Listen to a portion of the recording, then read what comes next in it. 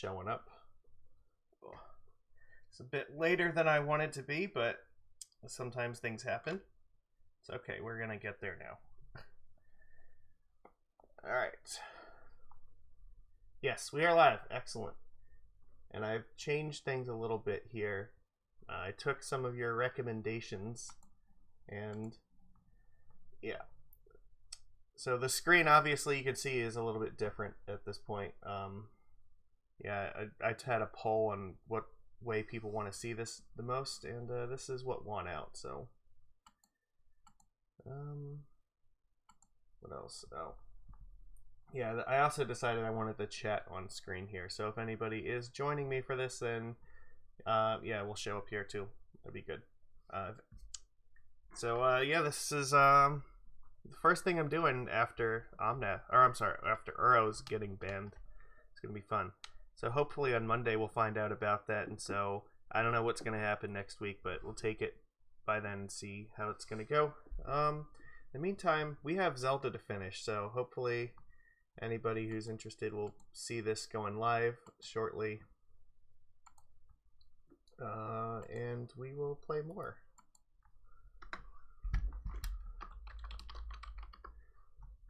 Yeah, alright. You can see behind me I've got, excuse me, I've got the sword and shield in the background. So, turn this down a little bit. Yeah, and I will put this out on YouTube then once we're done here. I guess we'll start here. Actually, just check something.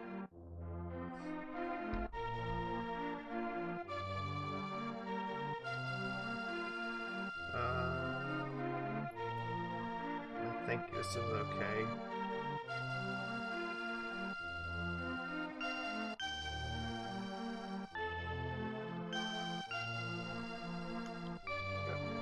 Yeah, this is fine. Alright.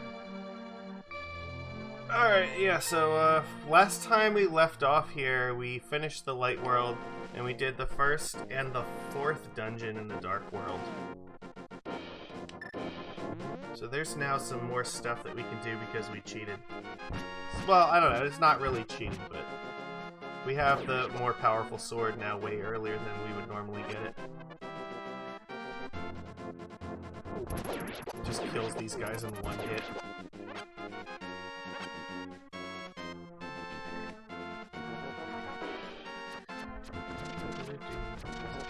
Yeah, I had trouble getting the controller to work for some reason. Like, Windows did not detect it the first time I plugged it in. I was really confused.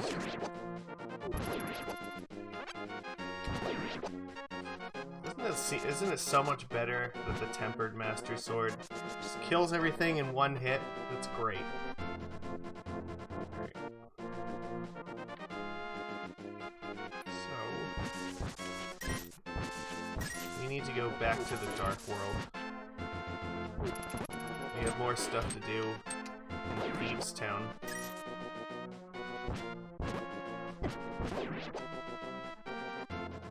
Let's go. There's 4 levels of Master Sword. Oh fuck. Those are bad. Or I guess what, not 4 levels of Master Sword, but 4 levels of sword. And there are 3 shields and there's 3 tunics. But for whatever reason, you don't get like the second tunic until like almost at the end of the game. It's like the 5th dungeon. And then the last tunic is, I believe, the last item you get before you fight Ganon. So, yeah, you don't really have the blue and the red tunics for very long.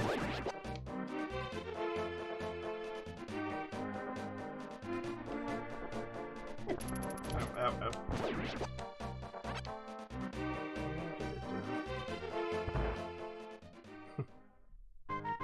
Alright. This game is interesting because one of the chests here has a piece of a heart in it. Alright, let's try it. So you can win money, you can get bombs and arrows and stuff, but the goal here is you have to play this game and find the piece of a heart.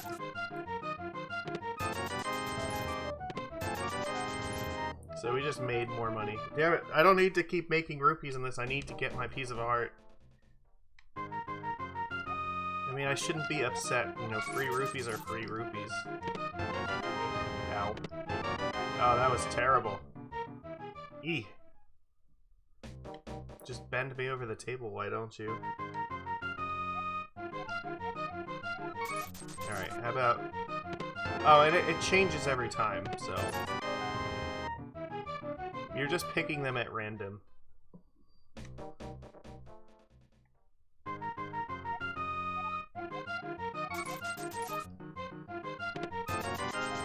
Okay. Yay! We got it. Ladies and gentlemen, we got it. Oh, this guy is a thief. He just runs into you and steals your stuff.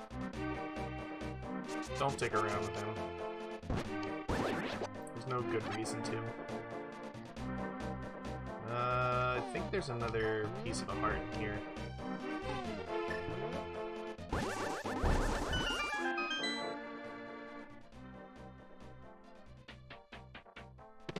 Nope, it's just 300 rupees.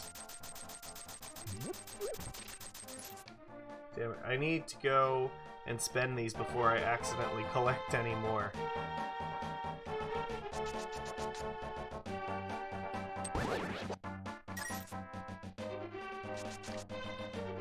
And alright, here, this is where we want to be.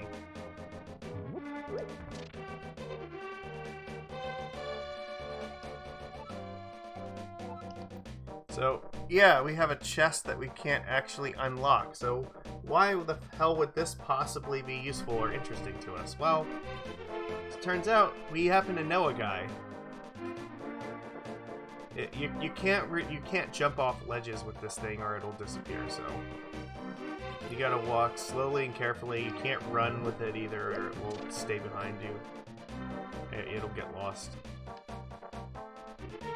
Otherwise, we can drag it all the way to where we're going.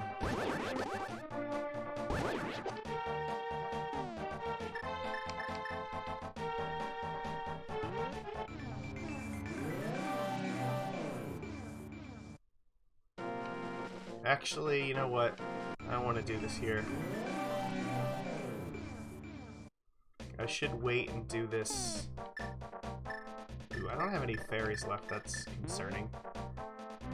Yeah, I should do this over here because we can get another thing while we're over here. There's so many things to get in this game. And, like, a lot of them are not necessary, they're just cool to have.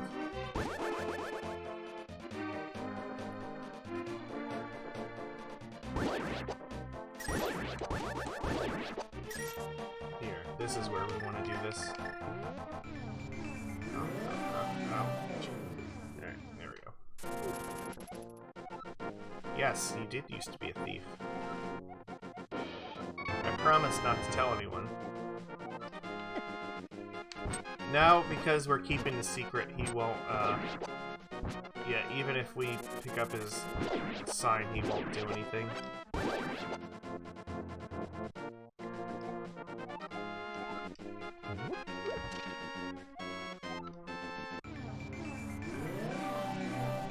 But while we're over here, there's another thing we can get. Yeah, this looks suspicious, doesn't it? Oh, lucky where we are.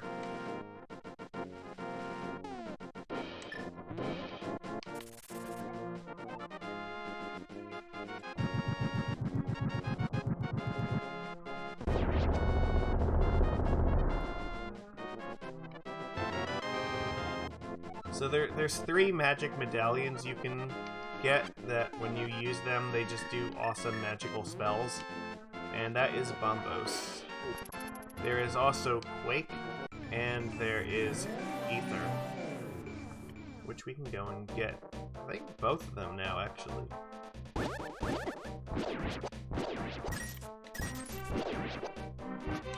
is one of the few things that you actually need the Book of Medora for. Though technically you don't actually need the item per se. It's just, you need the book if you want to get it.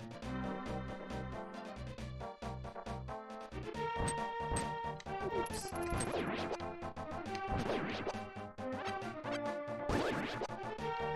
Oh yeah, doesn't this also look suspicious? It should.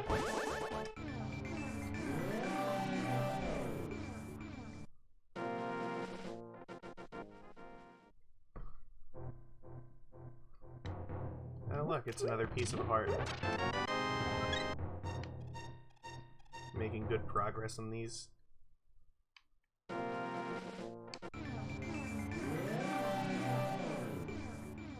Once you have the magic mirror and you can start traversing places, there's just like a lot of stuff that you can do. Like this, for instance. Ah, damn it. Alright, well, no, this will be fine. Because I maxed out my rupees.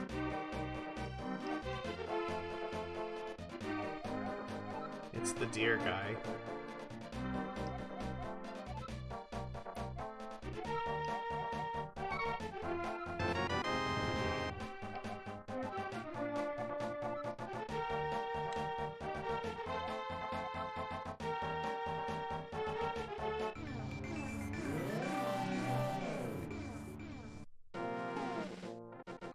So he gave us a shovel, and we have to go find his flute.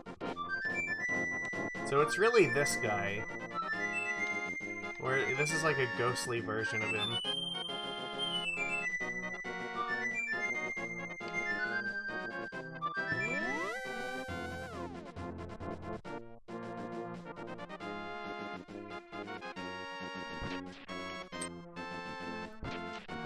It's in one of these flower patches.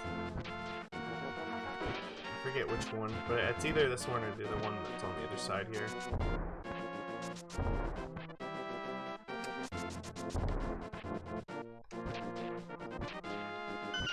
There it is. The thing to note here is, once you get the flute, yeah, when you get the flute, it takes away the shovel. You don't need the shovel for anything else other than getting the flute.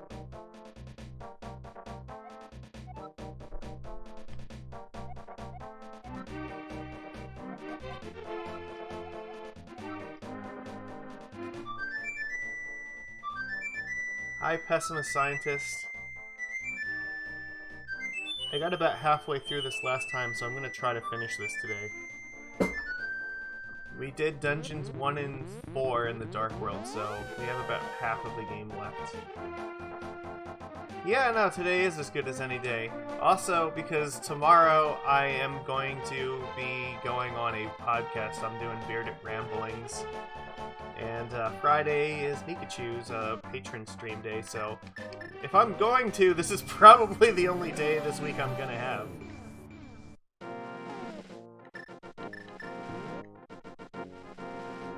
Yeah, so now that we got the flute, this guy is just gone. So what we want to do here is take it back to town. This whole little side quest with the flute is important because it's gonna let us teleport places. This game had an ocarina before Ocarina of Time did.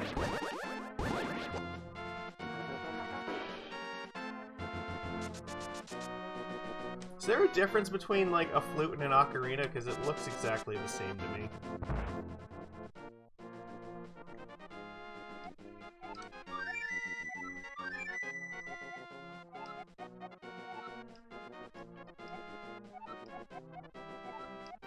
Alright, well, we've got to go and play the flute for the birdie. Ready?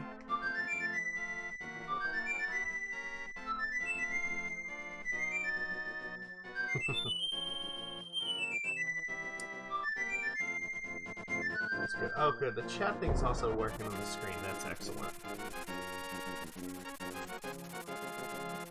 So there we go. Now we have a bird friend, and we can summon him, and he'll take us places.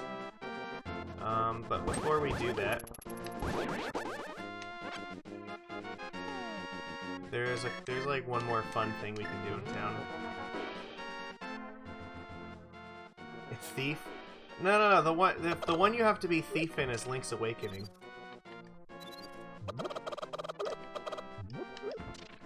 Oh, no, it's supposed to be this one. Or is it? I swear it was this one. No, oh, you know what? I know where it is.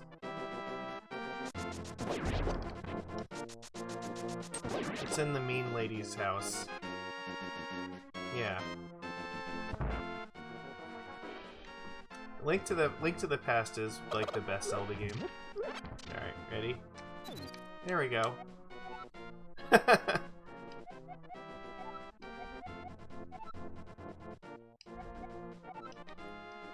We turned her from a chicken into a person.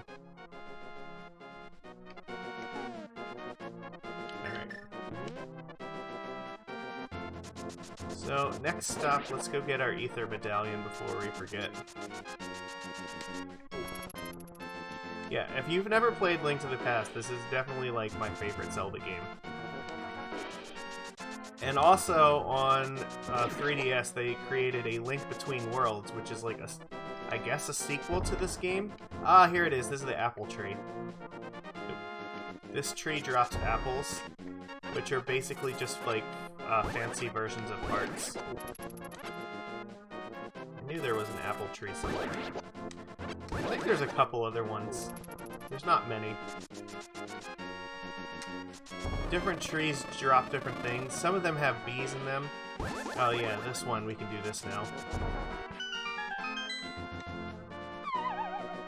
Just drop down the tree stump.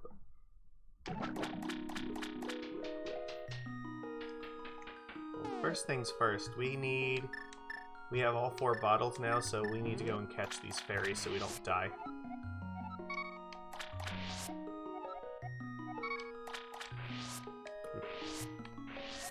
I don't want to get too close to them because if I touch it, yeah, damn it.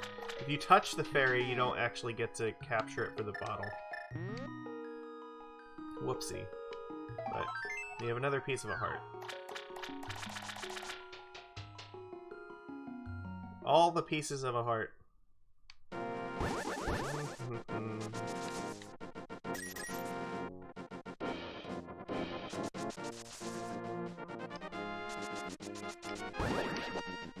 Alright.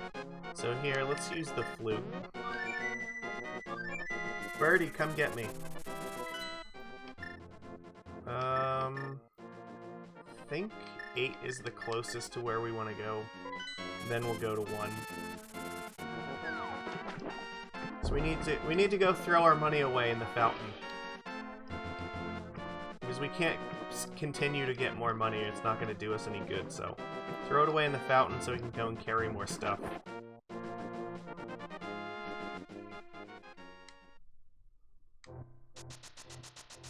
I should play Link's Awakening in here. That game is also very good. Link's Awakening is like my second favorite Zelda game. Yeah, that's the one where if you steal stuff from the shopkeeper and you go back in his shop, he'll kill you. But the problem with that is if you play as Thief, you won't get the super special secret ending. You have to beat the game without dying, and becoming a thief means, you're not gonna, yeah, you don't get the last special scene, because he'll kill you, so.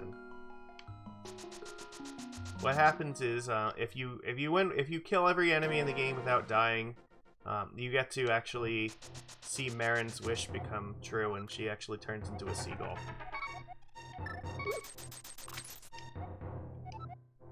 So, as a matter of principle, I always try to play Zelda games without having a single death. I don't believe there's a secret scene at the end of this, but I still choose not to die regardless.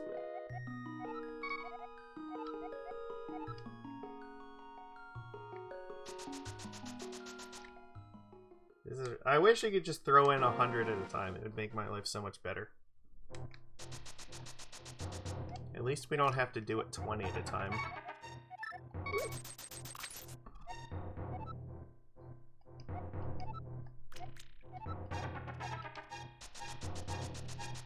Oh man, yeah, fuck Uro. I'm so glad that Uro is getting banned. Uro is like gonna get unprinted. Possibly before Oko. Now, I have to imagine they're gonna ban Oko in Legacy. That has to be the only reason they're debating what's going on right now. Because they're looking at like, okay, we're gonna ban Oko. Is that enough to fix everything? Or do we need to ban Oko and Uro? Honestly, I would be fine if they did ban Oko and Uro. Like, unprinting those cards is definitely a good thing in my opinion.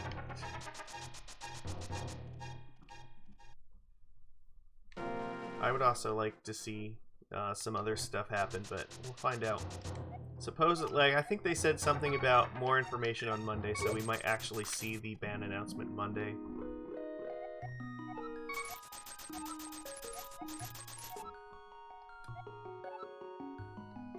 Damn it! Okay, so we reached the bomb limit. Alright, I think in the DS version of Zelda, or was it? No, it's on Game Boy Advance. This game was remade in Game Boy Advance, and the reason that I forgot is that in that version of the game, when you max out everything, it turns silver at the top. So that the total number visibly changes to color, so that way you know it's at its max. But in this one, it does not. So now we have to work on our arrows.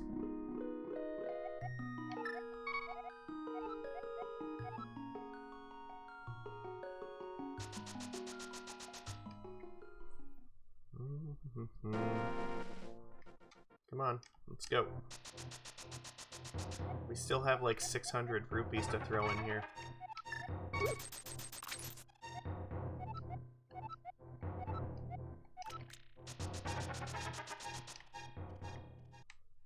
And then after this, we're gonna go get the Ether Medallion from Death Mountain.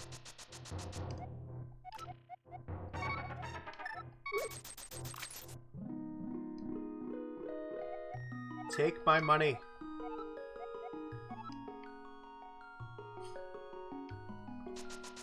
This is Arrow Stonks. We're gonna ride Arrow Stonks to the moon.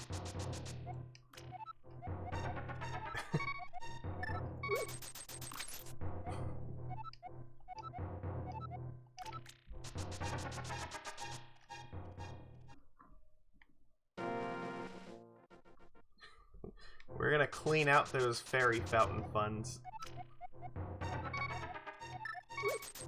You're gonna give us all of the increases.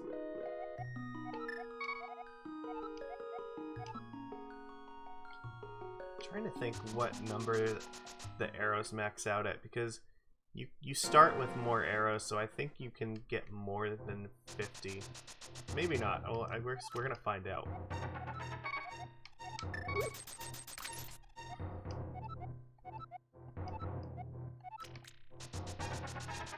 Yeah. The luck mechanic that it keeps talking about has to do with the enemy drops. If it tells you that you're gonna have great luck, then it means that the next 10 enemies you kill all drop items. And if it says you're in big trouble, the next 10 enemies you kill will not drop any items. I think arrows go to 75, but I'm gonna check. I'm not sure exactly what the total is. We're gonna find out. We're gonna throw another 100 in here. Let's go.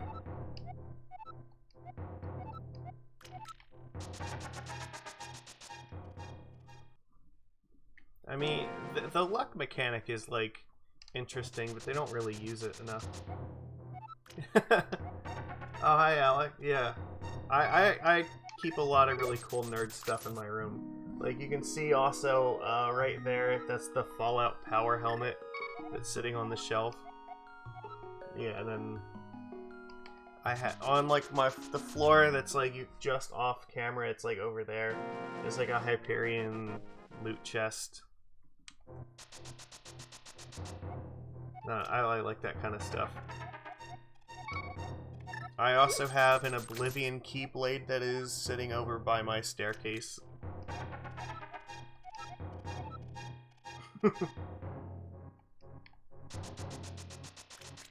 Yeah, and the Master Sword is sitting right in front of the glove. I wanted it so that way you could see it in the background and that I wouldn't be like covering it up.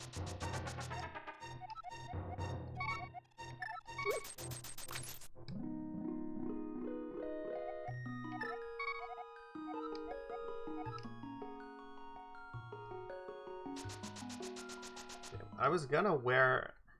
So I have like a My Little Pony Zelda crossover shirt I was gonna wear today, but then I didn't realize until this morning that it's actually not clean, so no Zelda shirt for the stream, sadly.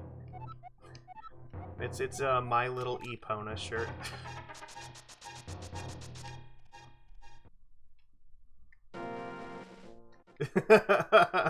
Burn it. But it's My Little Epona. Don't do it. Oh, is it not? Oh, okay. Okay, I guess we've maxed out on arrows now at 60. Alright, I didn't realize it was 60. Alright. There you go.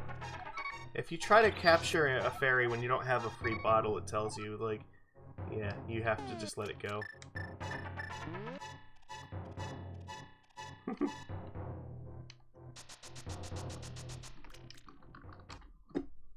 Alright, there we go. We've maxed out our arrows and bombs. So now our money is meaningless for basically the rest of the game.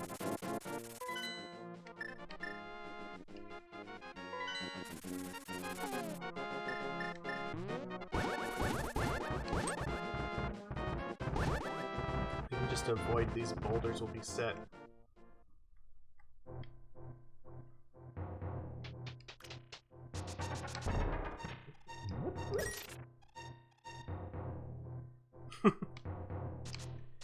I mean, you can use it for a few things, like you can buy potions and stuff with it, and you can use it to play the mini games, but at this point, I think we've basically gotten everything out of rupees that we really need. I don't think anything else, because like the Zora flippers you need to spend 500 on, which we already did that really early on. And yeah, we got the treasure hunt game, and we also got like the chest game hearts. So I don't think there's anything else we need the rupees for.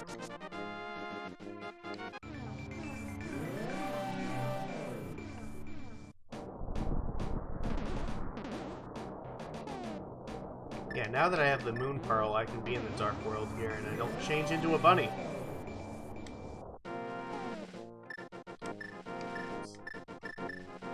Actually, I'm gonna need this. Yeah, okay. Here we go.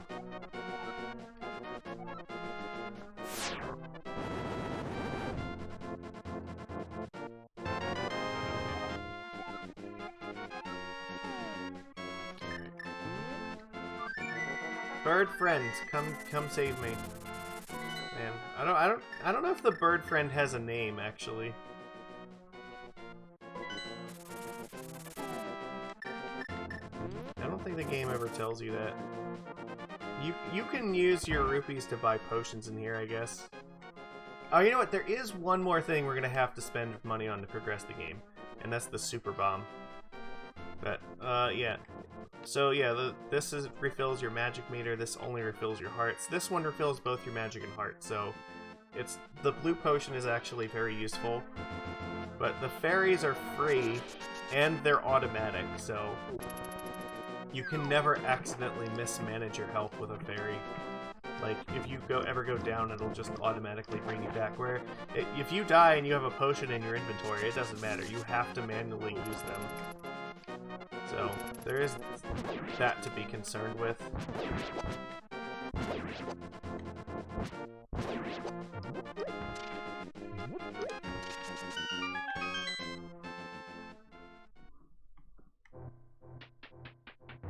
Here we go. We get the magic cape. So the magic cape actually just turns us invisible when we use it, which means we're invulnerable to enemies and all damage, and even spike floors cannot hurt us with that.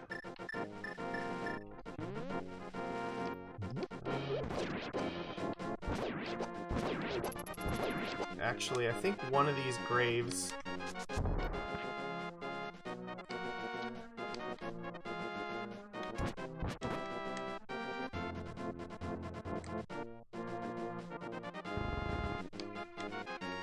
Yeah, one of these actually has a secret thing in it.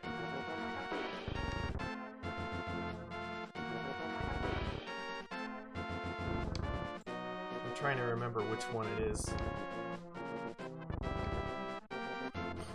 We are now literally, like, grave robbing. Oh, you know what? It's this one, isn't it? Yep, it just falls underground. Remember this area from the beginning of the game? Well, now we can actually break down this wall. And there's some treasure chests in here. Not that we really need them.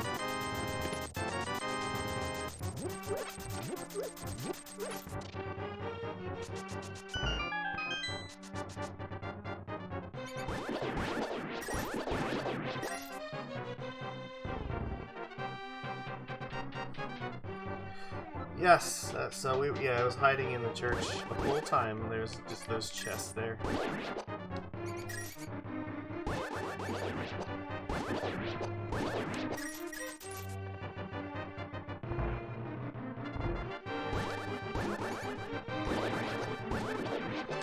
Alright, let's pull the snake lever.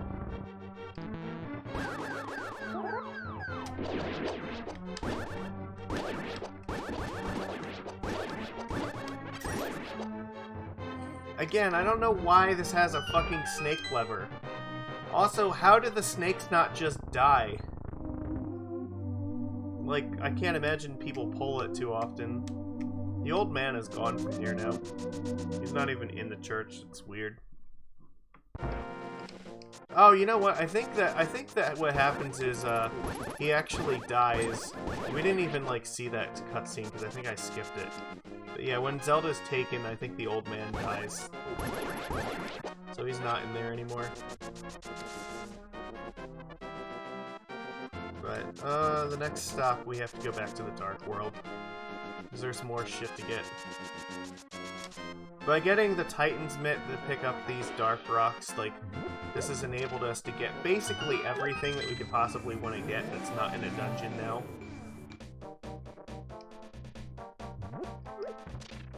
Because that's the item that was barring off progress for most of the game. There's now, like, no world obstacle that does anything. So this guy in here, he just tells your fortune. Basically, what the fortune tellers do, they tell you where in the game you should go next if you're ever lost. So some of them will just give you hints about different things that you should do. Like the thing he's talking about inside the pyramid is the light arrows, which we're gonna need to kill Ganon.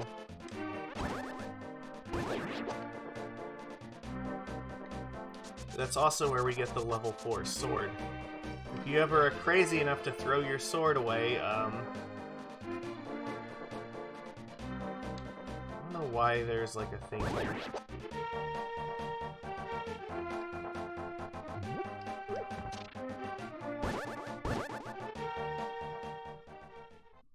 I don't think the arrow actually points to anything of value.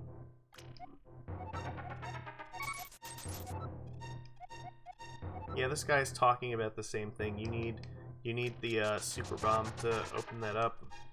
which you can't buy for quite a while. I think it's locked until you get to a certain point in the game, which we are not at yet. So why are we over here? Well, because we can go up here.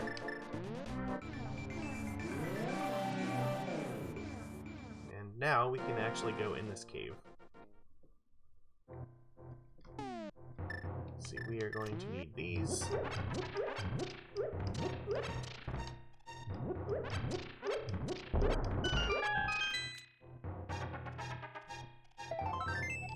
Ta-da! Always things hiding. Using the mirror to hop between the light world and the dark world is really important. Lots of secret stuff you can find.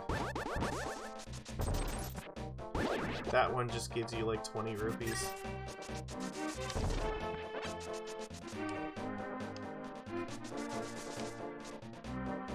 And over here, I believe, is just a fairy fountain. Oh, well, it's a fairy fountain in the light world. It doesn't exist in the dark world. However, there is something I believe we need to do over here.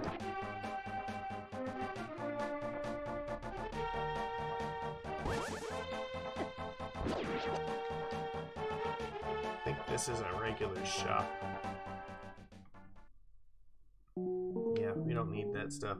The reason they sell shields, by the way, is because there is, what is it? The Octorok, I think? Yeah, one of them, or no, the Like-Likes. Yeah, the Like-Likes can actually eat your shield, and you may need to buy a new one. But it only they only eat your level 1 or level 2 shield, and once you get the mirror shield, I think they can't eat it anymore.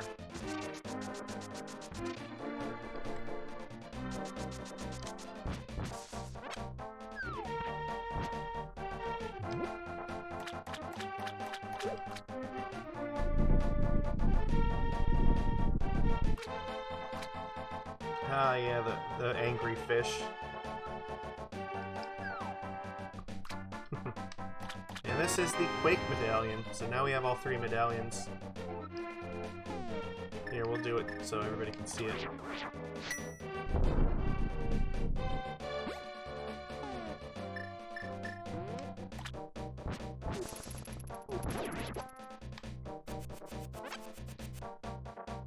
This sign here just tells you not to throw anything into the circle of stones, which, of course I'm gonna do that. Why would I not? Unlike the light world, you can't actually go up here.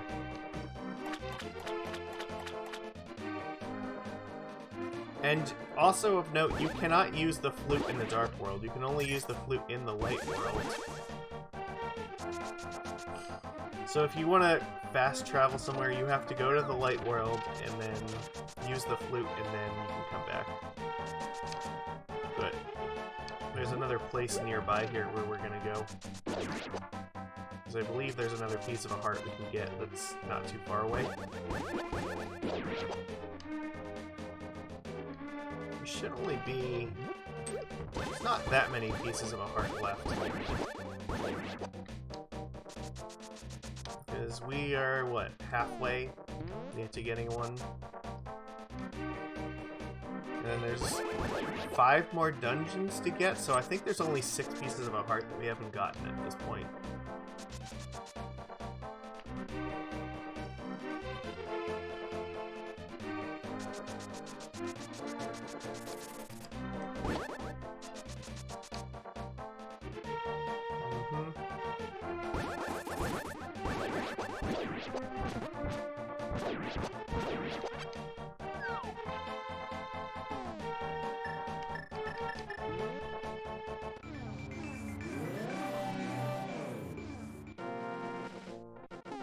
Oh, is this just a teleporter?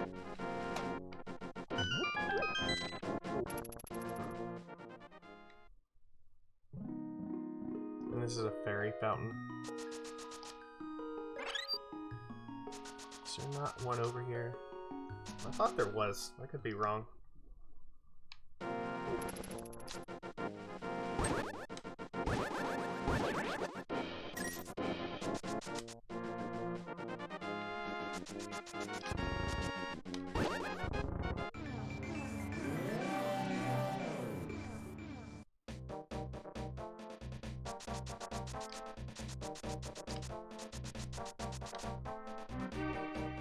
Oh, I think there's just a thief guy in this cave. Yeah. Oh, that's for the Quake medallion we just got. Okay, well I definitely know where there 100% is another piece of a heart that's close. I thought it was here, but it's not.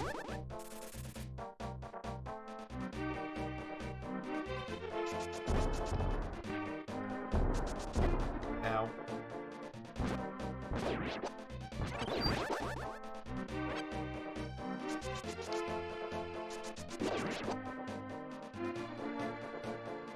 No one here? I don't know if I went back here.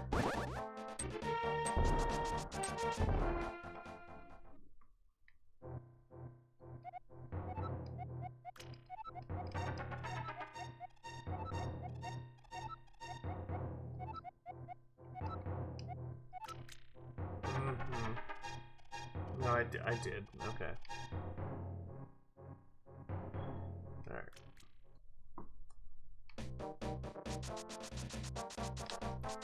Alright, onwards.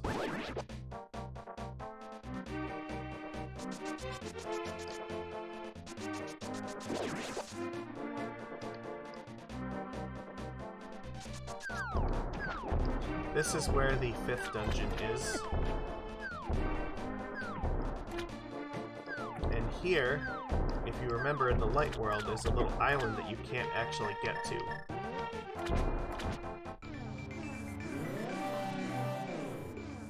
There we go. So where are we going to now? I think we got all this stuff.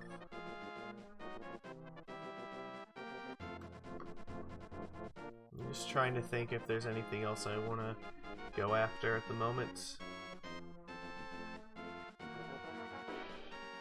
Yeah, I think that's everything easy to get for right this second. There is some more stuff, but we're gonna get to it, so... Alright. We go to the next dungeon now. We still have 4 fairies, right? Yeah. Okay. So, the next dungeon is where you get the hook shot from.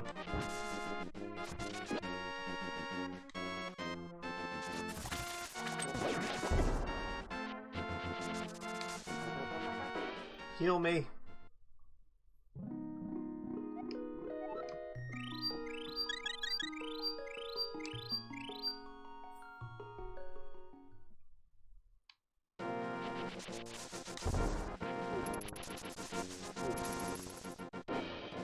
Okay.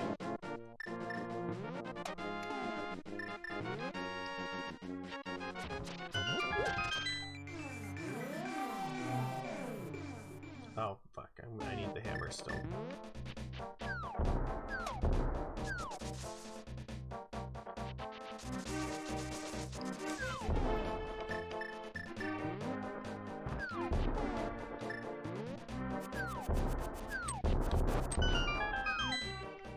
Is this also just a fairy? No, that's a guy. Okay. I'm not gonna argue.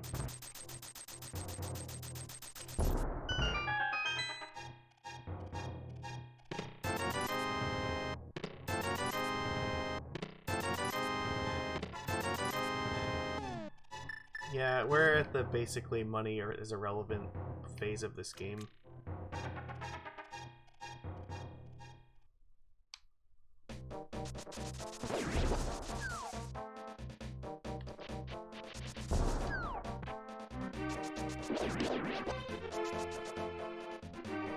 Get this cave. Oh, there isn't one here. It's in the light world. Yeah, you can't go farther this way. So, we go to the dungeon now.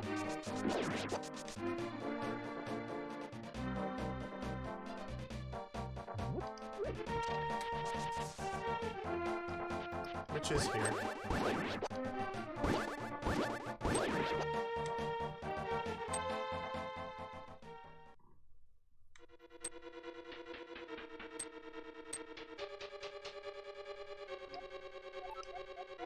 Yeah, this is where, yeah, the Elder tells you you need to do stuff in the light world to affect this, so you have to fill up the water here, but how can you do it? You can't do it from the dark world.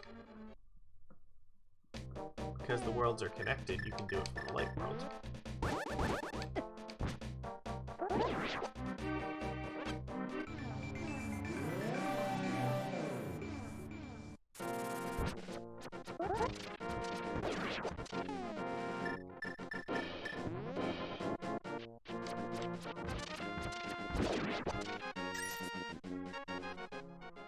Alright.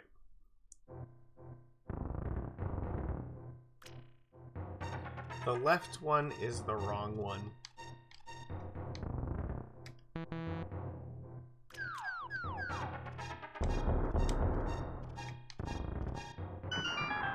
So notice how now the water's flowing through here.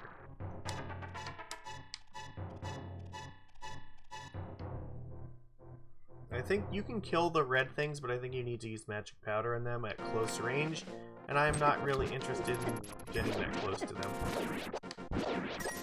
God, why are these things hurting me so much?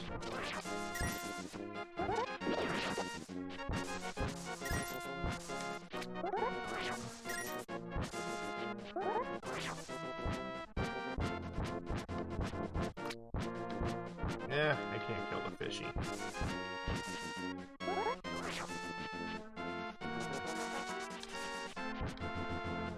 Alright, well look, we gotta go back. There's no easy hearts to pick up here.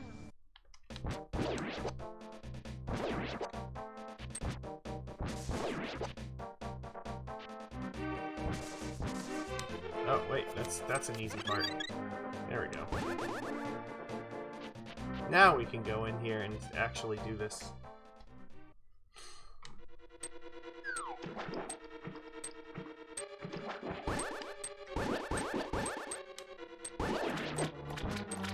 Ow.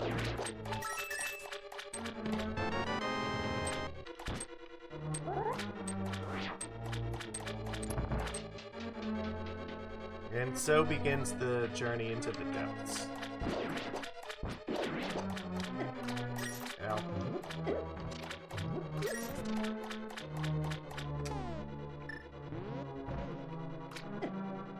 Why didn't my shield block that? That's bullshit. Is this the map? Yeah, okay.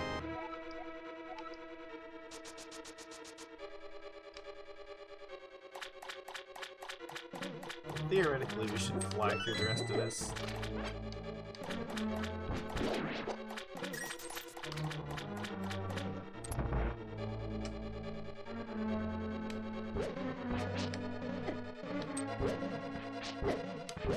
So, yeah. That thing... Every time you swing your sword, Madre de Dios, it shoots a beam.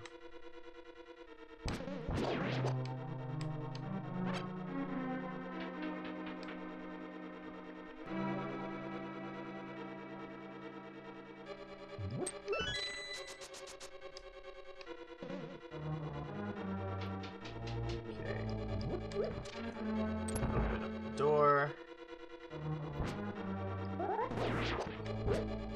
The red one throws a bone at you when you attack him, so it's usually best to approach him with the whirlwind attack, so he won't throw a bone at you for that.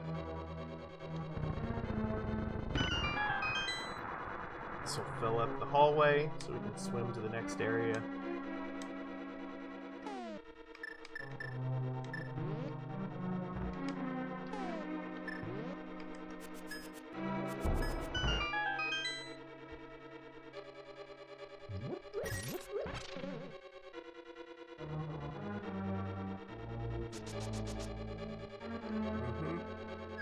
And then we just do a quick swim here.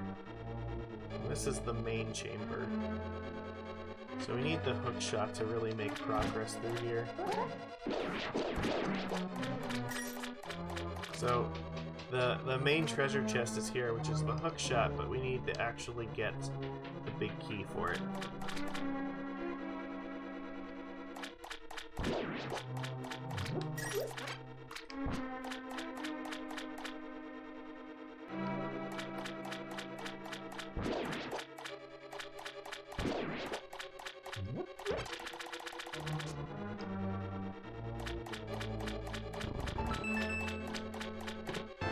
Ah, Compass. Nobody likes you, Compass. Go away.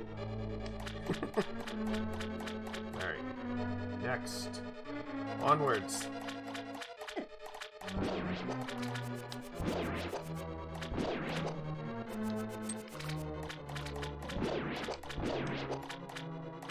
So we need the key for that area.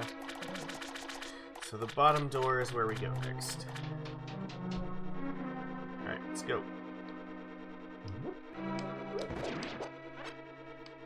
So one easy trick to avoid triggering the sword thing, because obviously when you have your sword out, is just throw the pots at the enemies. Yeah, there is no way to get past here. Those blocks are removable. So we got the key. Now we go back to the other room, fill it up.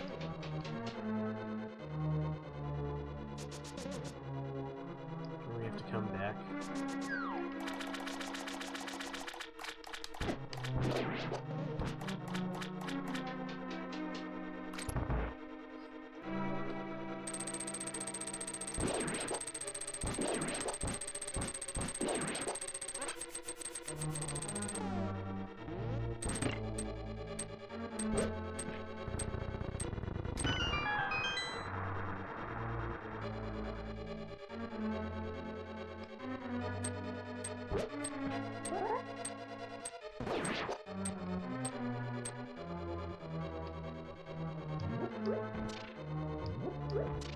And now we just swim across. Progress.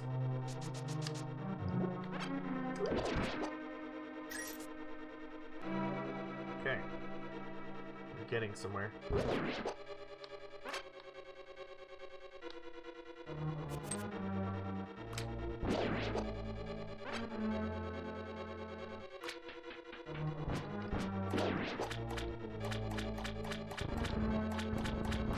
I don't think there's anything here. Nope. That's just where the big key is, so we're close. Okay. Upstairs we go.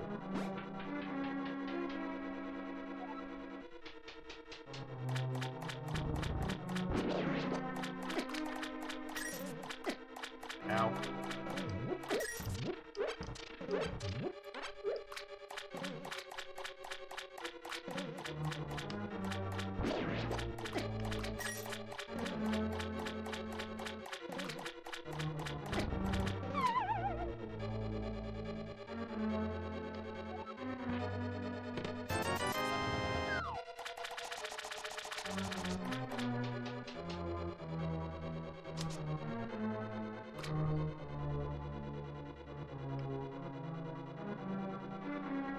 I think I need this crystal thingy to be on the other color.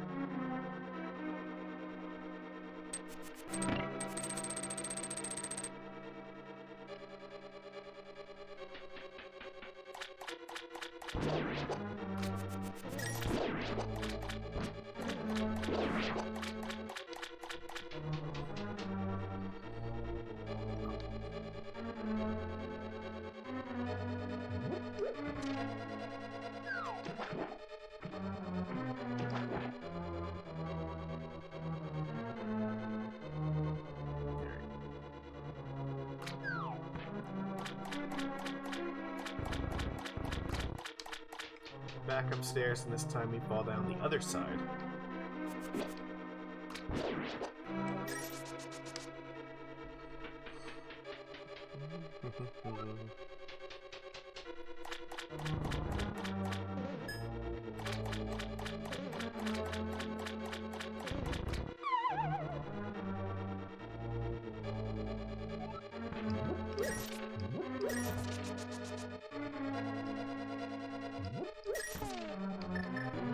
You can also kill these things with the hammer.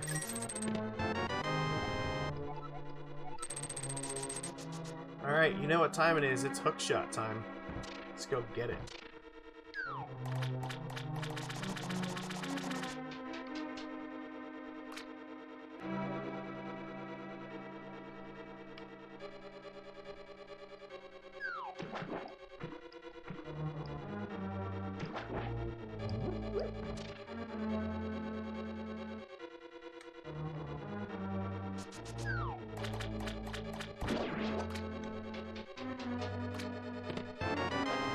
Yeah! Boing. The hook shot is by far one of the most useful items in this entire game.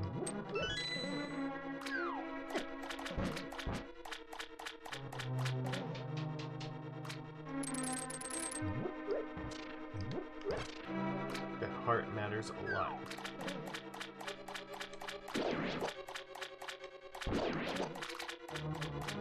Also, like the boomerang, the hook shot can grab items.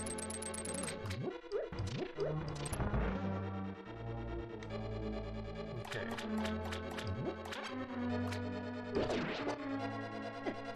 Fuck.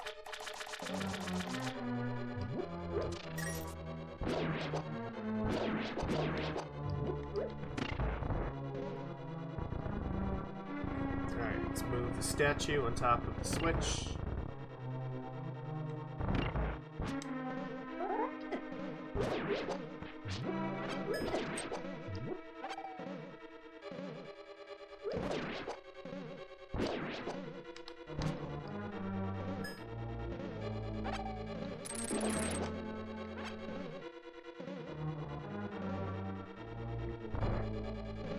Downstairs.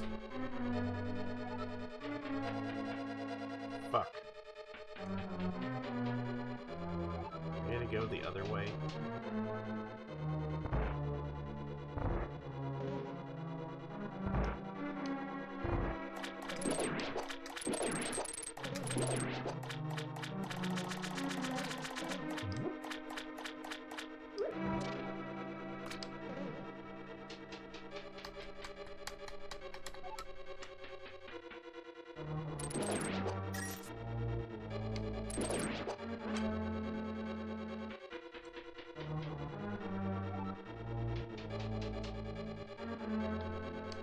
Oh, you know what? I know what we did. We gotta put the statue on the thing, but then go in the other door.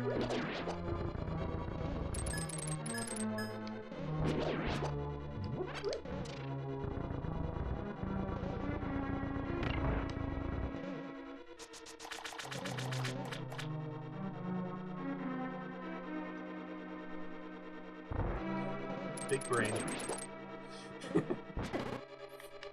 That was a little brain move. Sorry. We still got our fairies, we're fine. So now we've drained the water.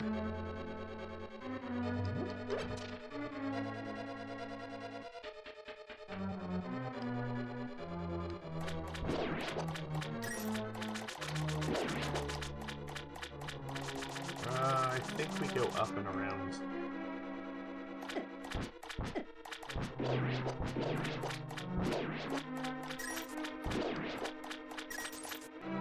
No, we do not.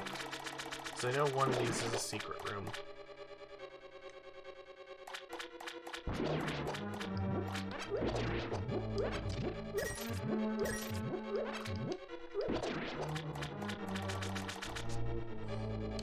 Before we go that way, let's go down.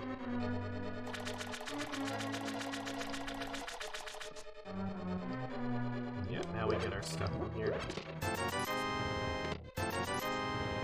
We're almost maxed out on rupees. Rupee coin! It's going up. Get yours now. This one. This one. This one's a secret door.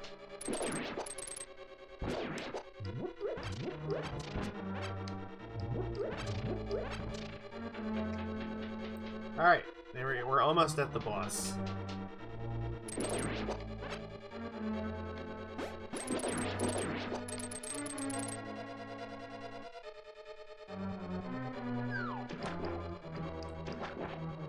So this is one of the few areas where, like, you can't really avoid these things.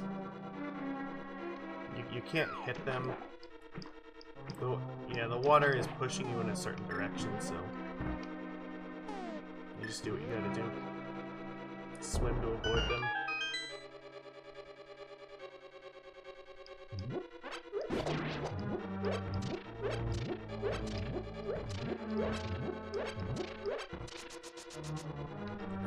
And right over there is the boss room. Ow. Here we go.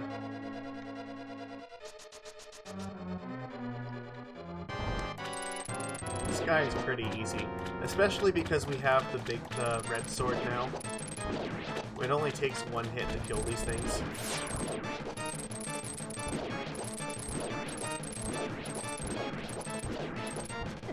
Ow.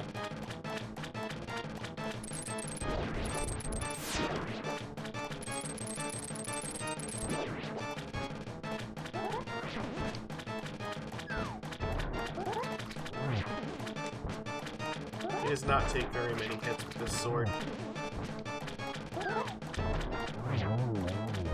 Ta-da! Alright, come on. Alright, we have still maintained our record. We've caught everything so far.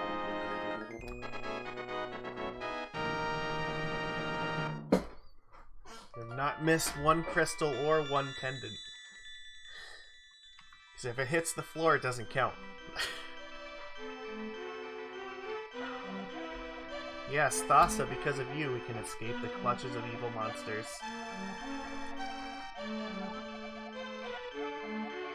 The Triforce is a magical wish-granting genie. We know this.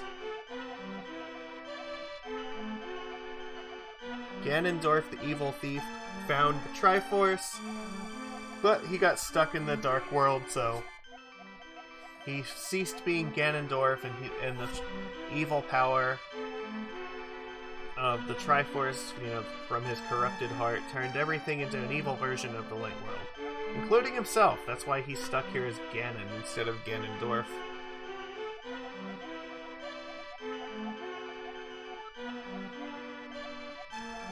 Ganon is like the bunny form of Link, except for Ganondorf.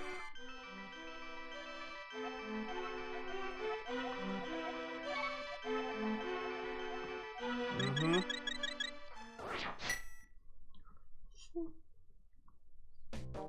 Alright. We need one more piece of a heart. Is there... I'm trying to think where there's another one that's easily accessible. Oh, you know what? I know where there's one. And it actually is going to be where we're going. There's the next piece of... or the next dungeon is in the forest.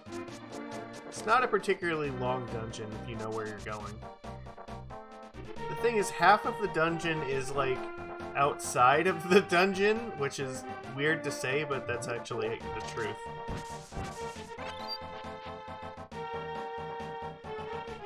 It's a confusing mess.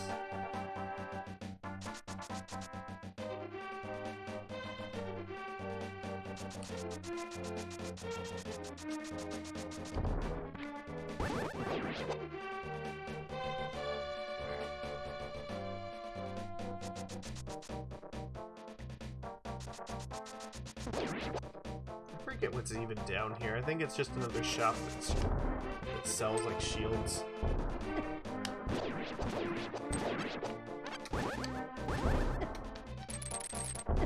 Ow.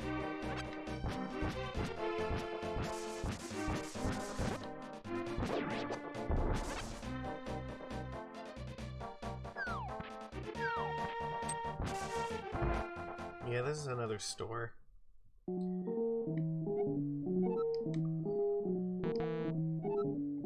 You need an empty bottle, but that's he sells a bee. I think it's a special bee. But yeah, you sell in case you lose your level 2 shield, you can buy a new one from him. I don't know if his bee is golden or if it's a regular one. But he's the only place in the game that actually sells a level 2 shield, even though you don't technically need it. You can just, yeah, you can just get a regular shield and then throw it in the fountain and it'll upgrade for you. Which, I mean, if you did that the first time, you should know to do it again.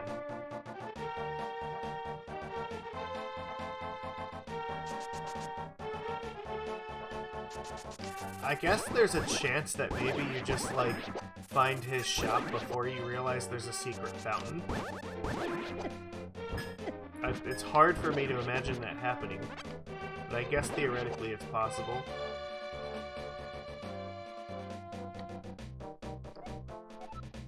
Yeah, we already have the magic cape, so we can go and get this.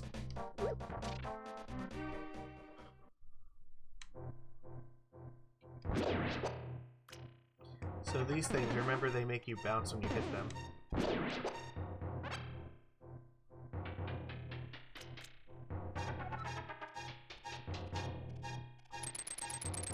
So we can hook shot across. But here, how do you get through? Oh yeah. Well, you'll bounce off of it if you move, but you can just use the cape to go through it invisibly.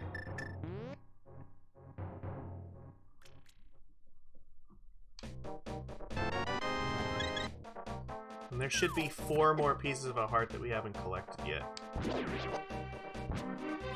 I know at least one of them is on Death Mountain. I think 2 of them are in Death Mountain that we haven't gotten yet. Because one of them you have to go into Turtle Rock Dungeon to get, if I recall.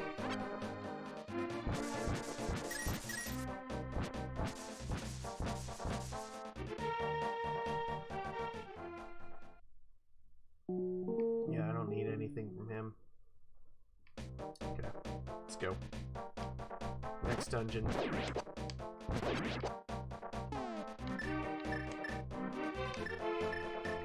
This one is going to be where we get the flame rod, and then there... I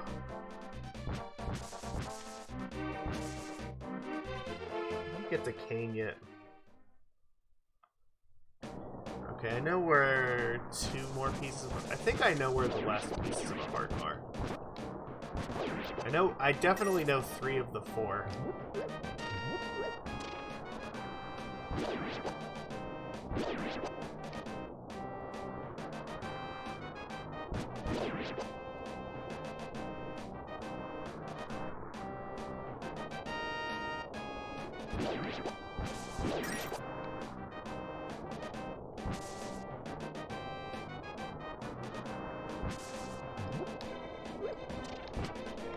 Oh yeah, these things can also eat your shield, so if you kill them, you get it back.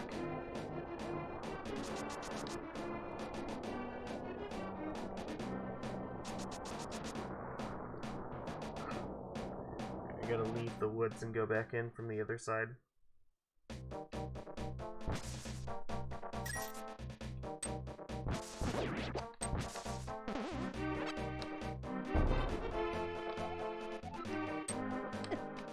Damn it.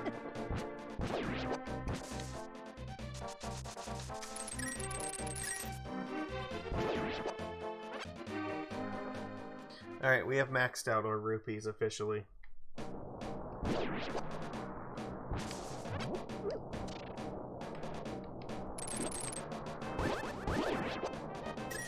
The hook shot replaces the boomerang in, like, basically all cases.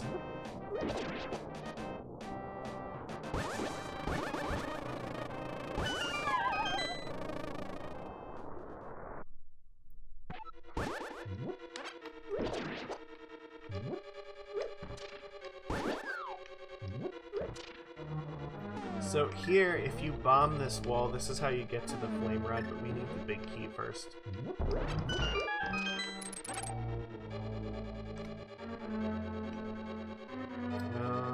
We have to do this.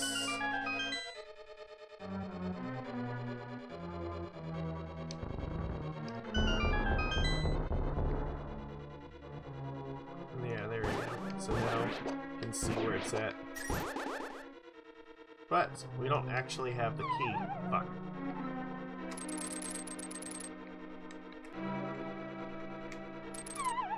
Damn it! I want to get those things.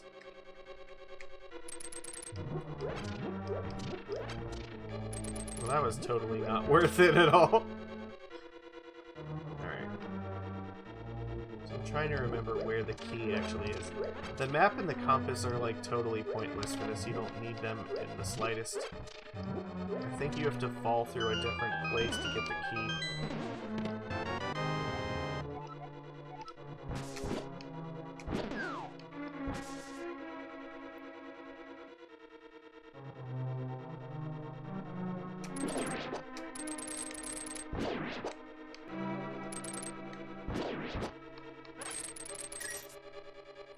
So, yeah, there's that.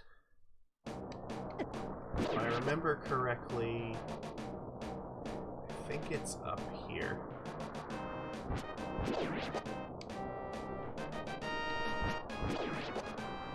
No, one of these is it.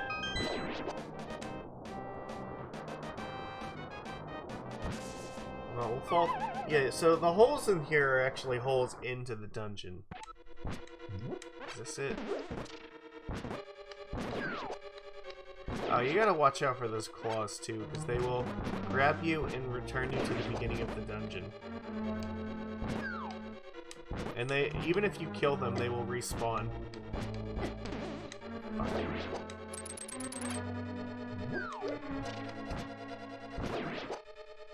I think they're called Claw Masters.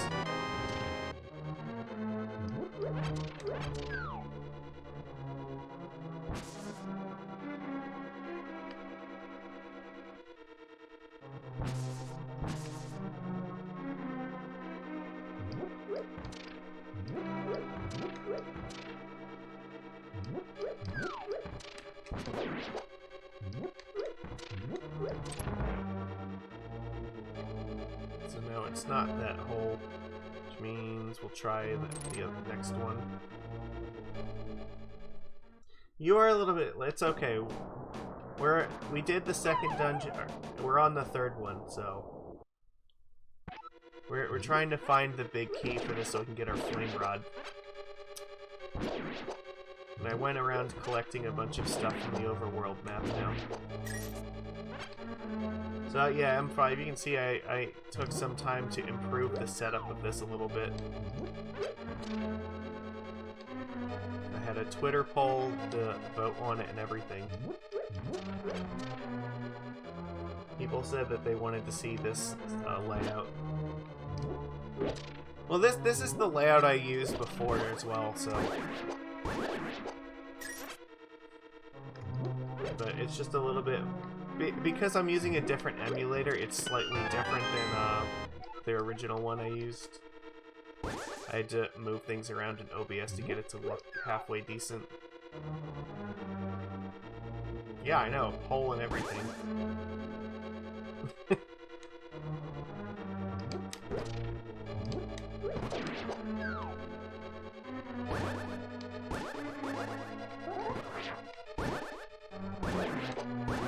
Only the best, alright?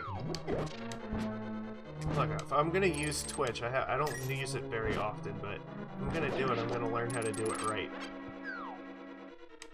Hi, Nikachu. Yeah, like, this is sort of what I used, like, before I started doing magic stuff. I agree, I think this looks nice. My only concern was that I don't know if it being off-center was gonna bother anyone, but I think this is fine.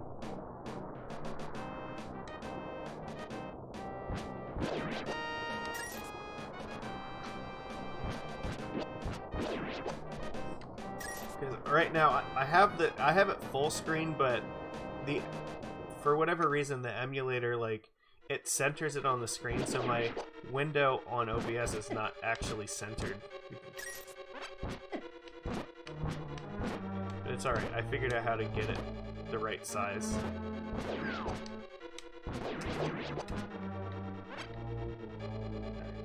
If I remember correctly, the big key, it might be in this room. It's over here somewhere.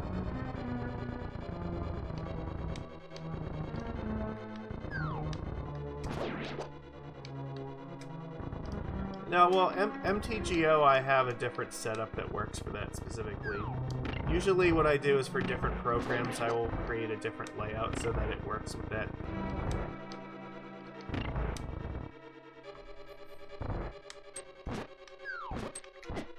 Oh, fucking, he hit me back into the Clawmaster guy.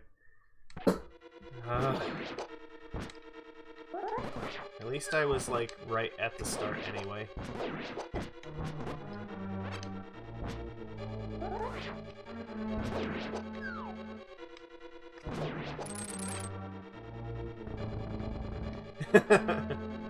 Yeah. That's how, like, old school games were. Like, they used to be, like, you die, you go back. But This game is just like a little mean with that. They're annoying. They only show up in like, I think 2 dungeons. I think it's like this one in Ganon's Tower.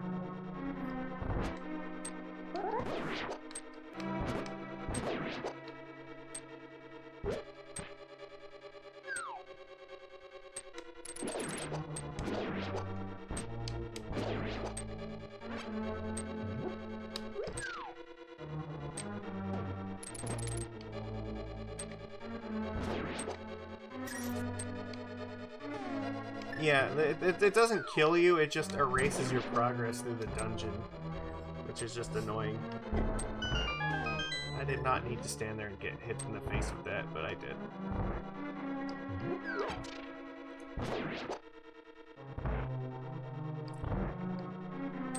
So when you die, it actually keeps a count of how many times in the game you've died in every single area.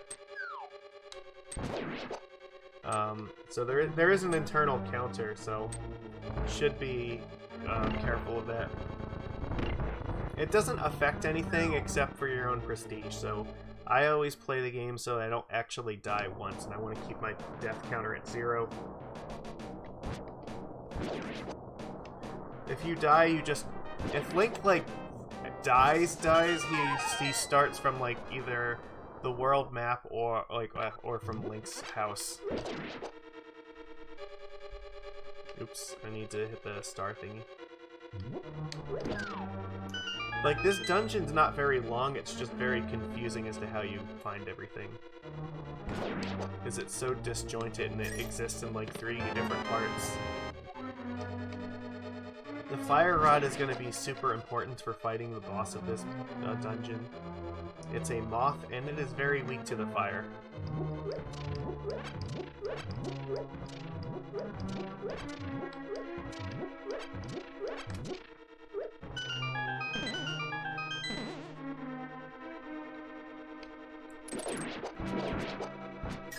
Alright.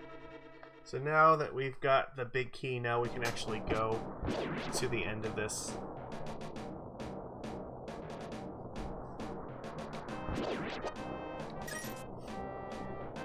Yeah, it's really weird why they just keep like all the keys to all this stuff in the dungeon that you need them for. You would think if you want to like hide this stuff, you should like put the keys to it somewhere else. Like literally anywhere else. Put the keys to this dungeon like in another dungeon.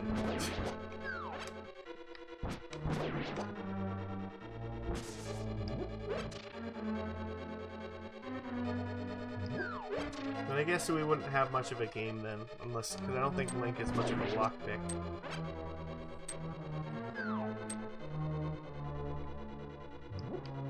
So, that door is a trap and there's no reason to actually go in there.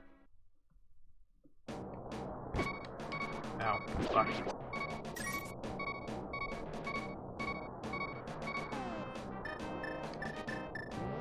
So this is like the main part of the dungeon.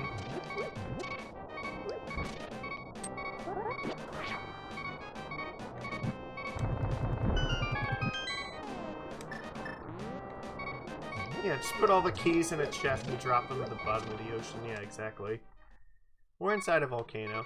Or, you know, just like don't make keys from the first place.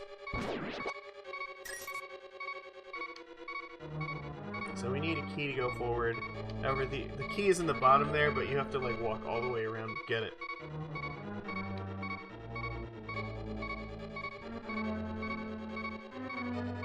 Uh-oh. Oh, fuck. Ow.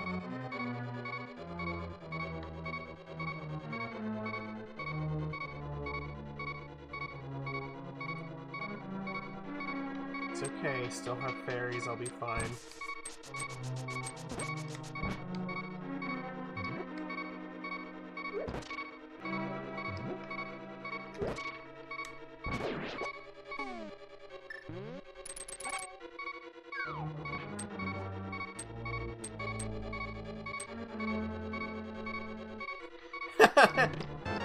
That would actually make a lot of sense.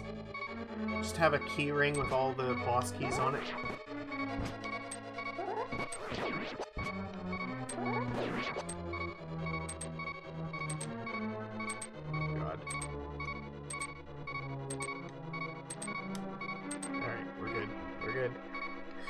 I just have to dodge the fire coming backwards.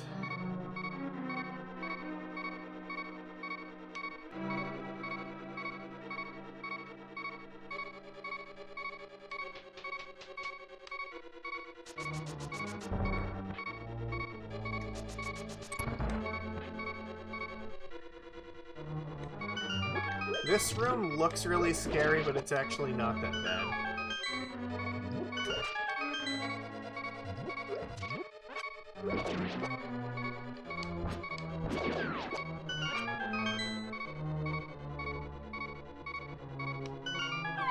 Ow. Fuck.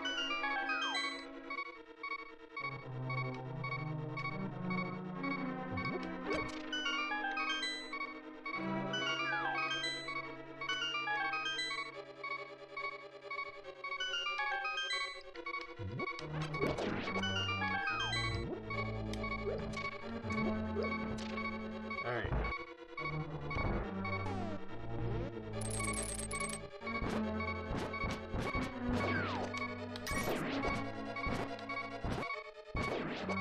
Get rid of these guys first.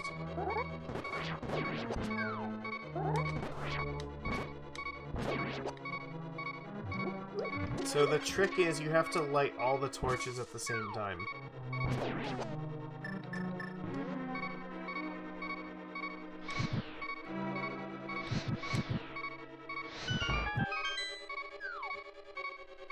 Alright, we're almost at the end here.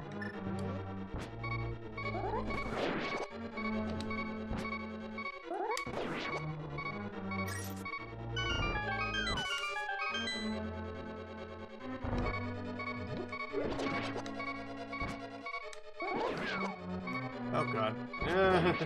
That was close. Alright. Oh, good, we can shut this thing up for a bit.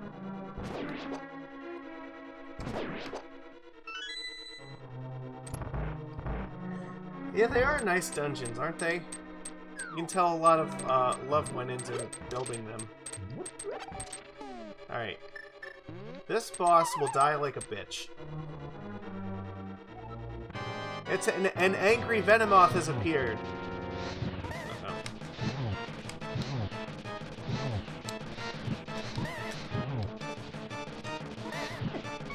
Uh-oh.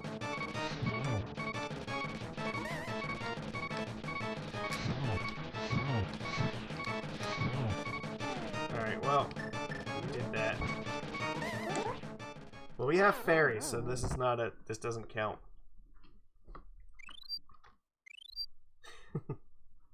I think I only need to hit it like one more time.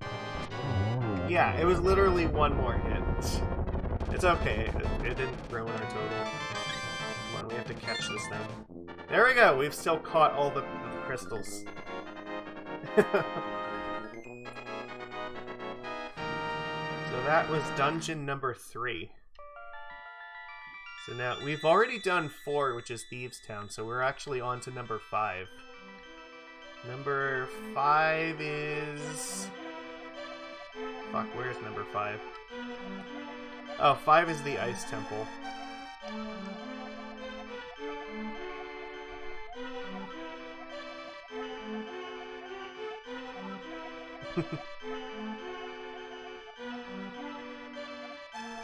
Yeah, I do have Nightbot set up here. Hold on a second. The headphones are tangled and it's bothering me. No! Come on, stop this.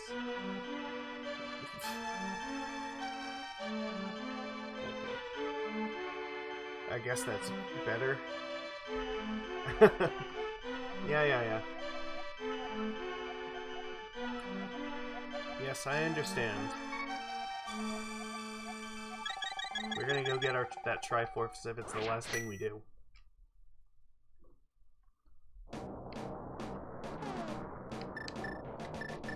I guess I need to get out of...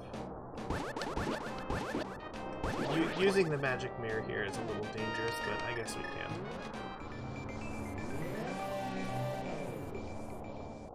Yeah, that's where I was afraid it would put us.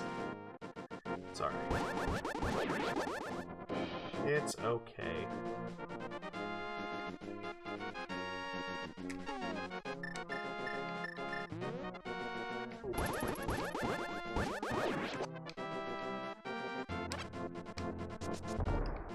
Oh, yeah, there we go. See, there, I knew there was an apple tree back here somewhere. Alright. Let's go buy a blue potion. May as well. I used one fairy, I may as well get one of these.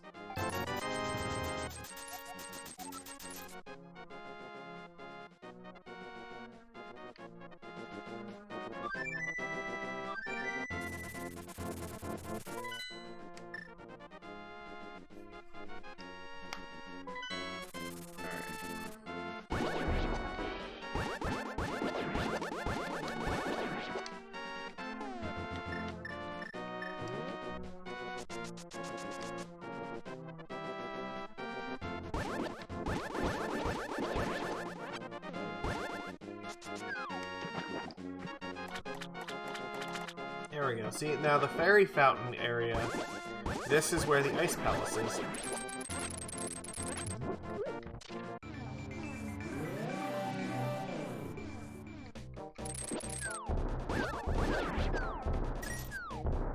So now we go in here, and now we have...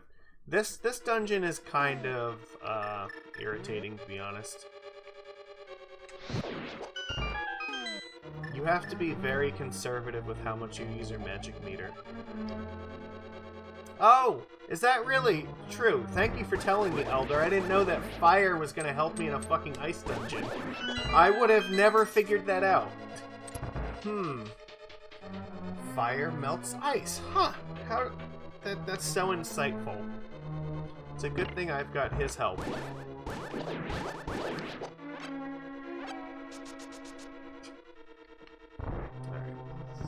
This level is where you get the blue tunic, which will reduce the damage that you take. I think it reduces it by a quarter, and then the red one you get later reduces it by half.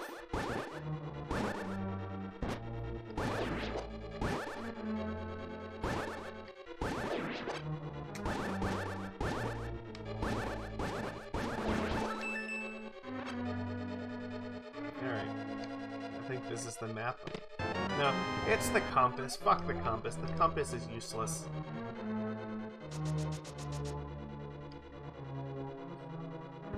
I don't even use the map most of the time because I already know where I'm going.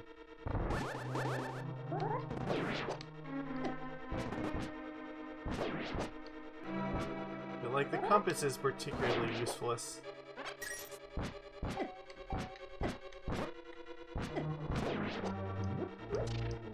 Just, like, doesn't do anything. This is where you come back up once you get there. Yeah, that chest there is the boss key.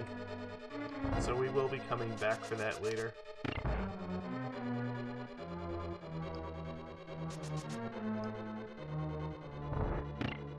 There is a way to kill, like, the little red spinny things, but I don't remember what it is, and then I don't really care to test it and find out, because it's not worth it.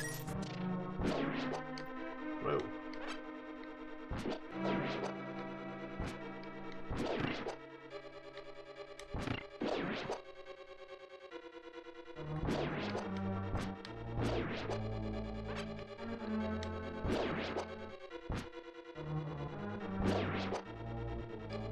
So, in order to get through here, you need to bomb the crystal thing.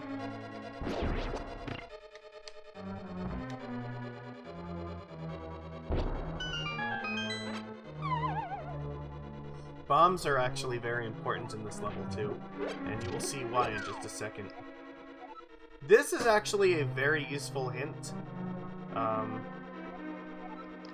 You actually need to hit him and then use a bomb on him. They're not invincible, they have to be bombed.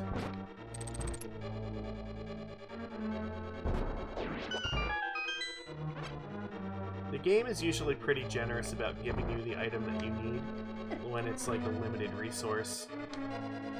So if you need bombs, the game will generally give you a bomb.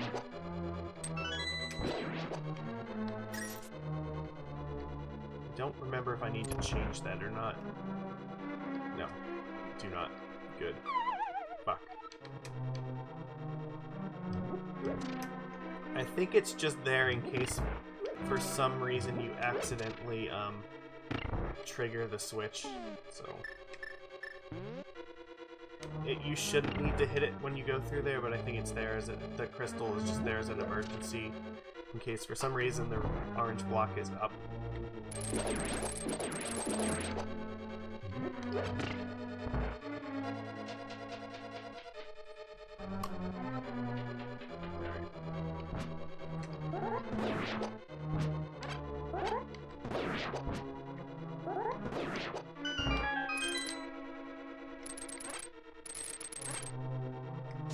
So, also one trick that you can employ, when you are running on the slippery floors, you can immediately change your momentum by just starting to dash.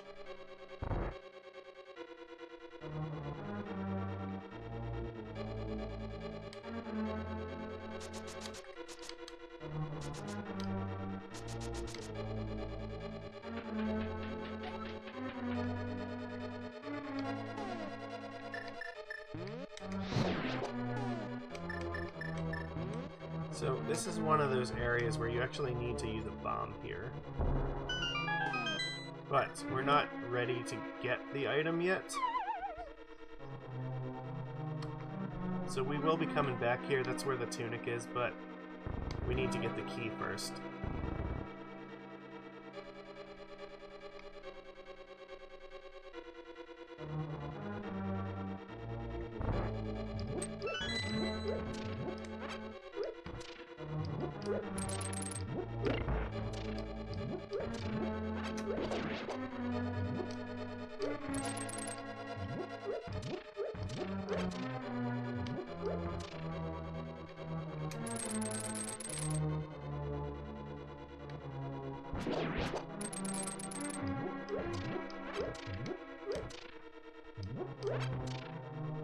There we go. Now I have full parts. Excellent.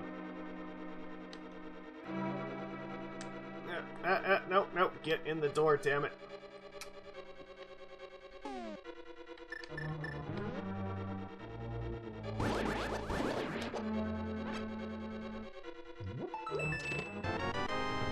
Two keys. Good.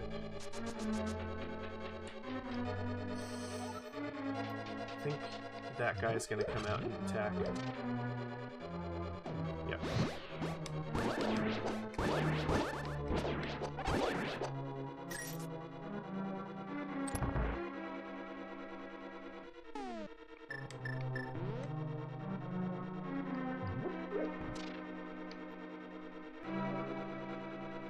Yeah, the sparkling floors are even more slippery than the regular ones, so you gotta be careful.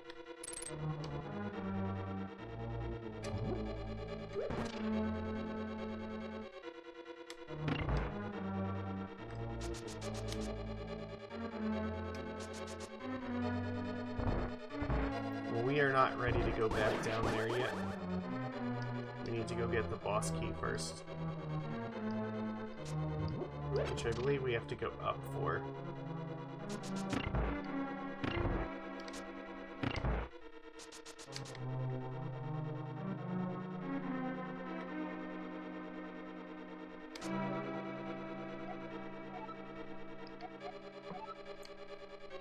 Yeah, he's just warning you, you're gonna need to have the flame rod for this.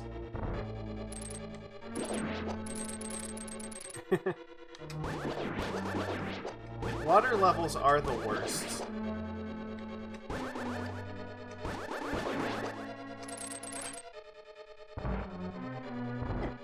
Ow. Madre de Dios.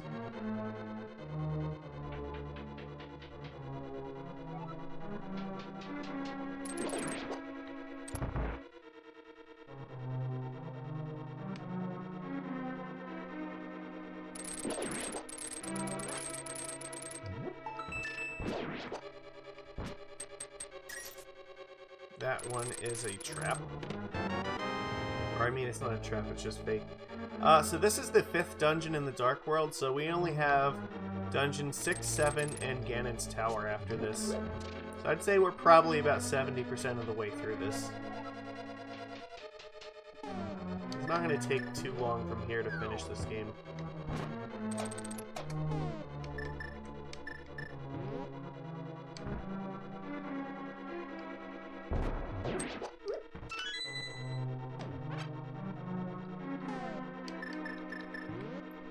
We're almost done with this dungeon. We have like a little bit to go still.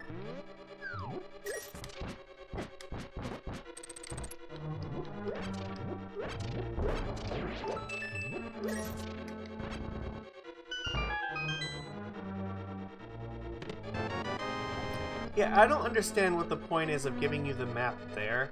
At that point, you've already, like, found most of the stuff in the dungeon, so, like, the map is useless. Now we can go get our tunic.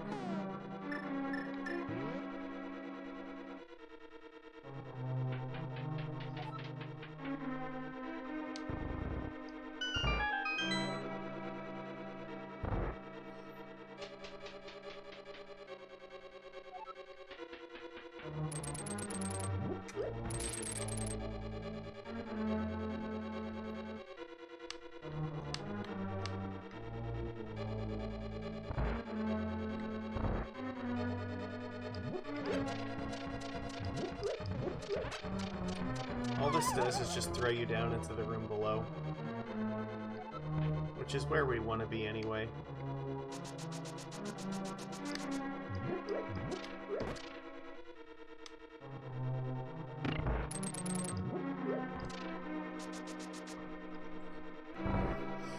Except we need to be on the other side of this.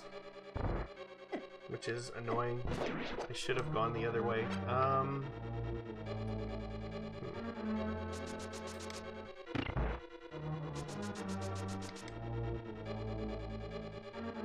guess that was sort of a trap.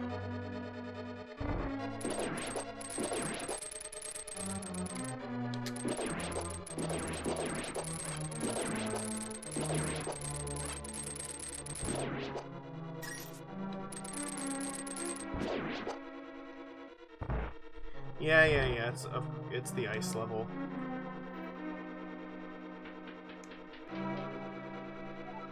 They stole the Super Mario World effects.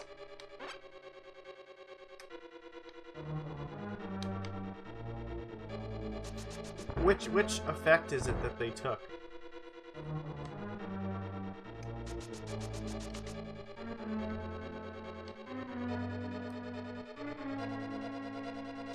Yeah, the hookshot is like the best item in the game. Here we go. Now we can do it.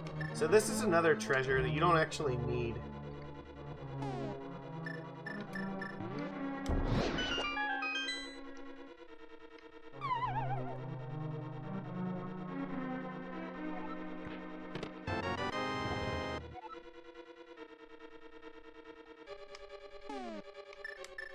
There we go.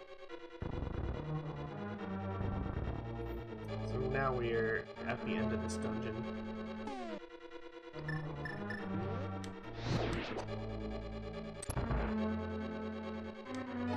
So the goal here is we need to, fuck.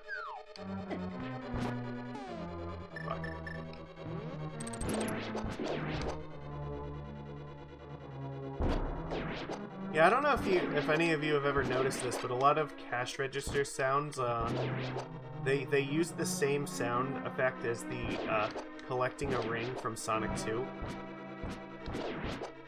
So every time that like I hear like the register noises, that's like the only thing I ever hear. It's just like, oh, I collected another ring. So once you hit the crystal switch, that goes down into another fairy room.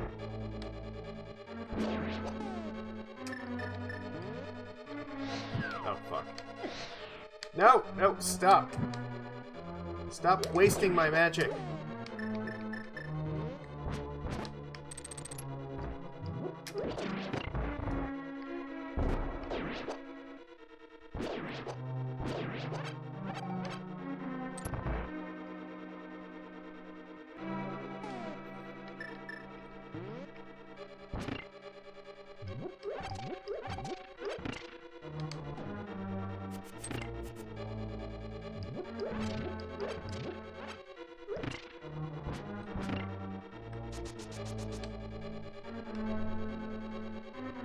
Alright, so we hit the crystal switch, which you will see what that does here in a second. Ow.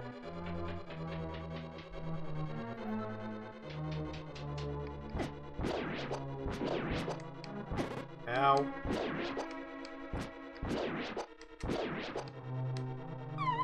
So now, yeah, I'll let it fall in here and you'll see. Anytime you see that, like, little warp sign, that's usually a dead giveaway that there's a fairy room. And I don't... Yeah, we have 3 fairies still, so there's no need to catch another one.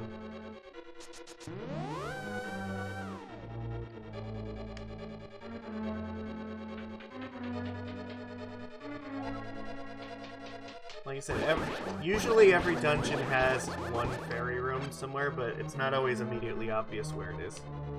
Alright, so in order to do this, you actually have to push this block down here.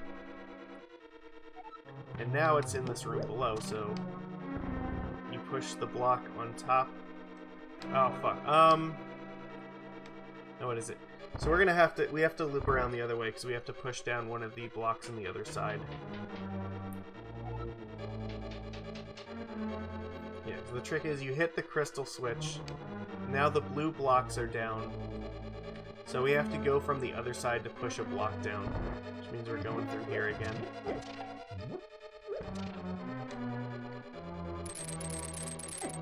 Fuck. Damn it.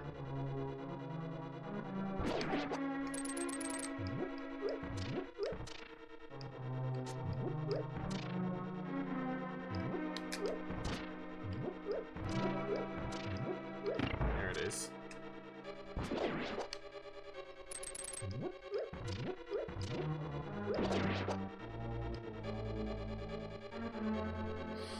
Yeah. Alright, oh. No. Do not want to get hit with the fire. There we go. Perfect.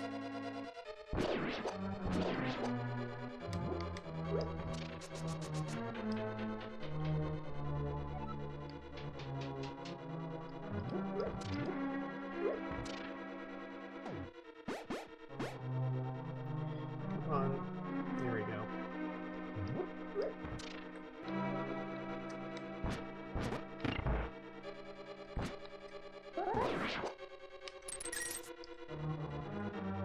Let me go back up here. Yeah, you know what? The fire bar is something I think they took from Super Mario. Yeah, here you push this block down.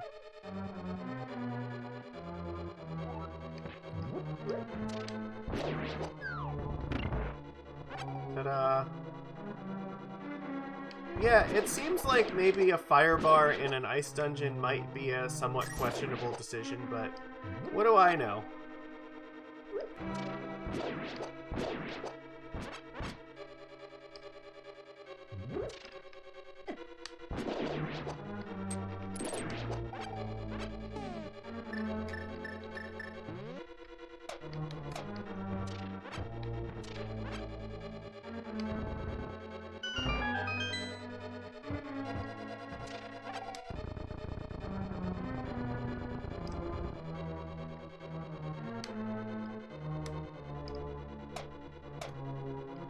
Yeah, I think this is the boss room.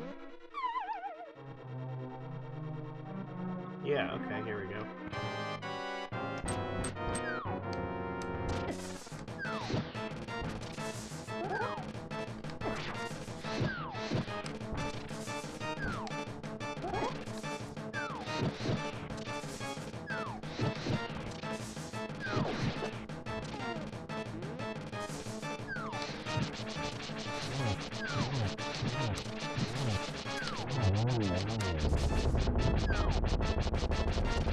I don't have any more magic.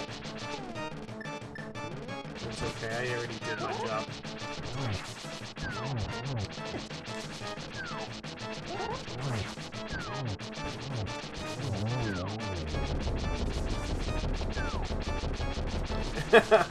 Yeah, it's true. If I had the Triforce, maybe I'd make some different decisions, but I don't have the Triforce, so it's not really my call, is it? There we go. Right, center of the room. Alright, we got it.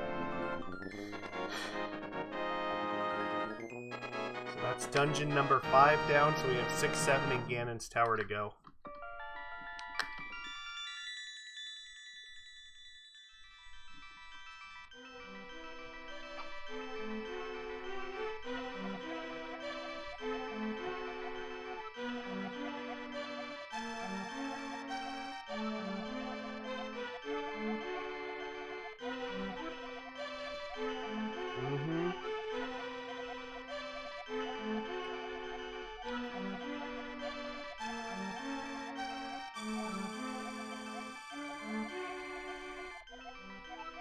Yeah, Ganon is almost done using their powers in reverse to fix the curse, so...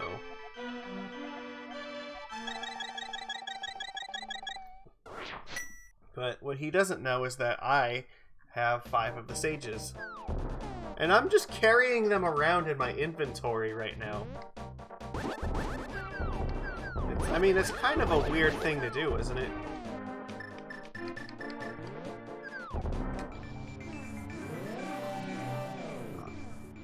Alright. So for this one, you actually need the flute in order to get to the dungeon. So this one you have to go to dungeon, or you have to go to 6. Because there is a teleporter here. Because this is the only way in or out of the desert. They're supposedly regular size, because one of them is Zelda, and she fits in the same kind of crystal as they do. So step 1, go in here. Alright.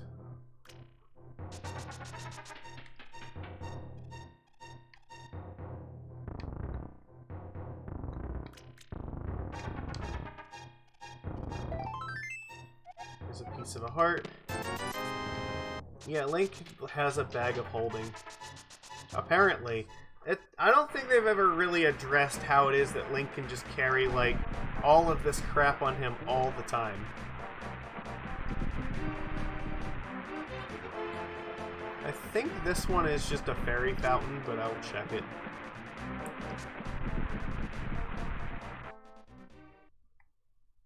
Yeah, I don't need this.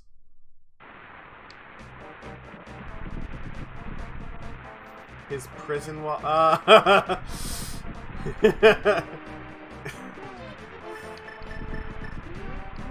I prefer not to think about Link's prison wallet as much as I can.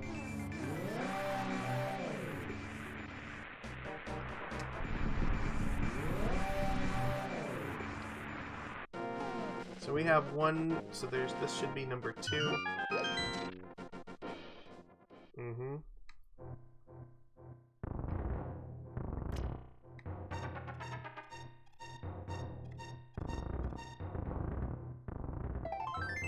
Those poor sages indeed.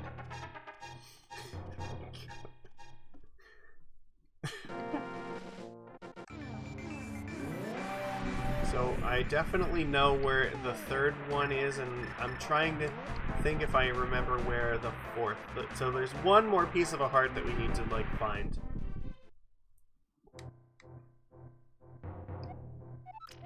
Sure, I'll pay you rupees.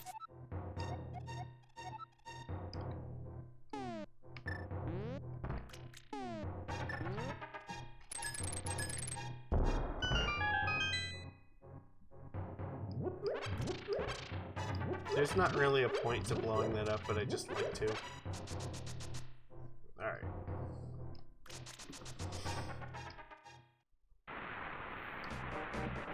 Look, I have enough money I can afford to fucking buy shit from a dragonfly, alright?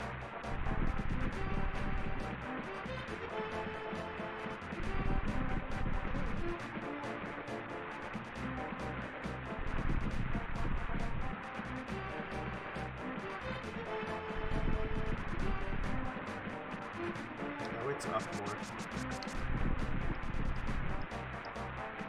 There we go. And if you notice here, You do actually need the Ether Medallion for this one.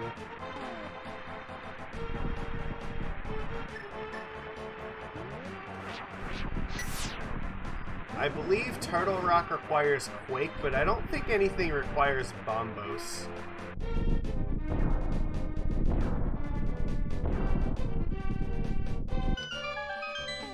There we go, now the rain stopped.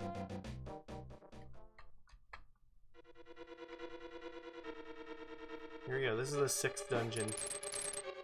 This one is kind of a pain in the ass.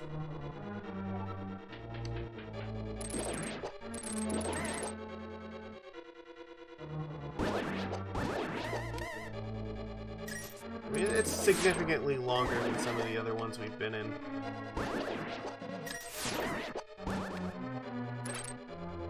These wizards are just like a nightmare.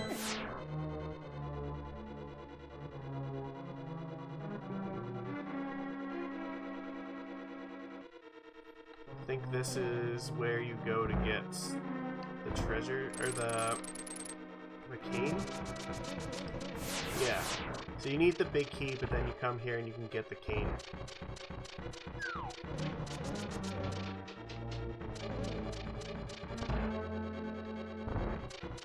Alright, and this just goes back out.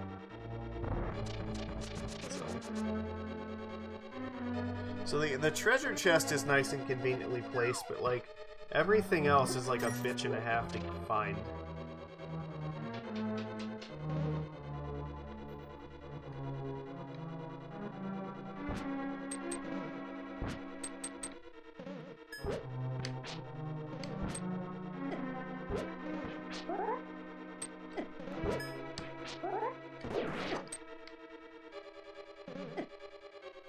Owie.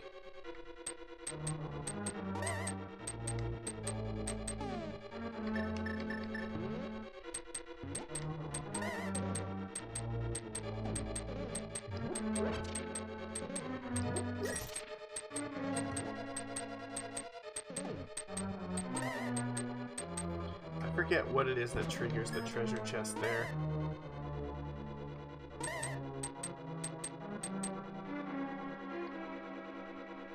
Alright, well, we're not going this way.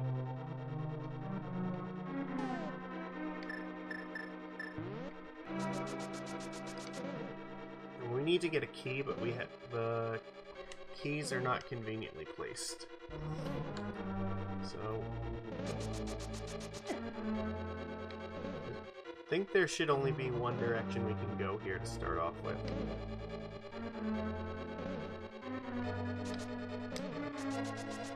But I never remember which door it is that you have to go in to start.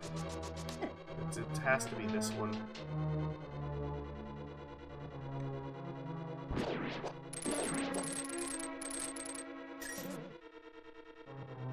You know, a better question is, why do the fucking lanterns shoot plasma balls at you?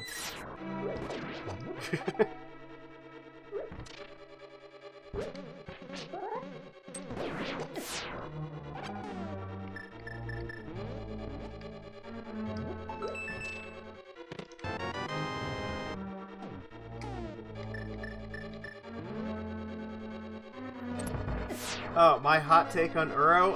Yeah, Uro, rest in piss. That's my hot take. Honestly, like, look, Uro, I don't hate Uro as much as everybody else does. Okay, yeah, this is where the boss room is. Now, honestly, I hope that they ban Oko in Legacy before they, like, ban Uro. And I think that might be why they said that they're only debating Uro, because they may not be sure if both of them need to go. I think that Uro could exist in Legacy. Oh, they definitely fucked up by not banning Uro sooner than that. Absolutely, like, for sure. It needed to fucking happen, and it just didn't.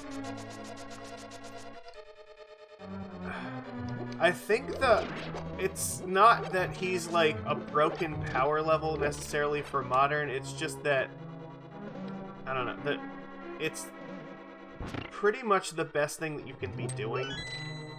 And I don't think it's good gameplay wise to like have a best thing that you can be doing. But part of the problem is that, and all right, you want to hear my real hot take? I don't necessarily think that Uro is like the problem. I think the problem is that the just mana ramp and the lands that Wizards of the Coast is printing in general are way too fucking powerful.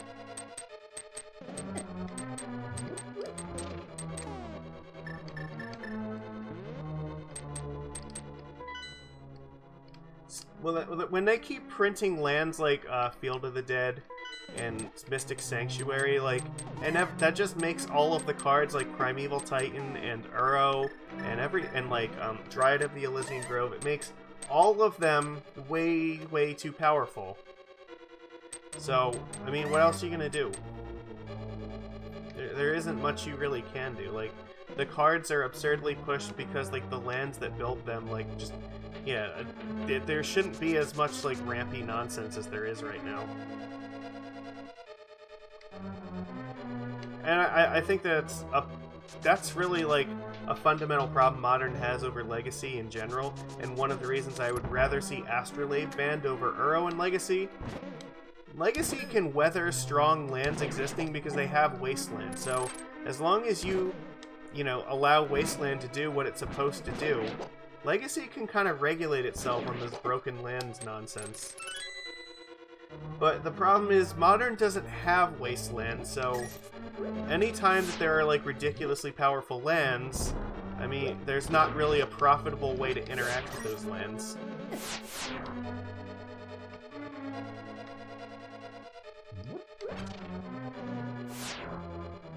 Yeah, and at the core, like, that really is the issue. Like, the lands are too strong and Modern doesn't have a good way to keep them in check. Like, Blood Moon only does so much.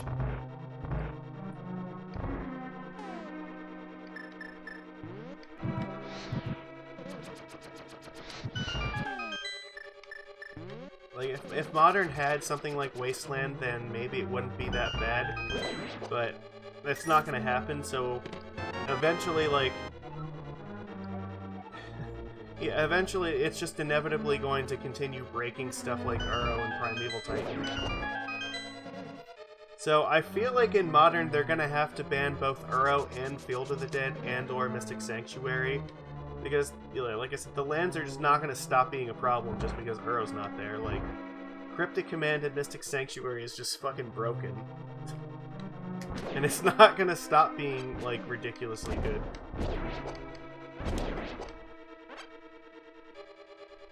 Yeah, and the same thing, like, it's not like they haven't kept printing more powerful lands for Titan either. Like, they're now playing stuff like Castle Garenbreak, for instance, in their deck. And they have Blast Zone now, too, so they can literally just, tutor for a fucking sweeper with, like, Teleria West. No, but it hasn't been fine for a while. Remember, it got fucking Summer Bloom banned because it was so powerful. And then it came down in power for a while, but eventually there just were enough powerful lands to get it banned again. So every time that you ban enablers instead of the actual problem, like, you're just gonna keep running into this scenario over and over again. It's the same thing like Once Upon a Time. Like, it's a 0-mana card that digs for, like, all the powerful lands in the deck. Of course it's gonna be broken. Alright, so the trick here, we have to light all the torches on fire.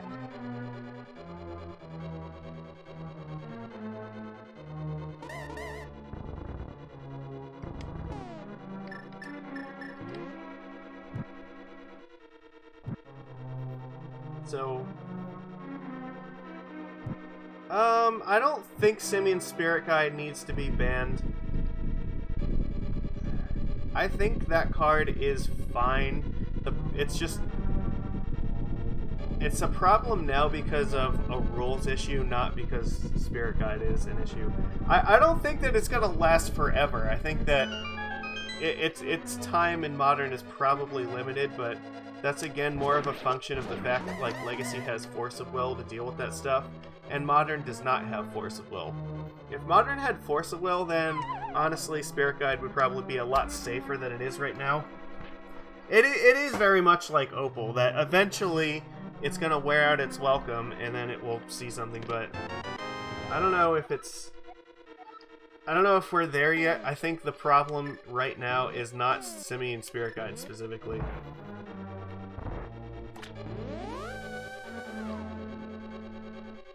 Gemstone Cavern, like...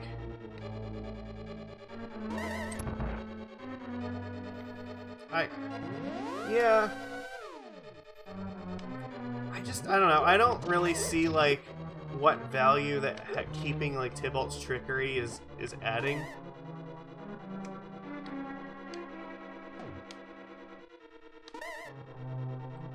Like, to be honest, I don't think that the Trickery deck is annoying, but, like, I don't know.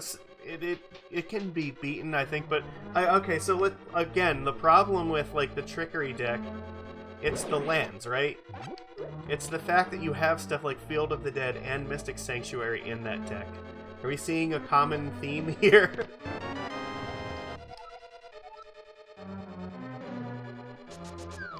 Like, is Tybalt's Trickery without? Yeah, is Tybalt's Trickery without Mystic Sanctuary and without Field of the Dead, is it actually that big of a problem? Because I don't think it is.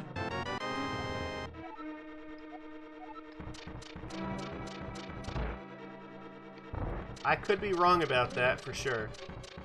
It's definitely possible, but I feel like it might actually be okay.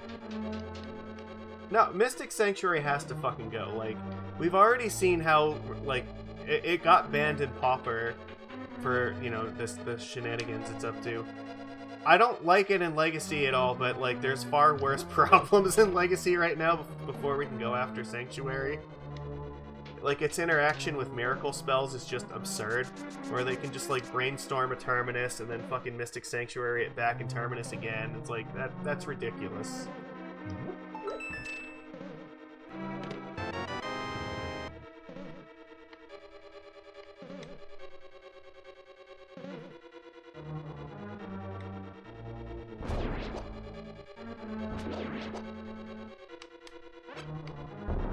Well, yeah, this is also part of the problem that Aaron Forsythe last year, like literally a full fucking year ago, promised us that he was gonna like give us a new mission statement for Modern.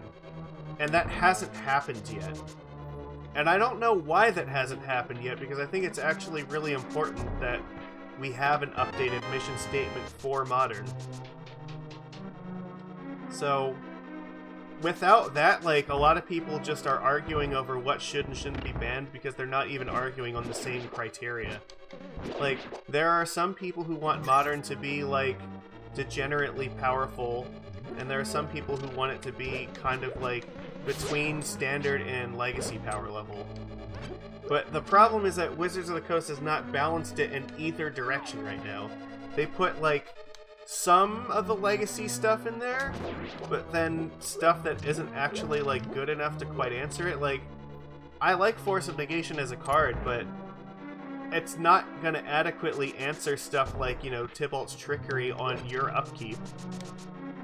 That's another reason why, you know, if you're gonna put that kind of stuff in Modern, that's fine. You want to make Modern Legacy light or, like, Legacy without the reserve list, go for it. But you need to, like, be consistent in that, and so if that's going to be the case, we need stuff like actual Force of Will. Because, and we already saw this a little bit with, like, hold on, I'm trying not to get shot by lasers. We saw it a little bit with, like, Electrickery, where, yeah, the Electro Dominance combo, where they'll just, play a combo on your turn to play around Force of Negation and be able to use it themselves. So, like, instant speed combo, like, is a thing, and if we're gonna have those sort of combos be a thing in Modern, then I think we should have Force of Will that can actually counter stuff on your turn as well as their turn. But again, that requires a mission statement to say Modern is supposed to be, like, Legacy Light. And if it's going to be Legacy Light, then you need to have Force and, like, Wasteland in it, I think. But we haven't gotten that. And if Modern is not supposed to be like Legacy Light, then we need to start banning some fucking cards like, you know, Neoform or like Tybalt's Trickery, because there shouldn't be like turn 1 or turn 2 win decks in Modern if that's the case. So, I don't know. I think part of it, we need a clearer vision of what they want for this format before we can like have any sort of objective reasoning on this card should or should not be banned.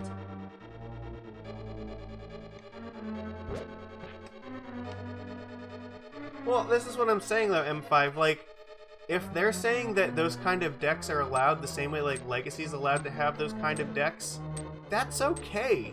Like, I'm willing to accept that, but if they're gonna say like Modern is supposed to be a format where those kind of decks are okay, then we should accept that.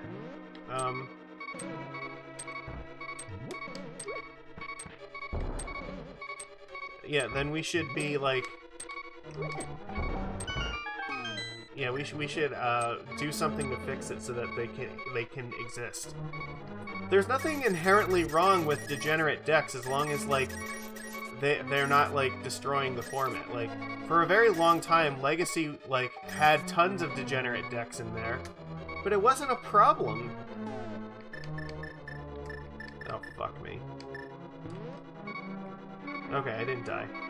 Yeah, because like the degenerate decks were not the best deck in Legacy, but like they're at a point where like Rug Delver and like Snowco, like they kind of are degenerate decks at this point.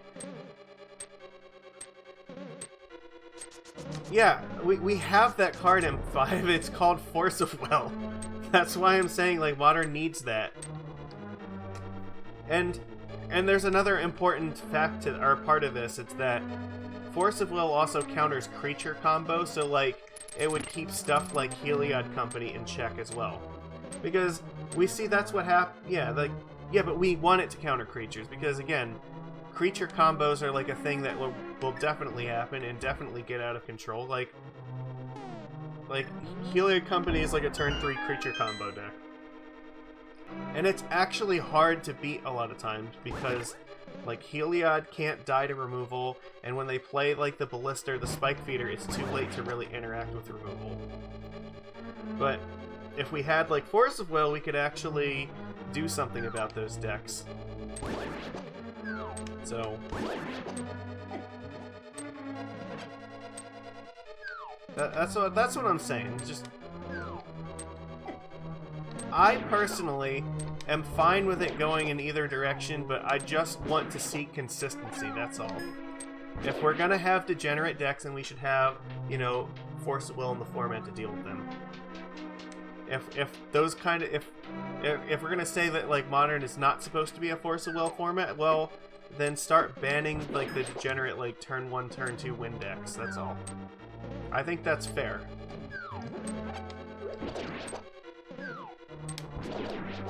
Because if Modern is supposed to be a turn 4 format, didn't I just change this? No, or did it change back immediately?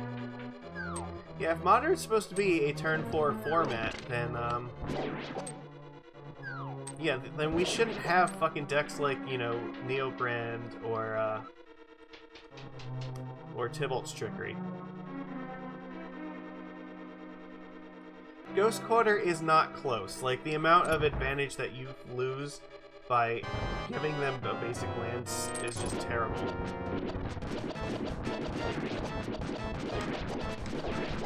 Alright, here we go. This is the boss of Dungeon 6. Ow! Alright. You gotta be careful. It does the lightning thing.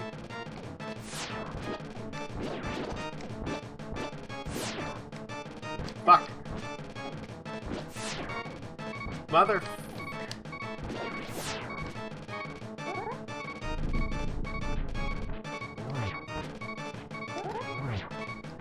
Field of Ruin is kind of close. Ow. Alright, well I have a fairy, I'm fine. Now Field of Ruin is close, but like it's a little bit it's a little bit too clunky, I think. And I mean, it does absolutely nothing against a deck like Primeval Titan. or yeah, like Amulet Titan, because they don't even really give a shit what lands they have in play. They just want to have a certain number of lands in play. Yeah, so like stuff like Wasteland, I think, is more important if you're gonna keep those big mana ramp decks in. All right, we only have to catch one more crystal, and then you know we'll have succeeded on every single one.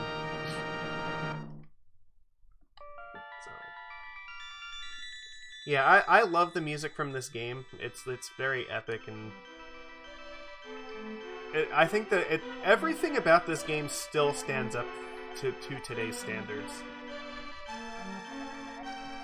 Like, you can tell this was an era where, like, these people clearly figured out video game design really, really well, really early on in the process.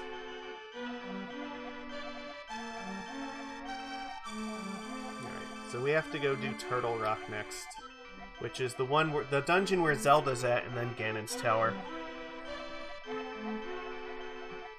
So I don't know, like, yeah, like I said, Aaron Forsythe promised us that we would have an updated Rules of Modern.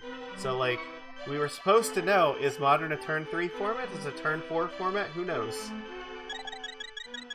He promised that a year ago, and we never got it. So like, maybe this ban announcement will give us some more information as to like what direction Wizards wants to move in. That's my hope, anyway. So at least like then, instead of like people, you know, like saying, "Oh, Magic players just like to bitch about bans," like, no, the reason that they're complaining about bans is that there's no indication on like who's actually right as to like what kind of format it's supposed to be.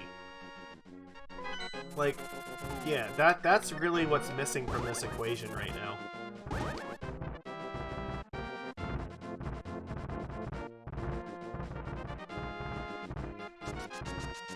Oops.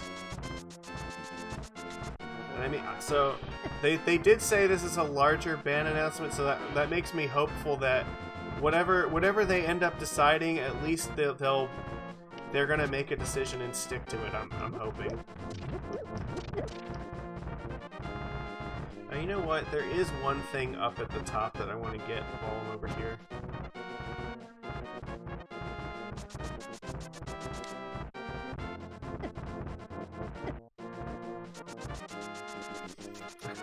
Yeah, I'm sorry. Like, you had to know if you were gonna buy Uro, they were gonna ban it eventually. I mean, it sucks that like it was recently, but that they did it like right after you got it. But you knew that was a risk that it was gonna happen at some point. Like, I know because Nikachu has been telling everybody this for like months now. Like, Uro is gonna go eventually. It's just a matter of how long.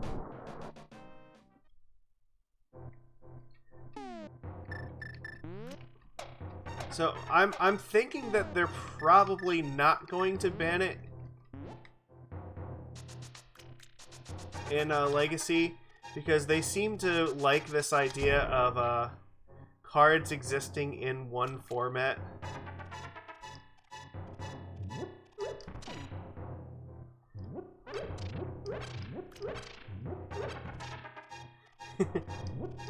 Yeah, I think that Wizards of the Coast wants to try to like not unprint cards if they can. I'm pretty sure they want to just say like, okay, we know that like say like Oko's a mistake, but the reason they haven't banned it from Legacy yet is because if they ban it from Legacy, then they're basically just saying this was a mistake and that you can't play with this card anywhere. And I think they want people to be able to play with the card at least somewhere. So I think for that reason, they might choose to not ban Uro from Legacy. So at least there's one format where you can still play it. And to be honest, I don't think Uro is that big a deal by itself in Legacy, because it's a very powerful card for sure, but there's lots of powerful cards in Legacy. Like, it's okay for there to be powerful cards there. It's just that Oko is like over the threshold as to what's acceptable, because primarily because Legacy has like Lotus Petals, and you know, with stuff like Storm and Reanimator being really strong, you need cards like Chalice of the Void to help moderate and regulate them, or stuff like Null Rods. But Oko actually undoes like all of the fucking like answer cards that are important to keep the degenerate decks in check. So I think that might be a reason that Oko has to go from Legacy. Like, Chalice and Null Rod and, like, those kind of cards, like, they have to be in Legacy, and they have to do their job to keep the format from falling apart.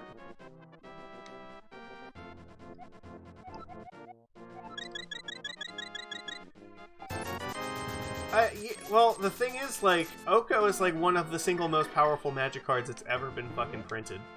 At this point, yeah. I can't believe they thought it was going to be okay for Standard, like, let alone, you know, like, Modern or any other format. Oh, shit. Well, you know what? I have money. I should have bought a potion first. Yeah. No, not only that, they thought, like... They thought a format with, like, Arboreal Grazer, Gilded Goose, and Oko in Standard was going to be okay. And then there was also, like, Nisa, which is just more ramp stuff for it. It's just... How could you possibly think that wasn't going to be busted as hell?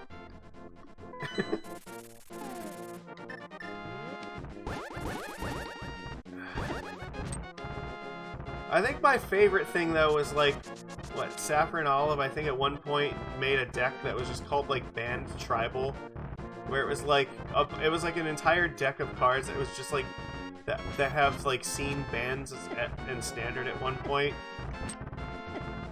And, like, he went, like, 4-1 with it. It's like, yeah, that's a problem. Like, you shouldn't be... Like, you shouldn't be printing, like, cards that need to be banned, like, after a year or less. It was pretty impressive. Like, honestly, I thought it was going to be more of a meme, but, like, the more you look at the deck, the more you realize, like, every single one of these cards is, like, absurd. It's like, okay, if you just put in, like, a couple cryptic commands and, like, some, like, Path to Exile or something, like, it's actually, like, a legitimate Modern deck. And that's crazy to say.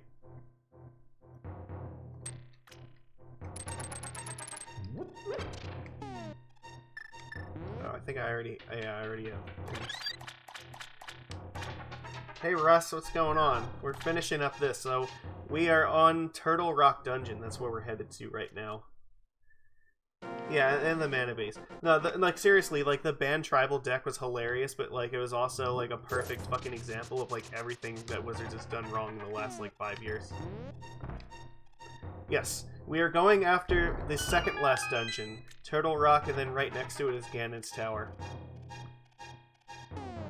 There are 2 more pieces of a heart I don't have, and I know one of them is up here, and I think the other one is up here, too.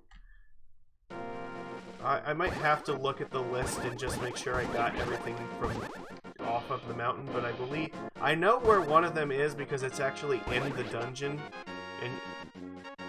but I think the other one is also up near the top of this mountain. No, I know one of them is in Turtle Rock Dungeon. I think the other one is also up at the top of this mountain somewhere. I just forget exactly where it is, that's all. But they're the last 2 that I need, so it's always that last one, like, is the hard one to remember where the hell it is. So we drop down the side. I already got the one you need the cape for. Yeah, I always remember that one because it's actually really easy to get.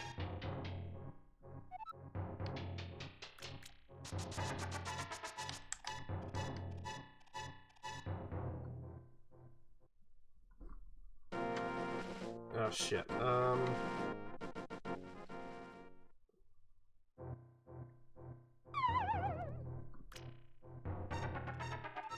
That was not the correct way up.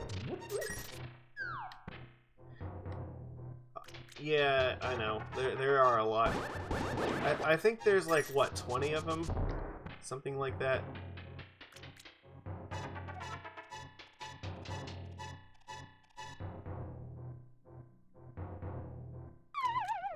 Is this not the right cave to climb up here? I don't, this might not be the right cave. Yeah, but it has to be one of these, right? Oh, is it the one? Yeah, it's this one. That's why.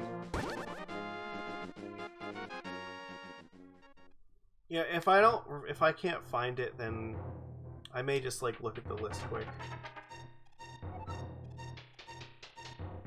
Dude, Super Nintendo games are the fucking shit. Like, everybody... I have not died once. I have had fairies to cover my ass the entire time.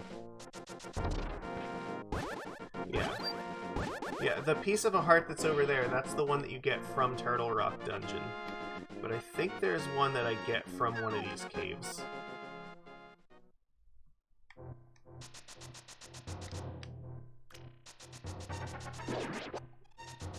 I'm playing this on an emulator because it's easier for me to do this at the moment, but also because I'm pretty sure my sister has all of my cartridges somewhere.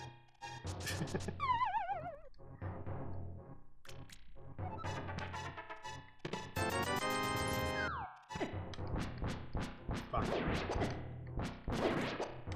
Damn it.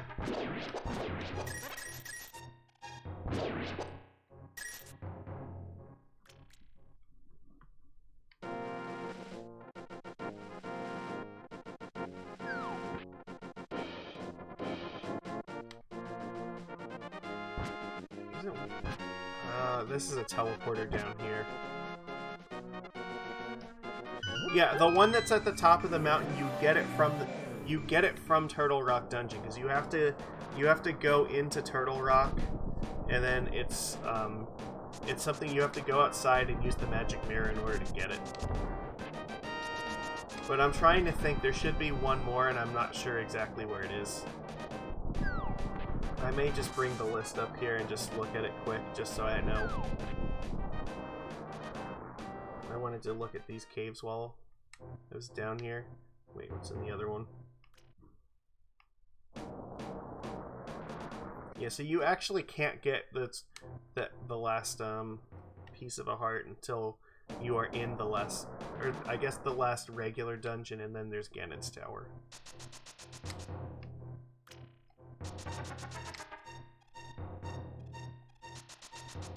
Oh yeah, okay, this just climbs back up to the top.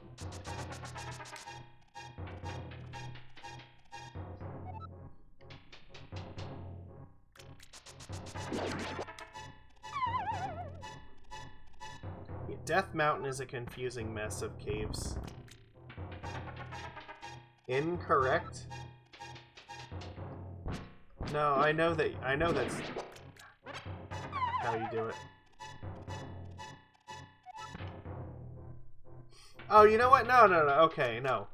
Then it's if there. I know there's one in Turtle Rock. Well, then if it's not that one, then that one is the last one. So I will know once I get to the top of this mountain.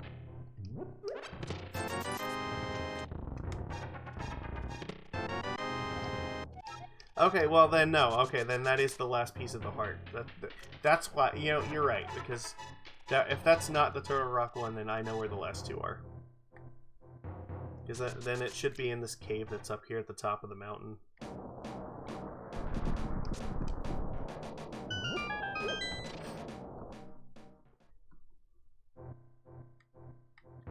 Always, yes. So, here is something that you should be aware of. See, there's like an invisible path here.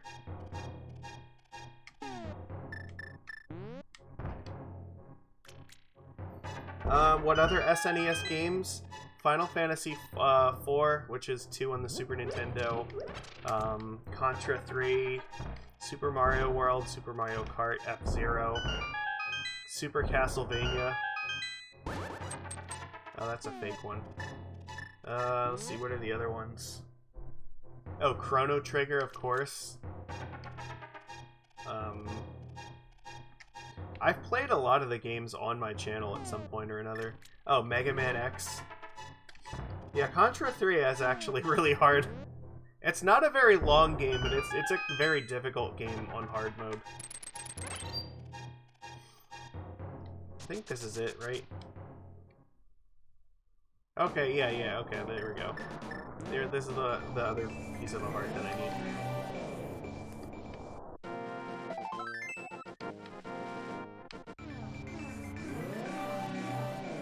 Super Nintendo's had like a ton of really, really good games.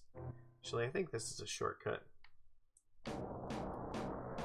Oh yeah, I love Mega Man X too because you get like the Hadoken. You can actually like, you can one-hit kill every enemy in the game, including like the final bosses, except for the final Sigma. Ow.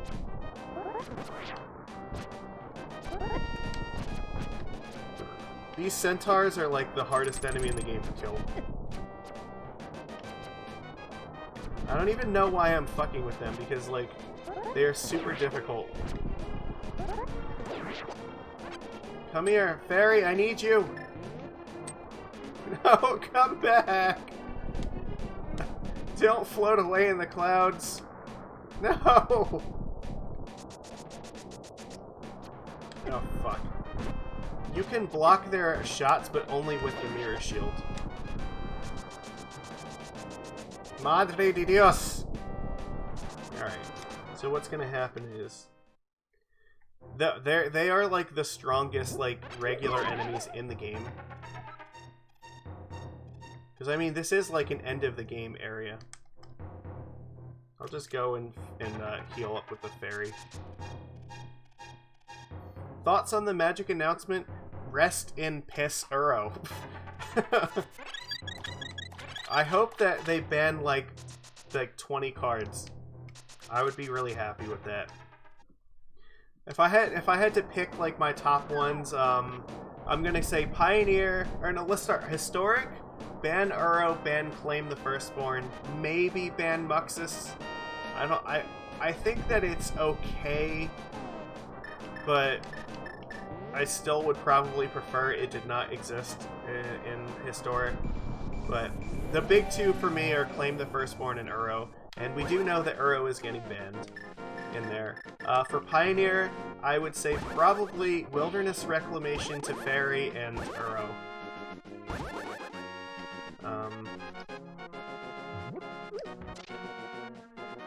Yeah, well, the problem is that, like, Soul Sisters is not actually that good because of fucking, like, Claim the Firstborn. Like, that card is a problem. Like, it's so ridiculously oppressive to, like, small creature decks.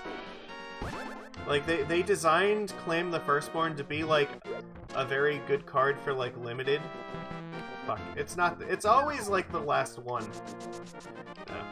Yeah, they designed it to be for, like, limited, but apparently forgot that, like, most creatures in Constructed cost 3 mana or less, so it's like, okay, let's just print, like, active trees and accept it costs 2 less mana. Yes, it's that card. So, like, I think that if you take that away from the Sacrifice deck, I think that that's okay. So, yeah. And then, Pioneer, like I said, 3 mana Teferi, Wilderness Reclamation, and Uro. I think that would be a good start to fixing that format. Teferi in Pioneer is actually just he's annoying as hell, but also it's like really, really dangerous with like the Niv Mizzet Bring to Light deck. So for Modern, I would say Uro, Field of the Dead, Mystic Sanctuary, and also then I guess Tybalt's Trickery, and also fixing the double face card rule with Valky so that you can't cast the other side of the card.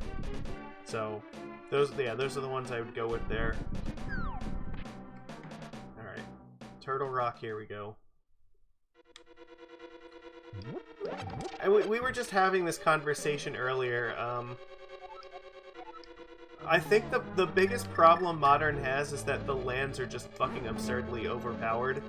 And because the lands keep getting pushed, that makes everything that interacts with the lands, like Uro and Primeval Titan and like Dryad of the Elysian Grove, that's what makes them so ridiculous. Like,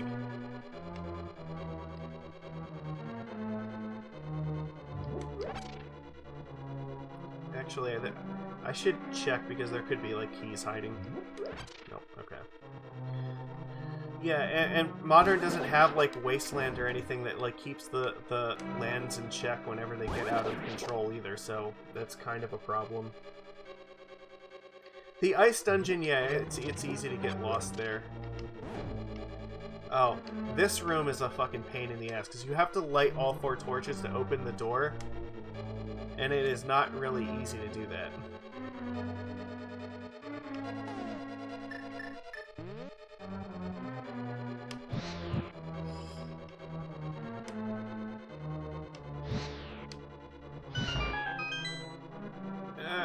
Come on, before it closes. Oh, thank God. We got it on the first try. That's incredible. Well, yeah, and this, again, this is another topic that we were talking about a little bit ago. Like, the problem is that I don't think you can just jam Wasteland into Modern. You have to try to define what your mission goal is going to be for the format first before you start putting those kind of cards in it. Like, I personally think that stuff like Force of Will would be absolutely necessary for Modern in the state that it's in right now. But, again, the issue with this is that Aaron Forsythe promised us an updated rules to, like, what Modern is supposed to be as a format a year ago, and we never fucking got it. It was like an empty promise that never just materialized into anything, so who knows? If Modern's supposed to be a turn 4 format, then we actually don't need, like, Wasteland or Force of Will, but then if that's the case, then they should be banning more cards in order to keep it that way. But if Modern is not going to be a turn 4 format, then we need to have those kind of cards in it. And I know a lot of people are not fans of Force of Will, but they need to understand, like, Force and, like, Wasteland are the good guys. They're the things that, like, keep formats from getting too overly degenerate. And it's not like they're going to stop printing powerful mana cards in the future, so... Yeah, actually, I think the card that you're talking about is exactly how I would print that card.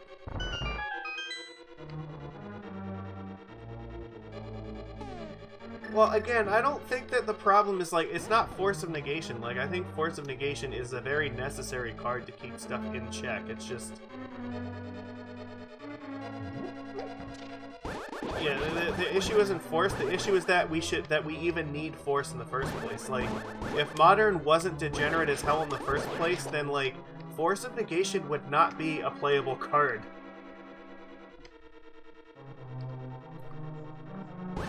I mean, I can understand that.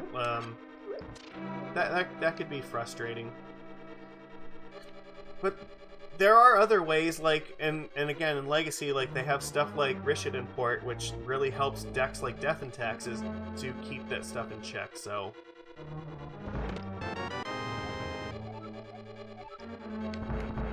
If we had more cards like that... Oh, alright, you have to use the magic mirror in this room to go back to the beginning. This is another thing where, like, I understand why you don't necessarily like that sort of stuff, and it's another thing where, like, they need to define what the mission for Modern is supposed to be. So if Modern is supposed to be Legacy Light, then we have to, like, we have to just put up with that sort of stuff, like, accept that, like, Force of Negation and Force of Will are, like, necessary kind of cards for it. But if they don't want Modern to be, like, a turn 3, turn 2 format like this, then, you know, they have to start banning cards.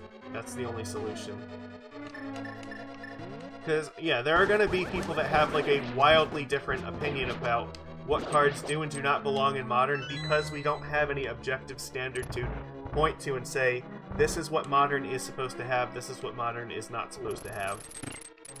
Okay, they just fucking stole Chain Chomps from Mario for this.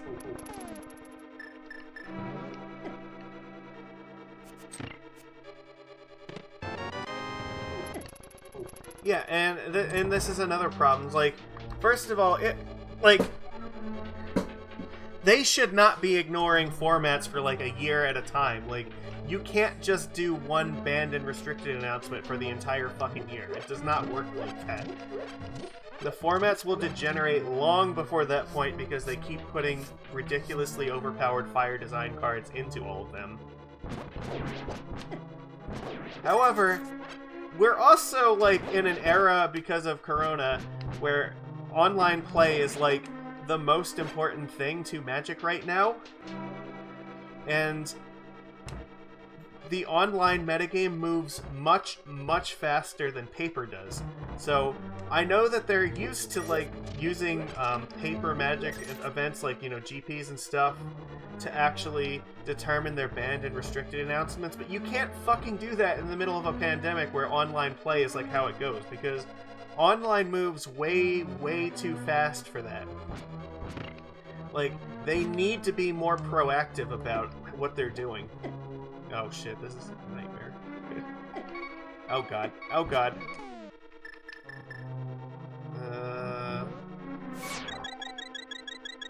I hope I don't have to do that again. Yeah, they need to, like, be very proactive about what their plan for Modern is, and yeah, when online play is your primary focus here, you have to, like, you have to ban cards more often. Like, they already made the choice where if, like, okay, we're gonna print a bunch of push stuff, that's okay, but that necessitates you banning cards more often, and now that online play is, like, the primary way that people are playing your game, that's another reason you have to, like, keep up with, like, the banned and restricted announcements much faster. And they're just not doing that. And that's a problem. Honestly, like, they should do... Even if they're not going to ban cards, they should at least every quarter put out an article that says, this is our opinion on the health of, like, every format. Like, we like where all the formats are at, or we don't like this. Even if they're just going to say, like, we like Historic is fine, Pioneer's fine, Modern's fine, Legacy's fine, whatever. That's okay. They don't have to, like, actually say very much about it, but I would love if Wizards would actually just say, like, okay, every 3 months when a set comes out, like, this has our attention, we think this is okay, but we're, like, watching this, it's fine. A hard version of Zelda, that's... I mean, I guess, yeah, you could do it with only the Master Sword. With, just, like, the green tunic, I guess? Without getting any heart containers. Maybe without using fairies, I guess? I don't know. There are definitely ways you could make this game harder than it needs to be. But, yeah, I don't know. I feel like Wizards needs to communicate more with the players and just, like, even if they think that things are okay and don't need to change, just tell people that. Let them know that you're paying attention. Fuck. Fuck, fuck, fuck, fuck, fuck.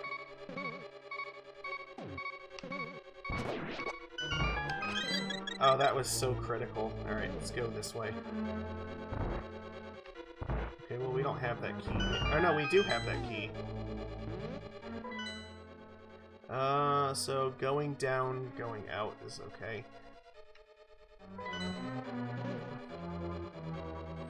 Oh, yeah, because this is where you get the mirrored shield. Yeah, okay, this is fine.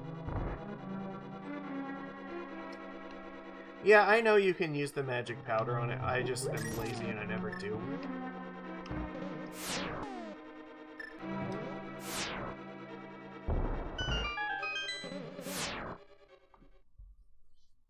Alright, here we go. Mirror shield time. I honestly don't know, but it's definitely... It might be a double-digit number at this point.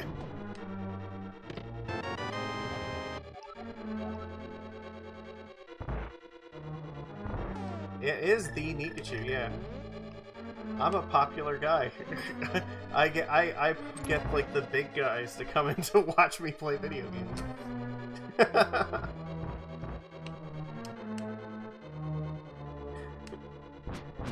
You're saying there's no Nika 2? It's just Nika U. Oh, fuck. Ow. That hurt a lot.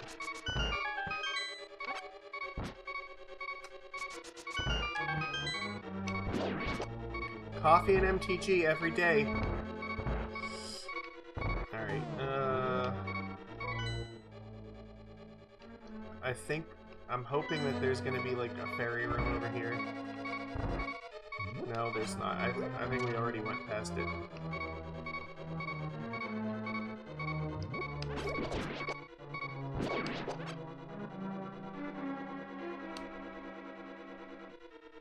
Yeah, and that's... Oh, there's another one of these things I didn't kill. Alright, there we go. Yeah, that's why I like doing this. I like playing games where I can also like talk to people and do this at the same time. Like, this is a game where like I'm good enough at this game where like I can actually like have these kind of conversations while I'm playing, which always makes it more entertaining.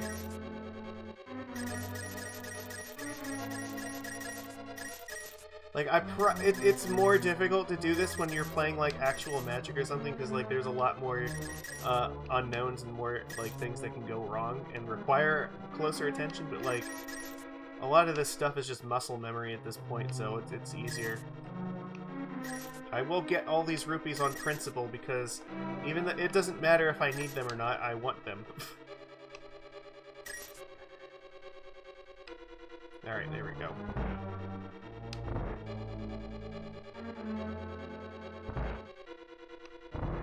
Yeah, Nintendo really... like, Mega Man X, I think, has, like, probably the best soundtrack of, like, any game ever. But, like, this is definitely very high in the list, too.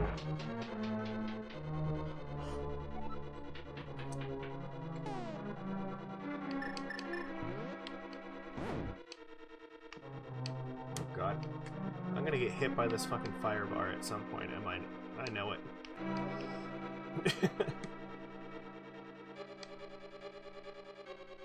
Oh, fuck me. Ow! No! Damn you, firebar. These are so hard to, like, avoid getting hit by.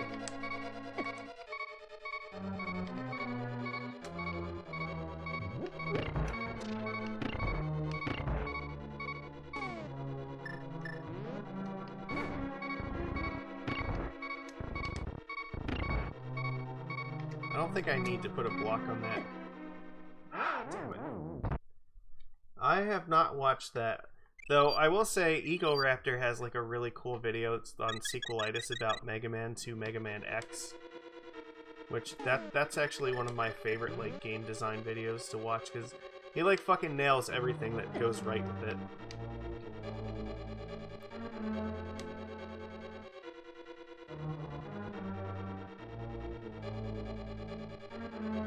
I have one fairy left. Okay, I'm fine. This is okay. Oh god, oh god.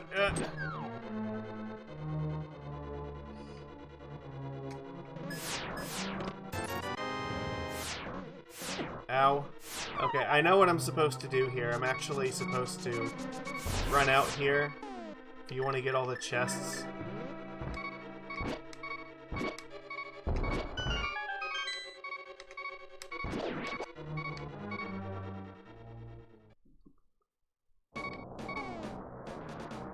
Alright, so the trick is, now that you run in here, you can open up all of the chests, because the mirror shield will protect you.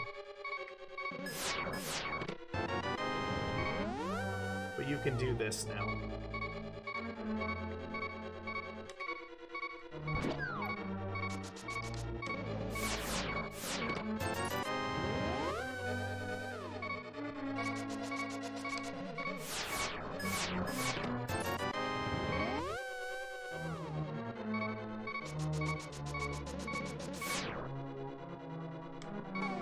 Okay.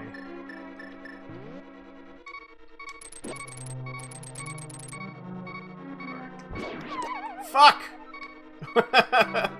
that was a mistake. Why did I even kill that? I didn't need to.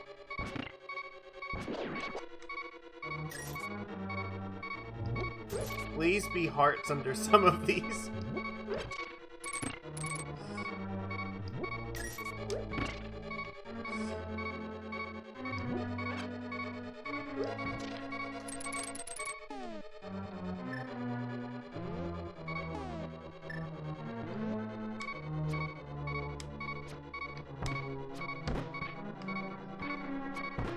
Ow!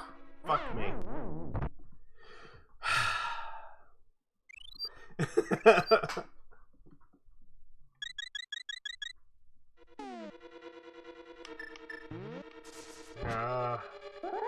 I don't have any fairies left. I have to be very careful now. I have a blue potion. That's it. One blue potion has to... Oh yeah, you know, you're right. Okay, no, I know what to do. Okay. No, we're fine. There are some fairies here we can get.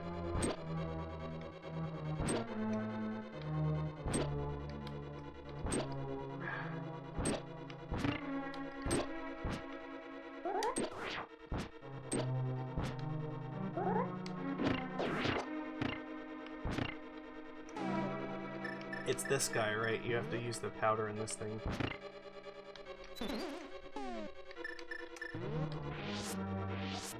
Yes! That is the most useful trick that nobody will ever teach you.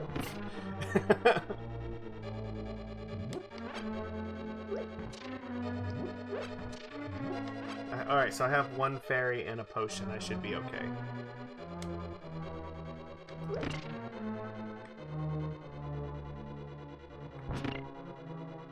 Oops.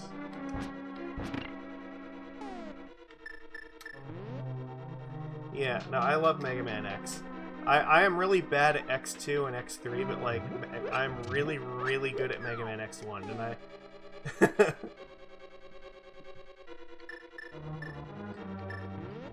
I think they refer to him as, like, Rockman in the cartoon, right? Okay, here we go. This is the last regular boss. Alright, I think we want to kill the ice one first.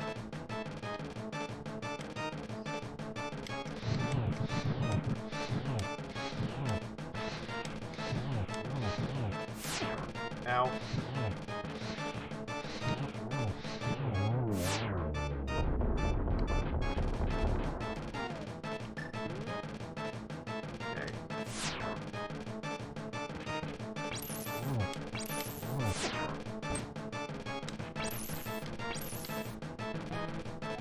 Fuck.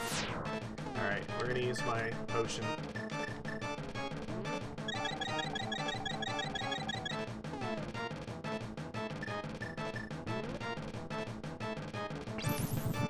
Ow, ow, ow. No, no, no. Fire, fire hot. Yeah.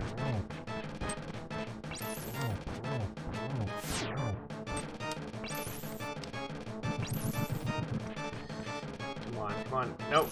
No more missing. Okay, we're good.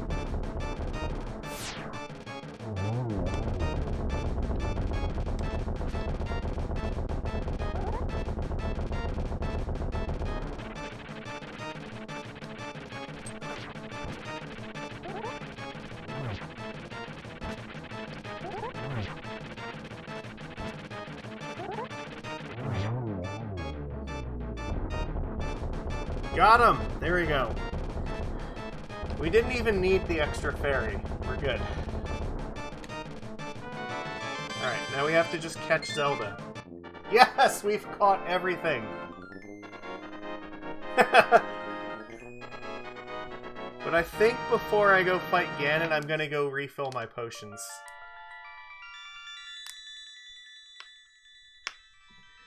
Well, before I start Ganon's Tower, I should say, because Ganon's Tower is... It takes, like, every single thing that you've learned through the entire game and throws it back at you. I did miss the heart, didn't I? Fuck.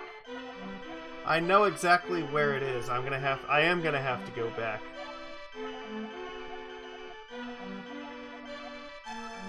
No, you're right. I fucked that up.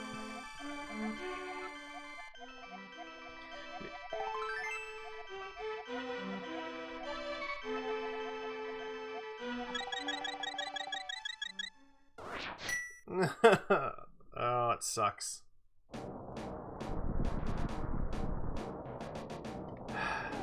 Alright, you know what? I'm okay. I can just do this. I don't know why I just picked them up to throw them. I guess I needed to throw something. I needed to throw it just because I was mad. Alright, we have to go down to the bottom again. It should be a little bit easier this time.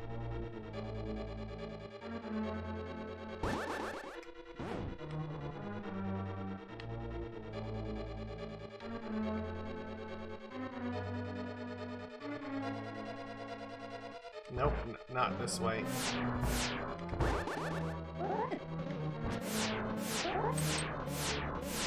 What are you saying I'm supposed to do with the laser things? Oh, no, I see what you're saying. Yeah. No, duh. I should know that. Duh. Yeah. That was dumb.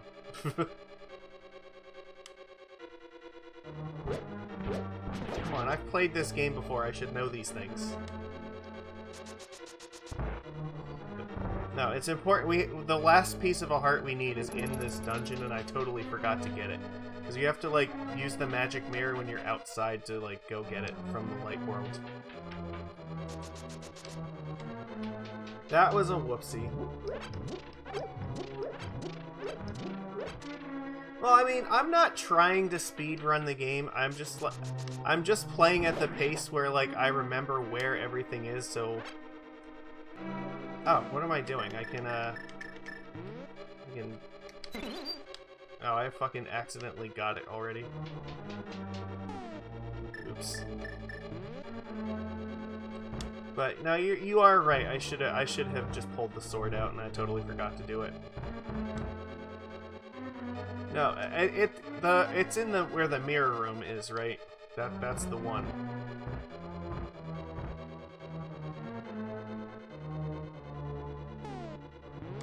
I don't need to go up this way. It's the other way.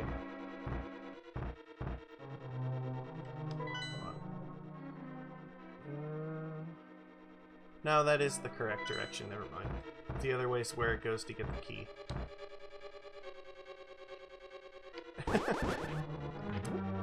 Isn't this so much better than just dealing with fucking Valky shenanigans all week? I thought so.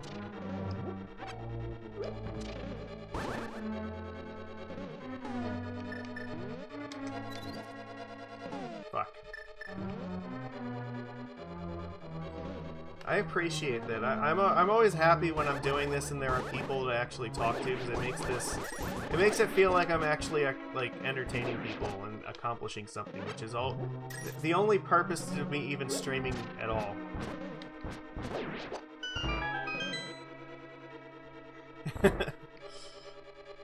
Yeah, I try to like watch it whenever like I see that it's on. Like I tend to lurk a lot more than people realize I do. Yeah, no, fuck is like probably the single most used word on my channel. I have to try very hard not to just yell fuck over and over and over again. It's okay. We're all we are adults. This is a not for kids channel.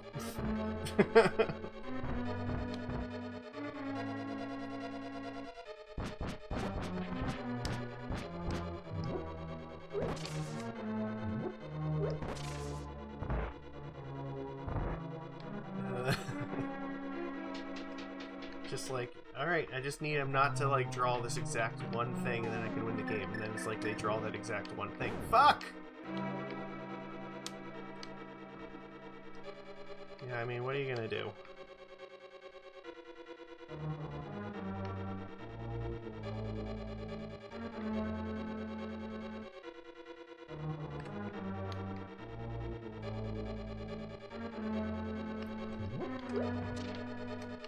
Yeah, what do they say? Never do they not have it. So my one friend that like whenever we go to like playing like team events together, like he has a saying, and it's better lucky than good. Because it's like, yeah, you know, if you have to choose between, you know, being lucky or just being skilled, like, be lucky. You know, just top deck the card that you need every time. Then it doesn't even matter what you play, because you'll just win anyway.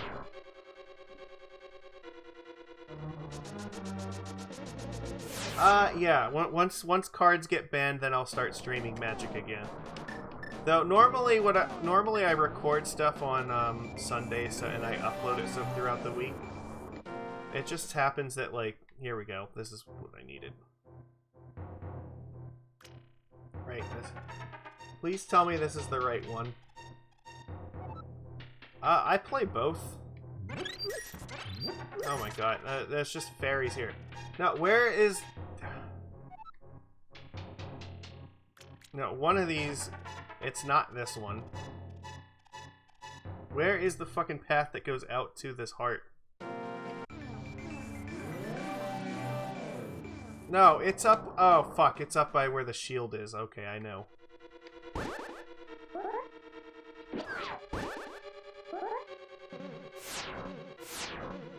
I don't need to actually do this here, but I just want to prove that I can.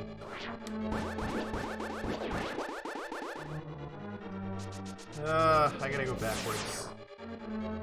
Because it wasn't this one, it was the other one. No, but I play a little bit of everything. I have spirits and merfolk that I play in historic, and then in modern I usually just play merfolk, but I also once in a while will play Charbelcher.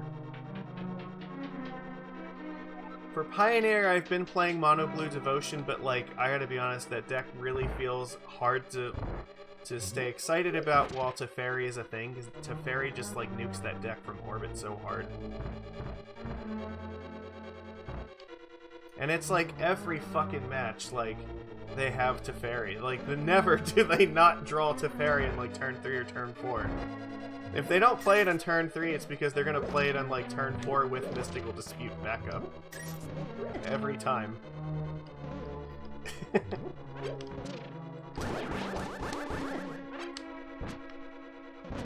And I was playing Merfolk in Legacy until, you know, Oko fucked everything up. So, like, Merfolk is only really good as a tribal strategy in Legacy when Chalice of the Void is a good card.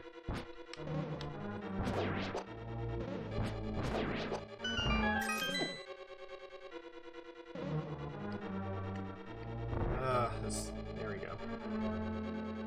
Okay, we're doing this. Finally, we're gonna get this stupid thing. It's right here. This is the spot. This is the only place to get here, is to teleport from the Dark World.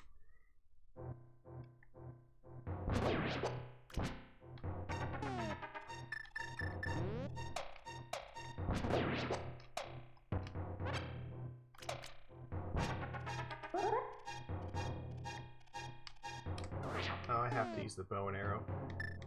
Yeah, seriously. Why does elves get stuff like, you know, like, what is it, Allosaurus Shepherd? But, like, Merfolk doesn't. That's so ridiculous. There we go. That's the last piece of a heart. We got it.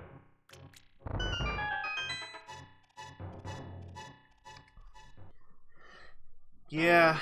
Well, there's even some, like, 3-drops they could print that would actually be good. Like, the one from the Mystery Booster, which was a COD.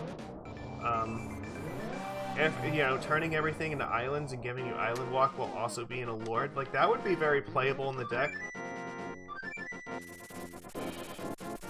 Okay. I'm gonna go grab more potions before I take on Ganon's Tower. But we're at... This is it. This is the last part of this game. So we have 1 fairy right now, which means I'm gonna take 2 potions and then I'm gonna get 2 fairies.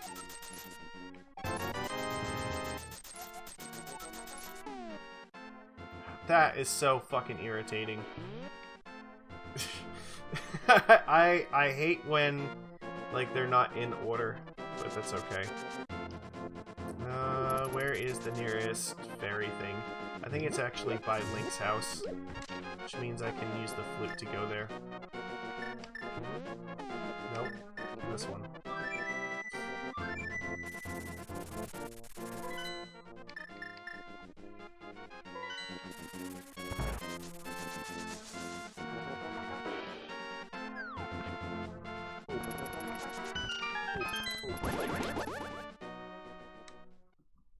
Fairies for my bottle. Death insurance policy. Because now I have 2 and 2. I'm going to need this. That way, if for some reason I accidentally die, it won't count.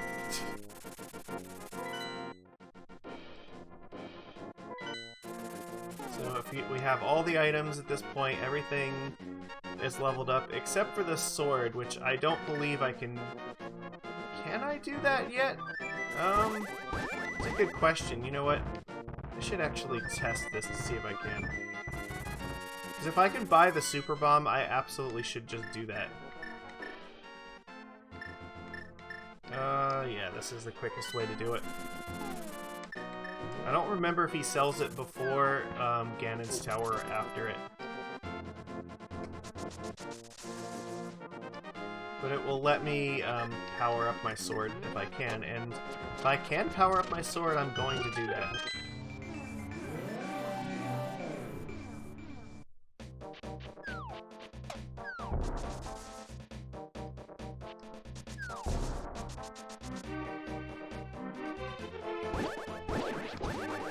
100% means everything. Yes! Okay, we got the super bomb. Alright, so we gotta carry this thing over to the pyramid the same way that we did with the treasure chest. Which means no sprinting. Actually, I do need this hammer equipped.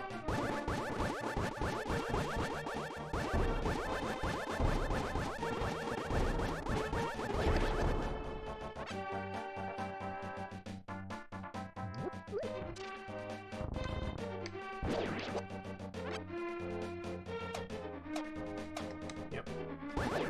Out of my way. Busy. Here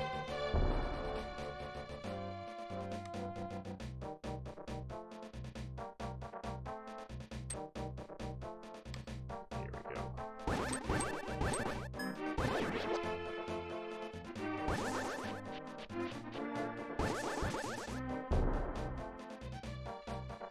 Alright. Super bomb. Do your thing.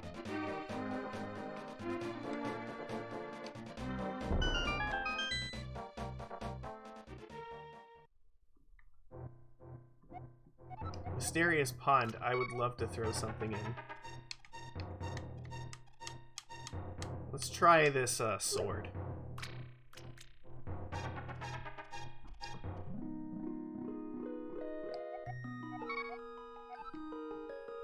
Yatta!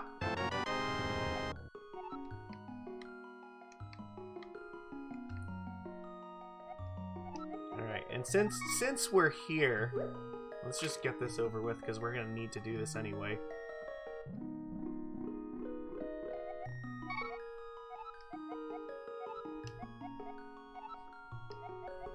Yep. So now we have the arrows we need to kill Ganon. So everything else we now have. We have maxed out our bombs and arrows, and we have all the items in the game. Everything is leveled up to maximum except for the tunic, which we're gonna get in Ganon's Tower. And what else?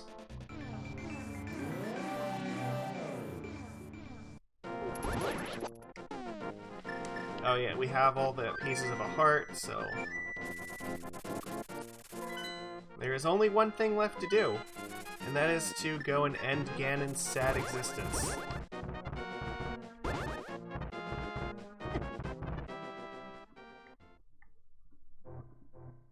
Alright. So one last time we climb up Death Mountain.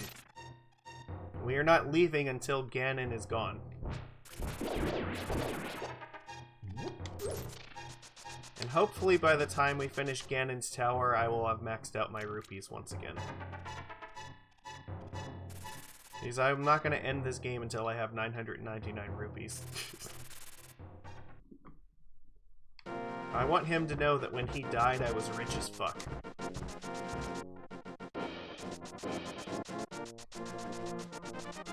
Let's go.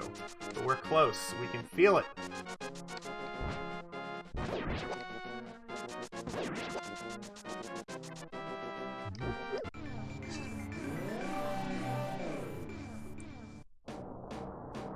there it is. There's Ganon's tower.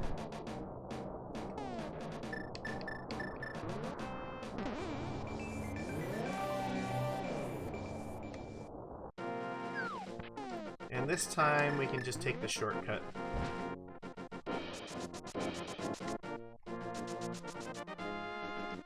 Alright. Oh, I never answered about Legacy, though. Legacy bands I want to see are Oko, Astrolabe, and I think if I get those two I will be happy, but I would not be opposed to seeing Veil of Summer go away, though I doubt that that's going to happen. I mean, Dreadhorde Arcanist would also be a welcome ban, but I don't expect that either. I think realistically just Oko and Astrolabe would be fine. Maybe if they ban Uro, they ban Uro, that's okay. So.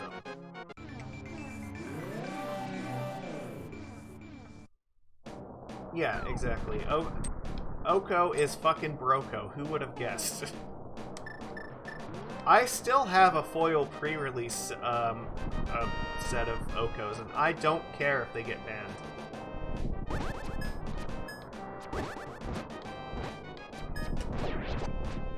Look at how much easier it is to kill these things with the Mirror Shield. Huh? Oh, yeah, you're right. I didn't even think about that. I, like, never do that. Is it this one? Yeah. You're right. Get that while we're over here.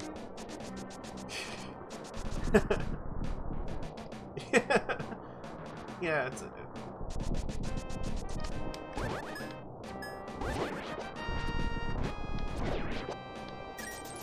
You should get, like, a playset of, like, Mox Opals to put on the wall, and, like, Faithless Lootings just to put on... Just, like, it should be the wall of shame. Like, after everything is, like, crashed in price, you just get, like, all the banned cards and just put them on the wall. Just, like, you are never coming back. Alright, here we go. Sages, break the seal. Let me go into this tower.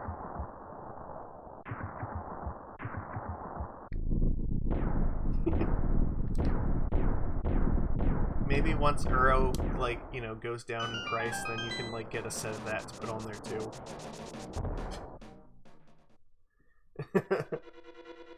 Yeah, no, Nikachu definitely, like, was one of the earliest people to catch it, but, like, my favorite part of that whole saga is, like, when Nikachu made the first video in Oko, like, people had to correct him as, like, no, it's not a fucking minus ability to, like, elk things, it's a plus ability. Nikachu was telling everybody Oko was broken, thinking that, like, the elk ability was a fucking minus. And it's like, actually, it's a plus. Are you kidding me?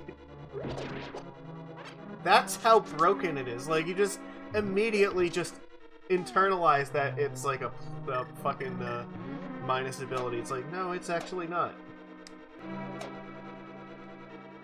Or you thought it was the elk was until... Oh, yeah, no, that was right.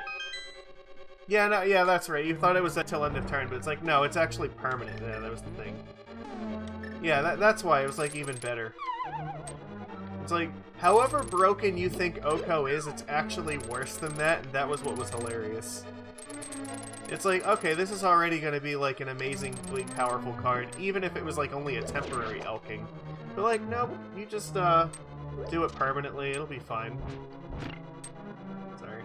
Yeah, that you had to, like, make a second video about it just because of that, which is great.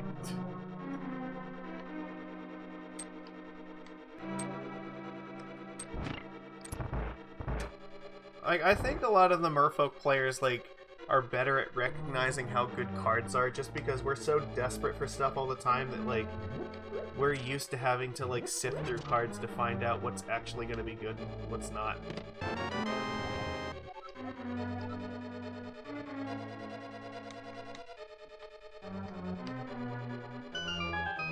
I don't know what that just did.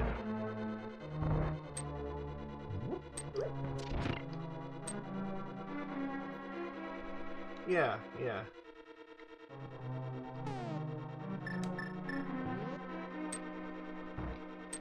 Like, if there is a fucking broken card, usually you can leave it to, like, Merfolk players to find it, because, like, yeah, we absolutely need to, like, you know, we need every piece of advantage we can get.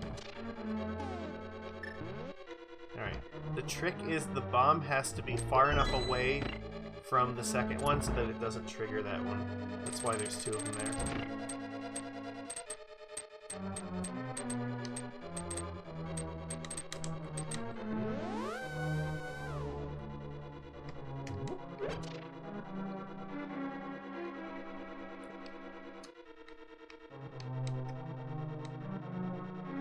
How do you become part of the Merfolk community?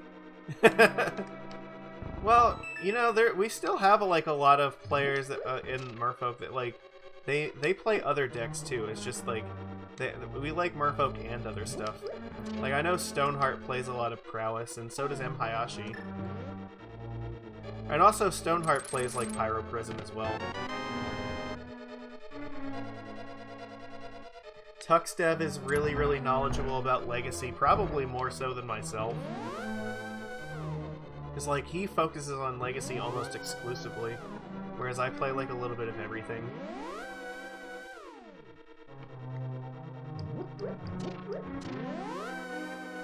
Joe, like, is also, like, a master of, like, Soul Herder as well, and he's been playing a lot of that lately.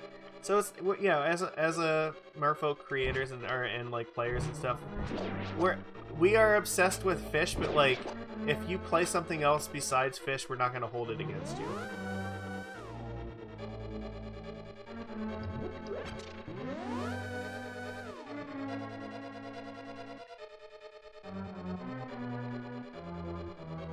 Okay.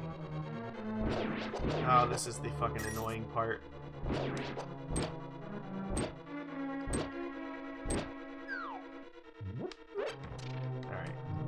So here's the thing. There is an invisible path here that you need the ether in order to see.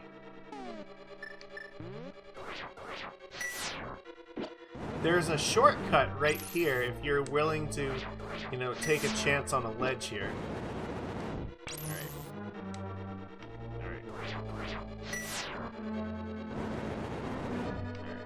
This way.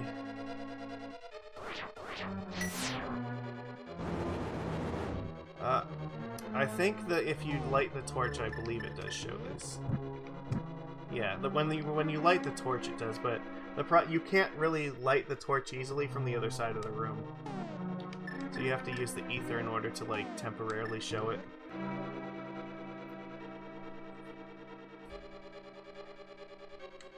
Okay.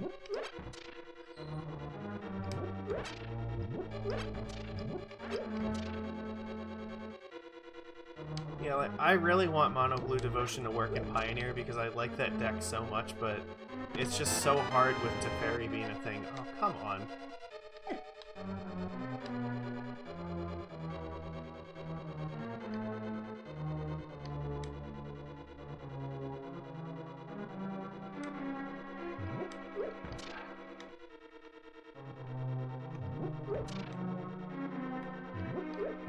Is there, like, nothing in this room? Like, there's a lot of rooms in this tower where there actually is nothing to find.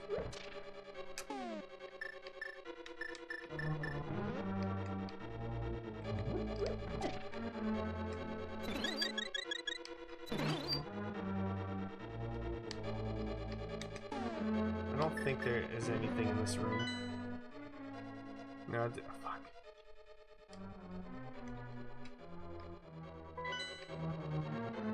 Three Fairy is like the single worst magic card that has ever been printed.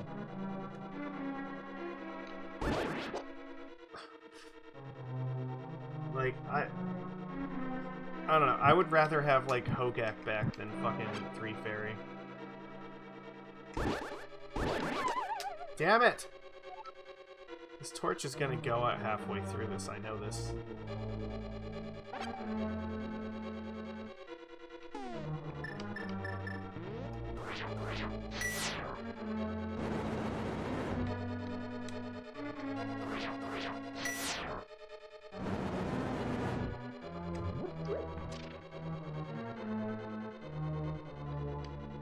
Five color triple blue Teferi. Uh-oh. I guess the only way up is, or out is through here. Which I don't have the key for this yet.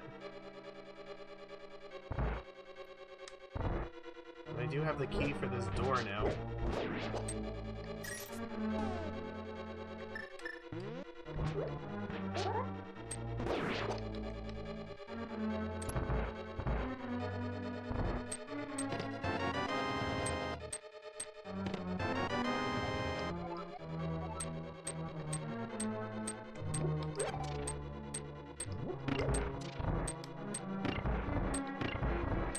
Ah, so I need the key. Alright. Let's go.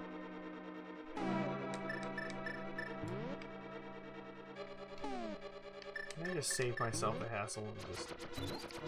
Fuck. No, no! God damn it! Yeah, I'm not a huge fan of Narset. I would prefer that Narset did not do that thing, but... It's kind of low on my priority list of stuff to get rid of at the moment. It's just because there's so many cards that are just, like, objectively worse.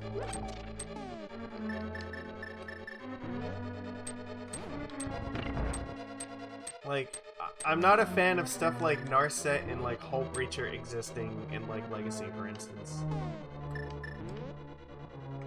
And, like, I know that Hull Breacher is a merfolk, but, like, we need merfolk that are not just, like, absolutely stupid cards. Like, Hull Breacher is just terrible. This, like, this Echo of Aeons nonsense needs to stop. Yeah, they should be symmetrical. Like, that's the thing. You should have to build around them.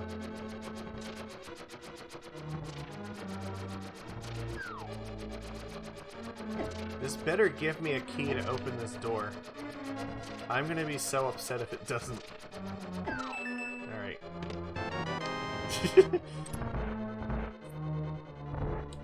Yeah, like, what the hell was the thing with Oracle? Like, why did that need to have, like, so much ridiculous text on it? Okay, which way is which? Up is just one room. Okay, so let's go up first.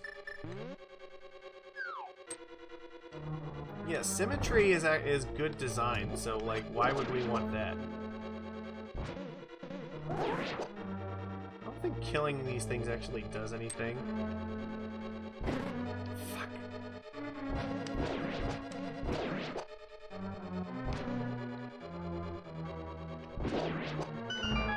It just lets you out, yeah.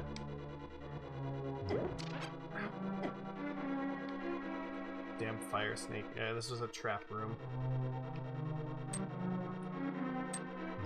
Yeah, you're absolutely right. Chalice would, like, definitely... No! Damn it! Fuck! Fuck you, Clawmaster. I hope that's what its name actually is, or I'm gonna, like, sound really dumb.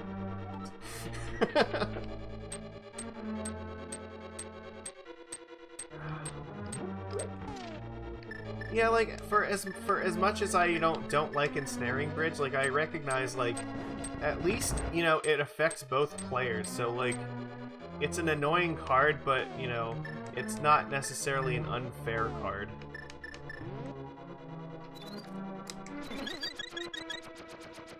Well, I mean, it's not, like, super, like, oppressively unfair, because, you know, you still have to build a deck around it where you can't win with combat damage, basically. And you know what? I think we need more of that kind of design where it has to affect both players equally. Alright. So what I gotta do... is there even a thing here? Piss off.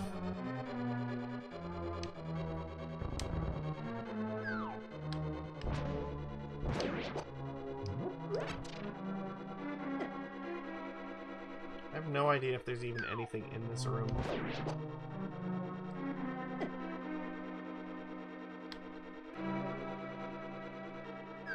Could be just wasting my time. That's the thing with Ganon's Tower. You have no idea what you're doing.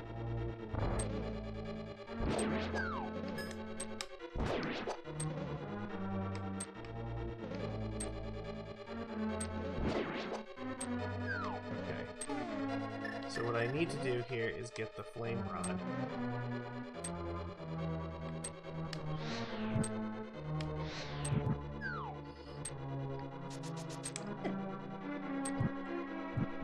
Ow, ow.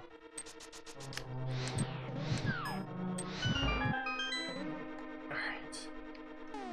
We are making forward progress. And this, you have to throw a bomb over the railing.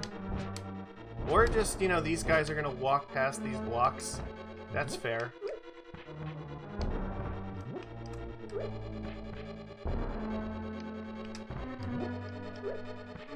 You don't really have time to delay on this. Alright, you have to do this one more time. Perfect.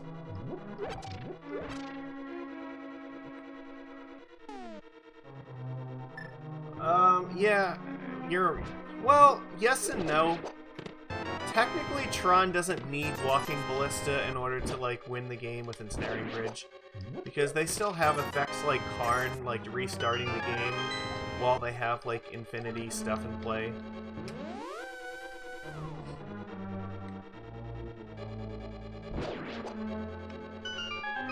Yeah, no, I know that's Karn that does that, but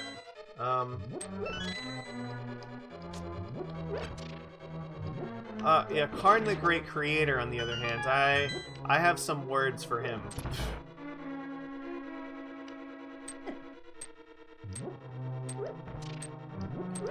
Like, I don't understand why a card like Karn gets printed. It's not the absolute... God damn it! Yeah, Karn's not, like, the worst thing to get printed, but I'm not, like, a huge fan of him by any means. Oh, shit, shit, shit, shit, shit, shit. Oh, the floor fucking disappears on you, too. Oh, you know what? I know how to solve this problem. You know what? I'll use the other key. Just to show that I didn't waste my time going to get it. Even though this literally does, like, the same fucking thing as the invincibility cloak. I don't know why the other cane even exists.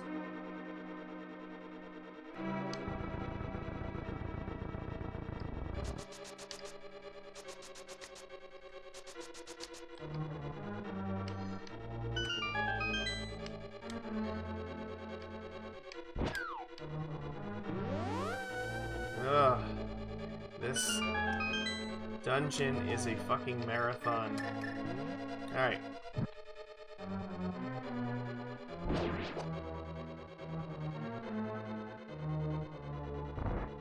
I still don't have the big key. Why did it send me back here? Oh, come on!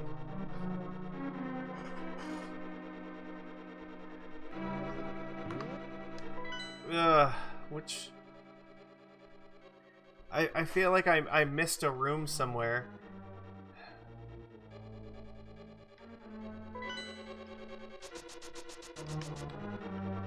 Because I don't have another key. Going up there is not the answer.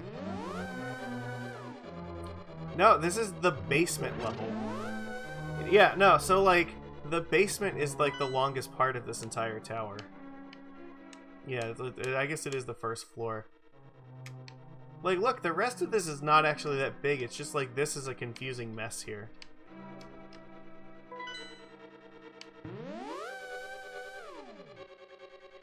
Yeah, apparently. Somewhere I missed the big key. That's the problem. So, I have to go back and find it. I found the compass and the map, but I never found the key. Which means I am going back through this again.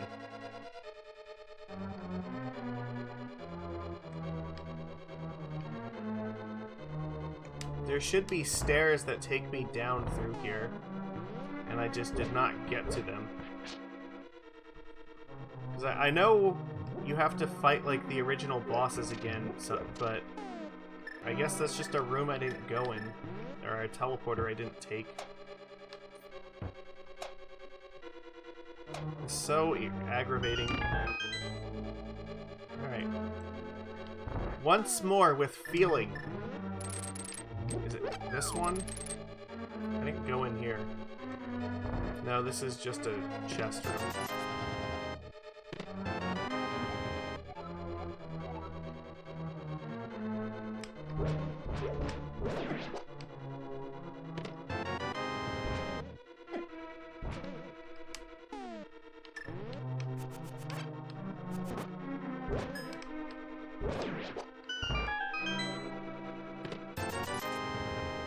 What is on the agenda after I beat this? I'm probably going to sleep.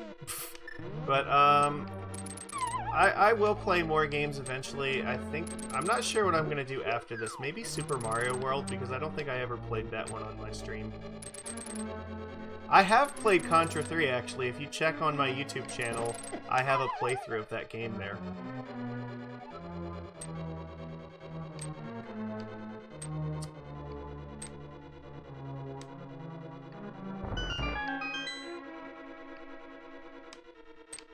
Yeah.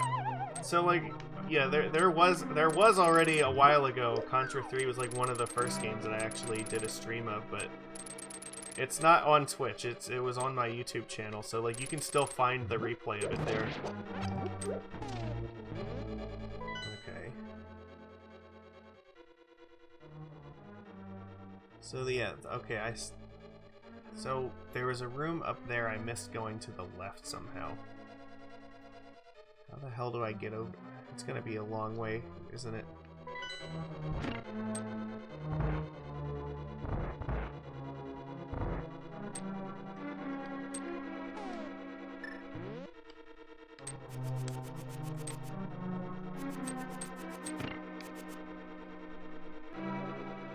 Yes, that was kind of cheating.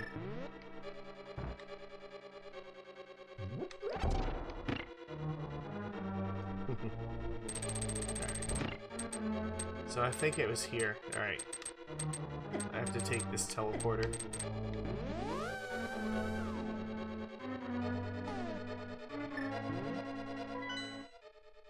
Okay, yeah.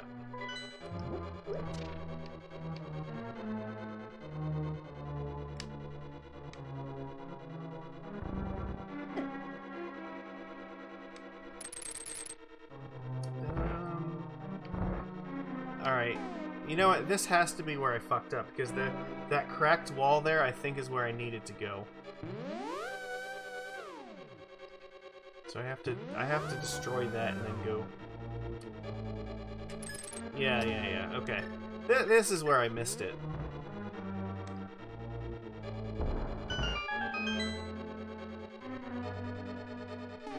I mean, this definitely has to be it. It's the only room I haven't been in yet. Come on. Please be this room. There we go. Ta-da!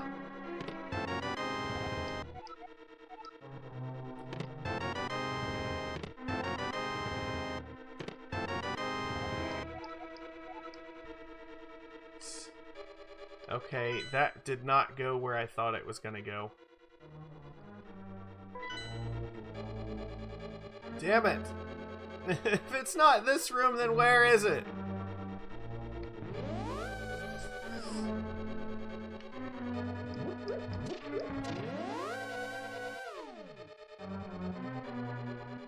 This teleporter?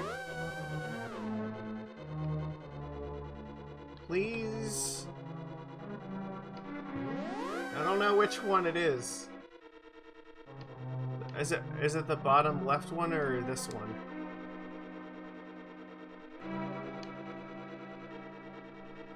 I know it's delayed by a second. Yeah, okay. Well, I know that's the way forward, but I'm trying to figure out where the fuck it is that I missed. Because I already went this way once. Ow.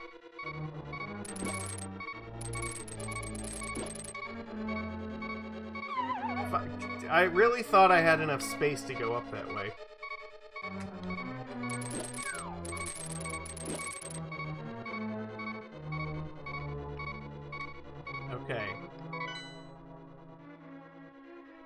This is not gonna get me the big key, though. That's the problem.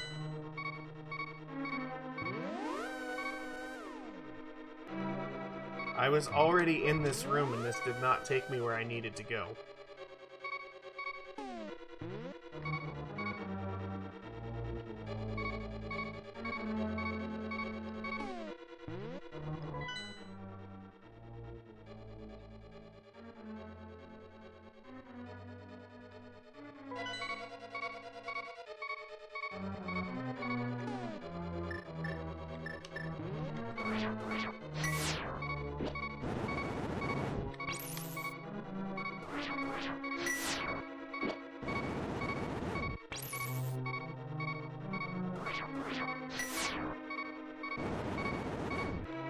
I went in this room already and I thought I didn't find anything.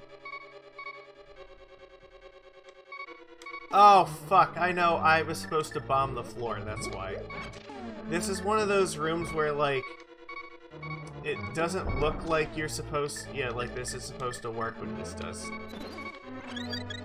Duh. No. Okay, no. One of these actually does, like, send you down. Okay, there we go. I found it. No! Get...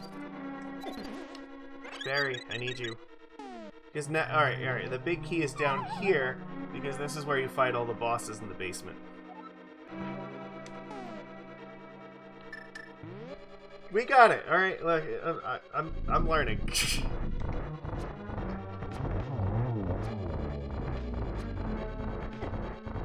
Oh, come on!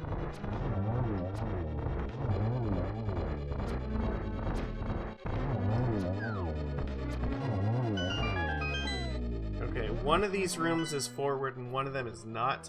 I believe up is the correct way. Because if... yeah, there we go.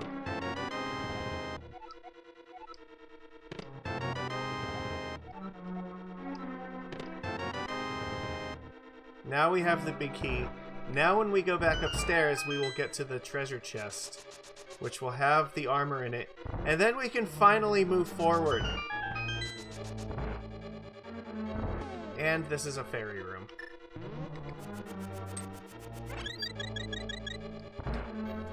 Okay, we're doing it, people.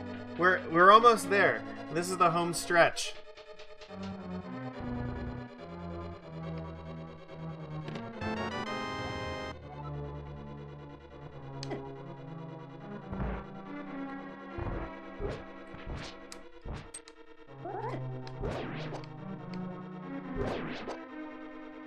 Are the other boss fight rooms upstairs? I think they are.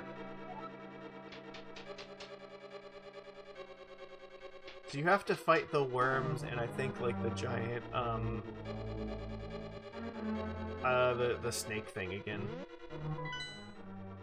Alright, but we did all this, so now, yeah, there's not much left. It's just a lot of stairs, I guess.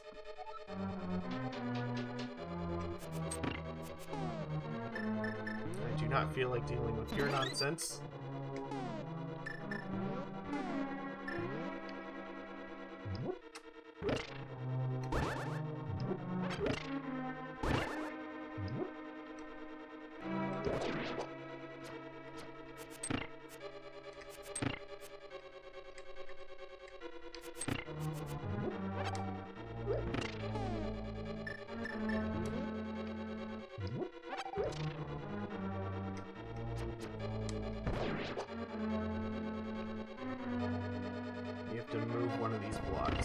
There is no more getting lost. From this point, everything else is easy peasy lemon squeezy.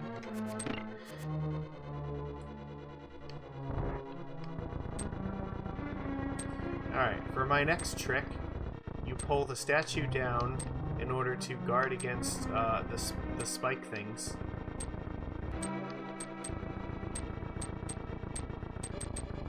And then one of these blocks you have to move in order to open the door.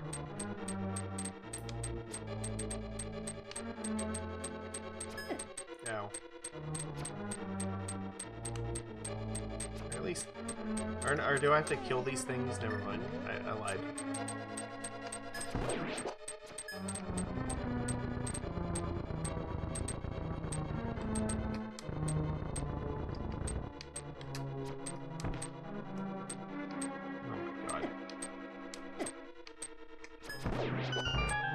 Alright, he's dead.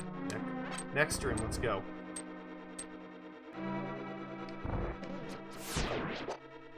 I like these fucking silver arrows. They're so effective in this thing.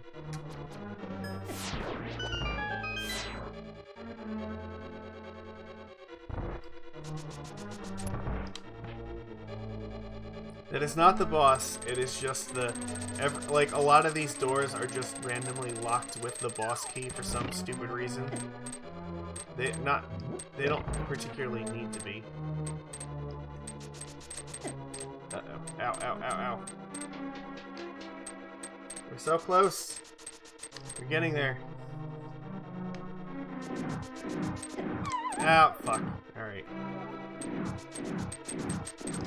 Alright, so for this trick, in order to cross this ledge, you have to, like, do a dash against this block.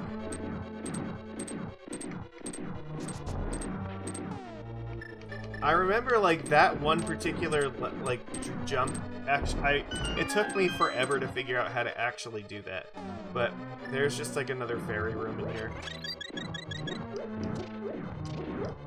So, yeah, that's probably, like, the single most cryptic thing that exists in this entire game. Like, I had more trouble figuring out how to cross this ledge than, like, anything else.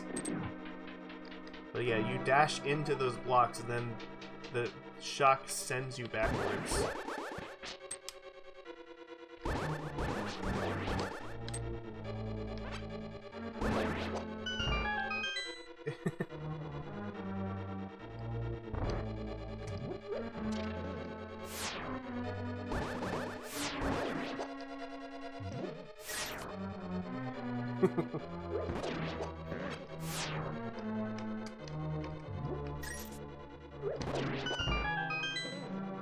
Go. Oh yeah, this is a series of rooms that just gets progressively more dickish. It's the same room repeated over and over, but the trap gets like more difficult each time.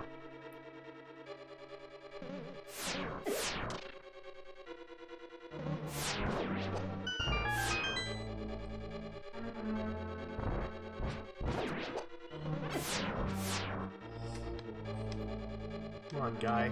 Don't make me fucking chase you. Just get over here so I can kill you.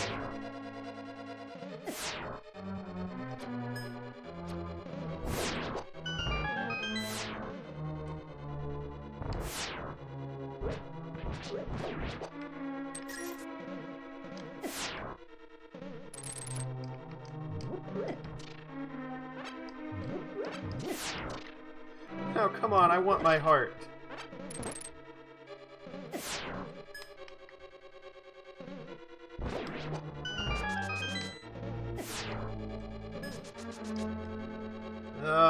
Alright. I don't think this works in this thing. No, it just turns you into a bunny. You can just wait it out. It doesn't actually, like, hurt you. Okay, here we go. Sandworms.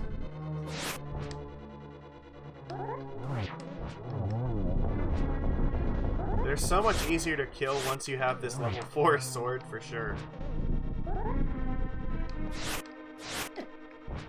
Ow.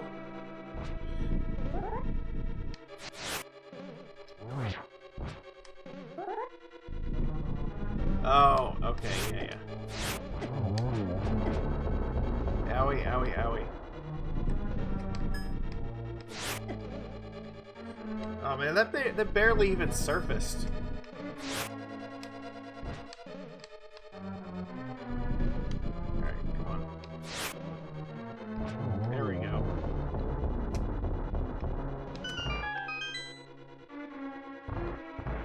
It doesn't respawn in there, but if I see another one, I'll try to do it really quickly.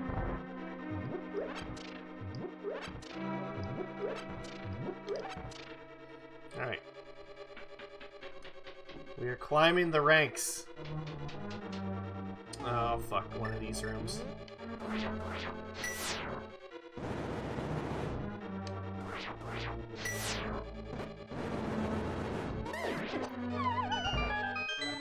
Fuck. Alright. It's... yeah. Got it. I'm not interested in going back down this at this point. We've come too far. I have too much shit to do. Ow. Stupid wizards. Oh my god, I actually just said the phrase stupid wizards and I wasn't talking about Wizard of the Coast for a change. What a fucking coincidence. I didn't think that was ever gonna happen.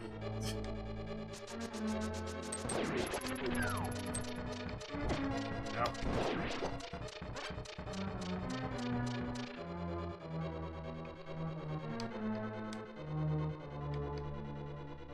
I think this matters.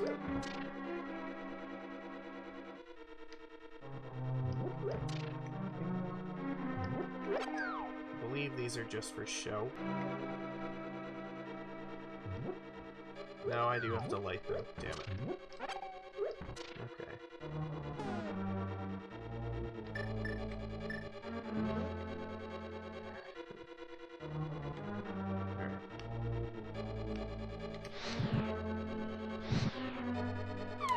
Oops. There.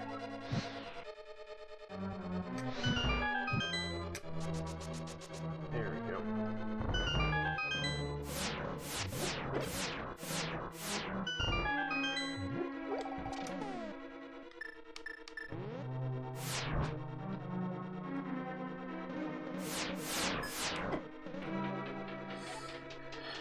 Alright. Same deal.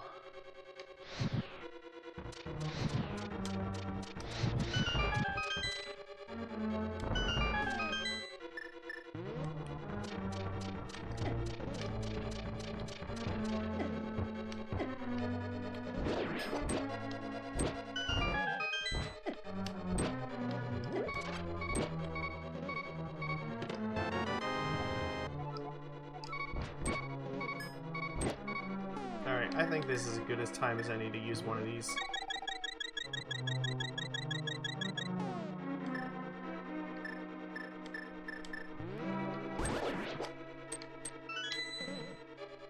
Alright, come on.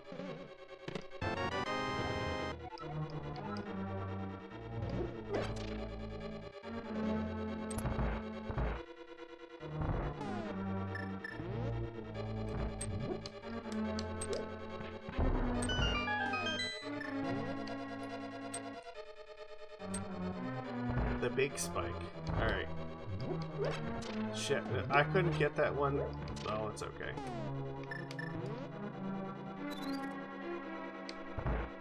Oops. No, no, go back, go back.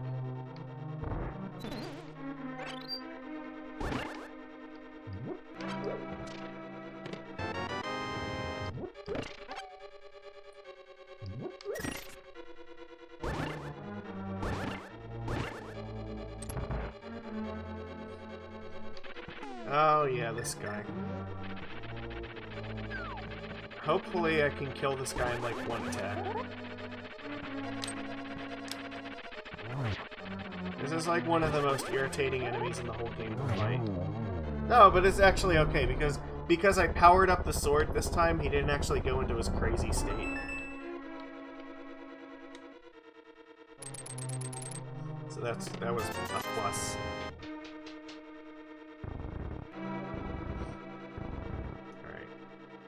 Let's go.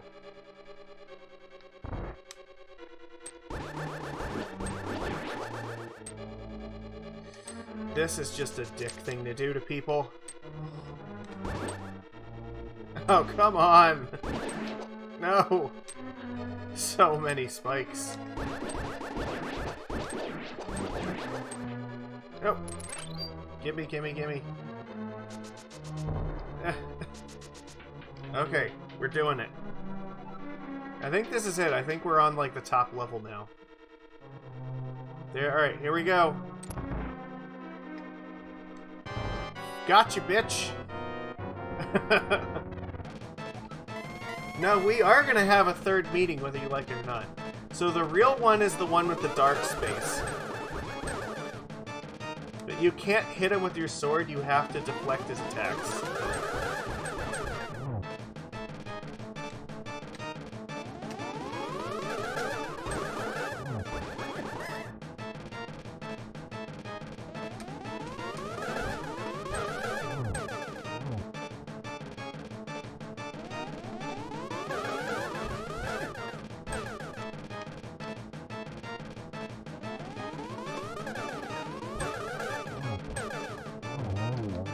Gotcha, bitch! Oh, the spirit of Ganon is leaving now. The problem, though, is that we don't have maximum rupees yet. So, we need to go and rectify that first. And then we're gonna go fight Ganon. I insist upon winning the game with maximum rupees.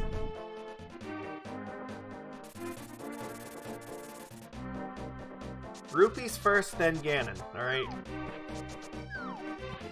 I think I know where I can go to get some really easily.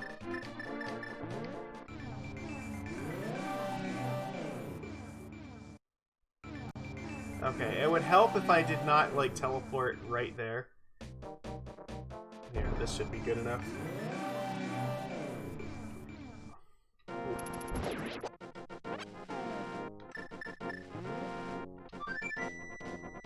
Also, I should fill up my thing with,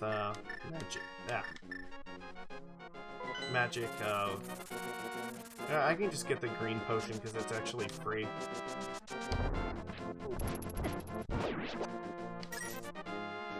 So, where is... I think in Thieves Town there's a... No, I already got the chest that's there, right? I never opened this thing, though.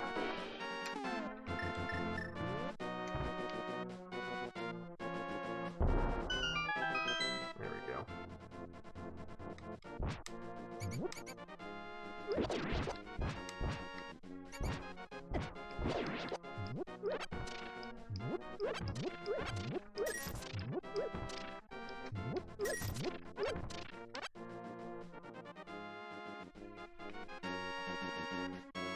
I guess we're gonna find out. Did I collect this item from Thieves Town?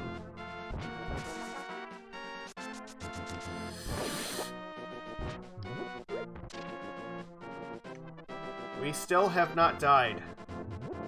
The dream is alive.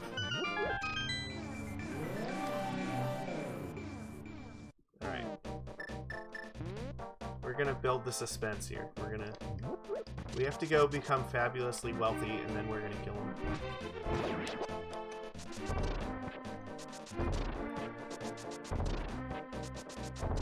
Oh, you know what? Okay, no. There is one way that we can actually get a ton of rupees really quickly. I think that...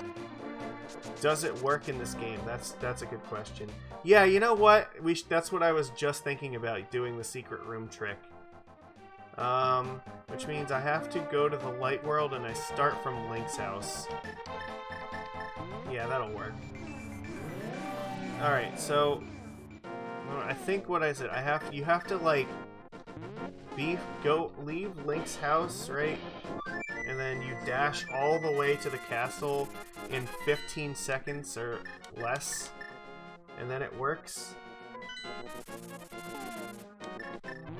Let me do it once, and I'll do it once before I actually look at it. I'm just curious to see if I can do it.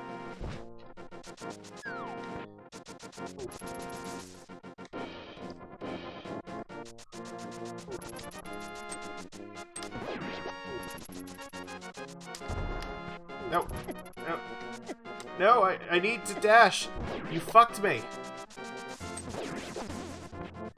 Damn it. Alright, there... Yeah, no, it is the Sanctuary, you're right. Yeah, it is Sanctuary. So the quickest way, I guess, is from here. It's been so long since I did this. Alright. That's okay, because this should max out our rupees, and then we can go kill Ganon. And this will also show off a trick that I wanted to show off, but since we're doing this anyway. You go in the Sanctuary, and then you have to, like, dash all the way to where the first area of the game was that you go to, and then you should find it.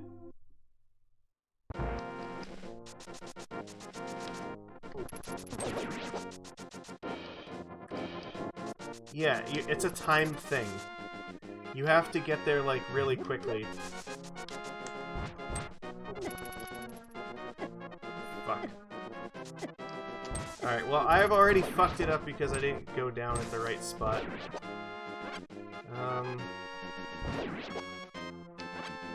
Let's go... Yeah. There's a time limit. You have to like basically dash the entire way to get there. But that is how you do it. I have done this before. It's just been a really long time since I did it. Alright. I don't remember if it's exactly 15 seconds, but I know you basically have to run the whole way there.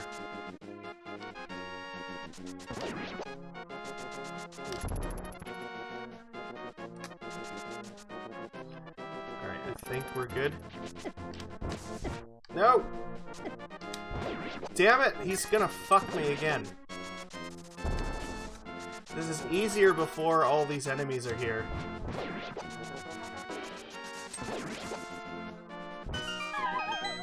Did I get there in time? I don't know if I did. No. Fuck. Alright, I'll go and verify that that's the location to do this from, but I am reasonably sure that that's correct. Hold on a second.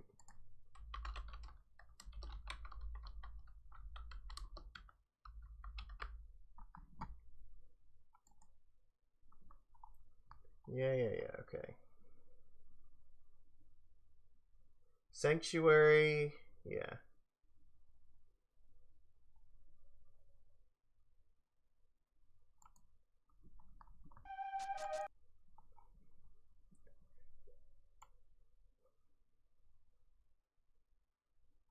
There's a few, I think there are a few different places you can go to actually, like, get to it. But I think that's, like, the easiest one to do. I'm just checking it really quickly.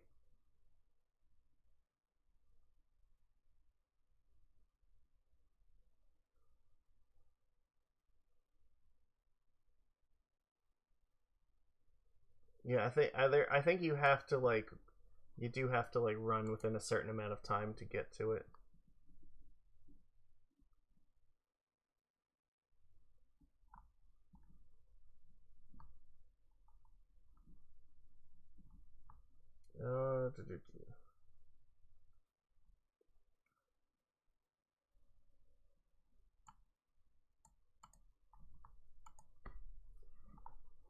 Just, alright.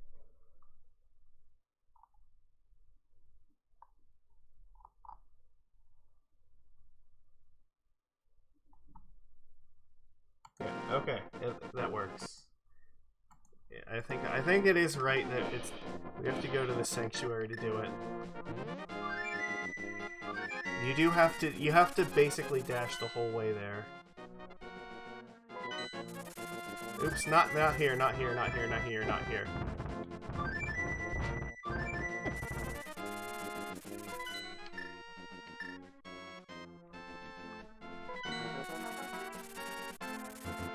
I wonder, actually, you know what? I might be able to use the cloak in order to get there without dying.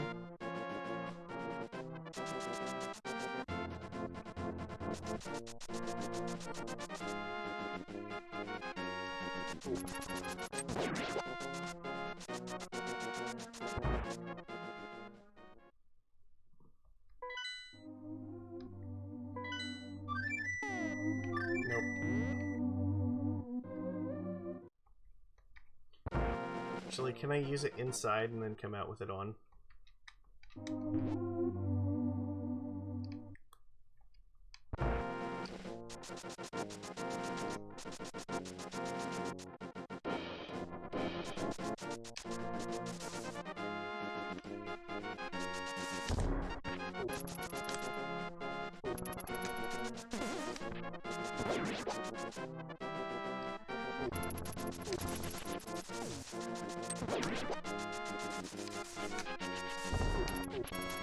I think I hit too. Yeah, there is more than one way there. But I think I hit too many things. So you have to, like, be really quick about it.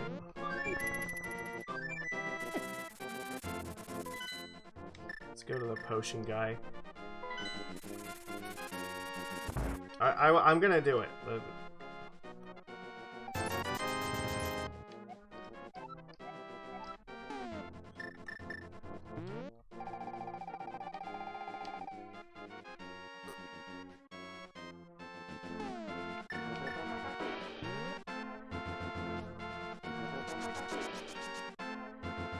Yeah, it is a challenge. I've done this before, and I know that it can be done, so...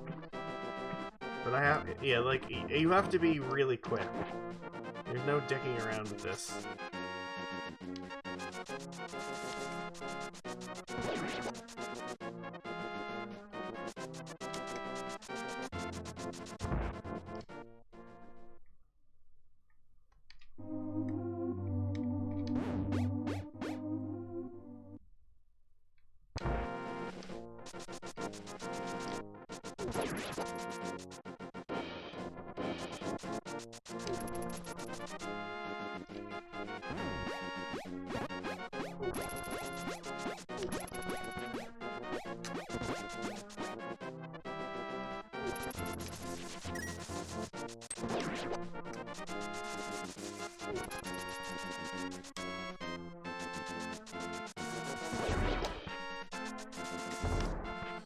No!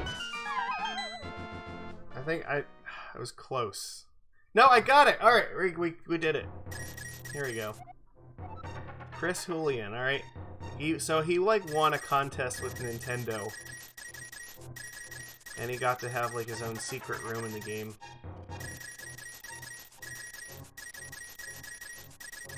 Damn it, I still need like another 100 rupees. There we go, we got the top secret room. And it teleports you back to Link's house. Alright. We're almost there.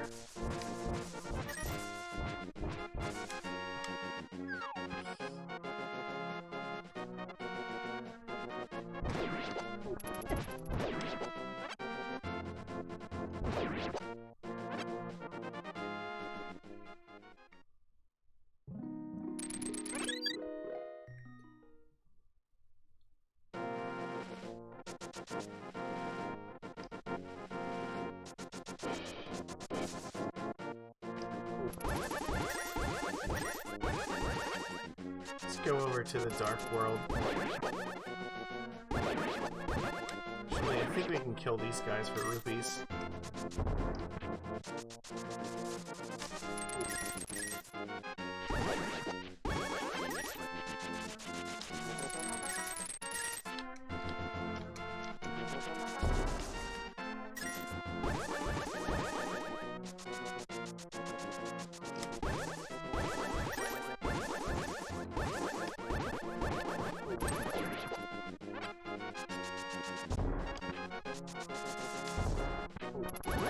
Alright, so yeah, everybody at least got to see the secret room for this, so that's good.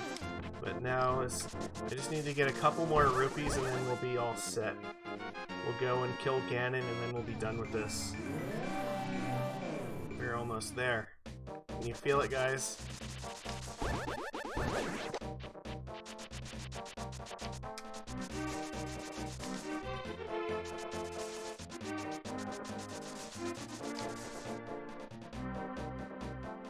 I'm trying to think which enemies drop rupees the most. Oh, these things do.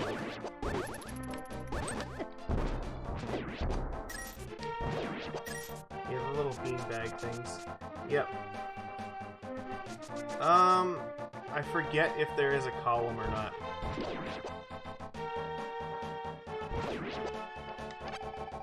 Do you remember if there is something?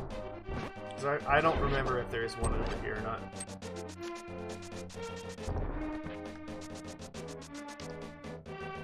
Really? Okay. Well, then let's go back over it that way.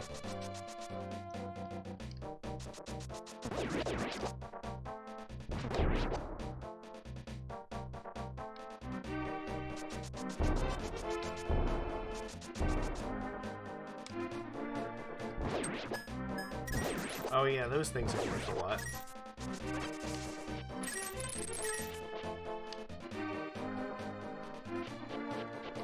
Do you remember which column it is?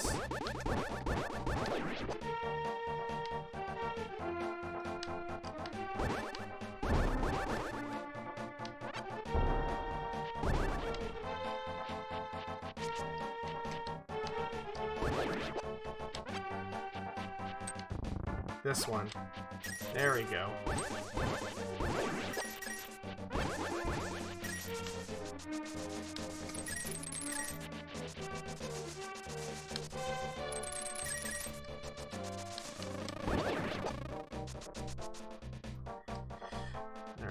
see if there's one over by the other way. Need just a few more.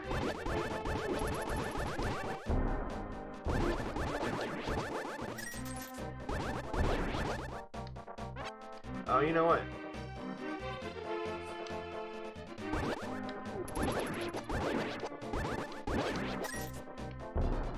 I'll just kill this thing. Because this thing can drop reds and blues.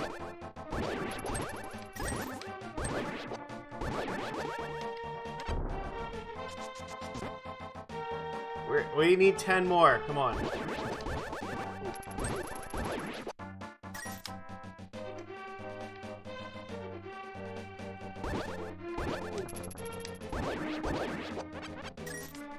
Ah, come on. Damn it. I need...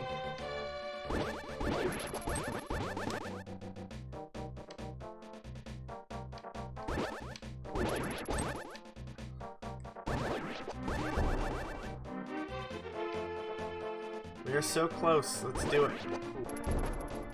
Just...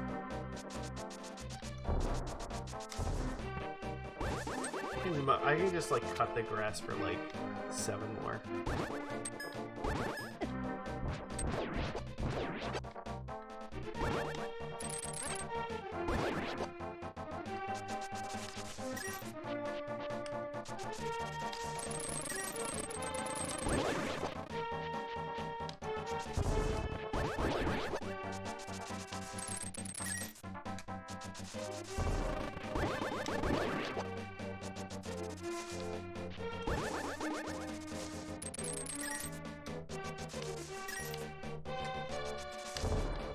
Oh, we're almost there. 2 more rupees. Come on, we can do it.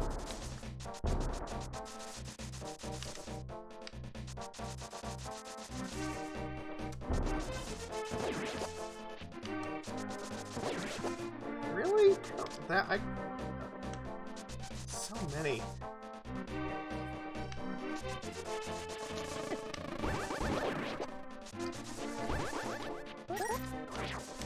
Alright, we got max rupees.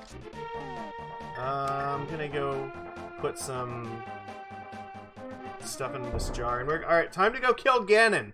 We have everything. We're at totally maxed out here.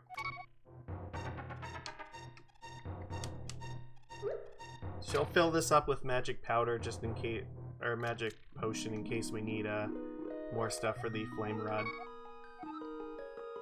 It's time! Ganon, you are going to die.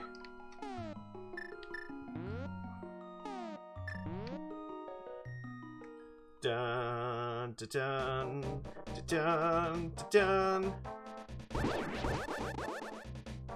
Alright, so I am gonna do my best not to get knocked off the platform, but this little hole down here to the left, if you get knocked off the platform with Ganon, it takes you to an area where you pop out that part of the pyramid.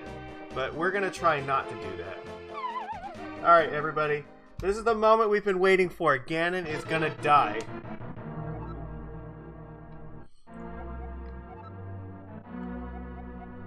I love this, like, this thematic build-up. This is, like, the perfect fucking track to play here.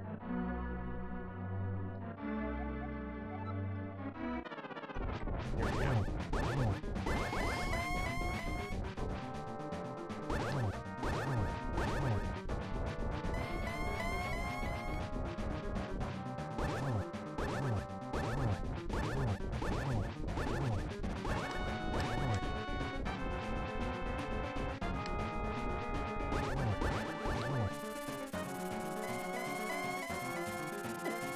Ow.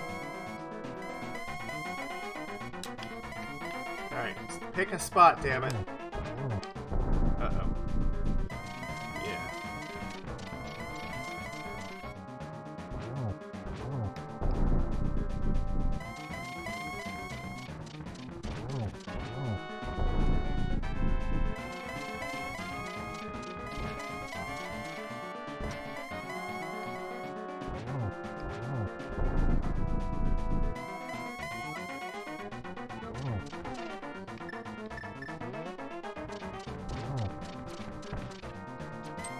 Damn it.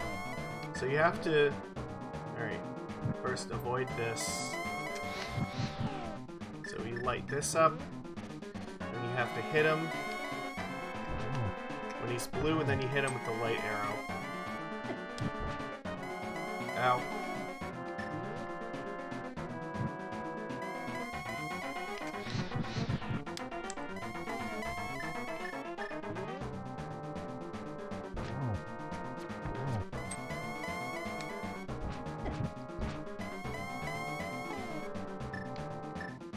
You can use the lantern to light them, but it's way easier to just use the fire rod.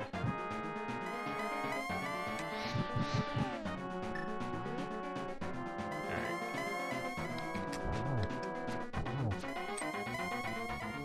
Die, bitch! Yes! The Triforce is mine!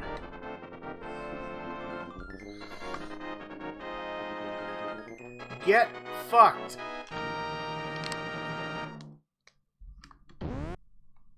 So at this point, you actually, I think, could jump off the ledge here in the bottom and fight Ganon again if you really wanted to, but yeah, just go in and get the Triforce. And now we will enjoy the ending scene.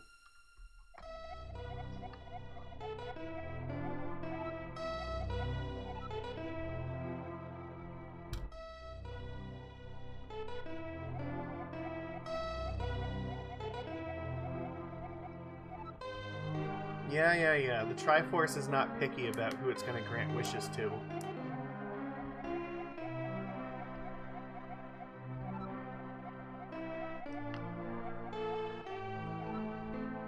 Yeah, the Triforce itself is a very neutral object.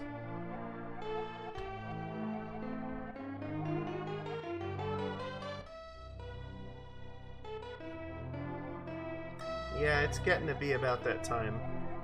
But you made it this far, you should stick around for the last, like, couple minutes and just watch this go through the credit scene. The ending sequence for this game is actually really nice.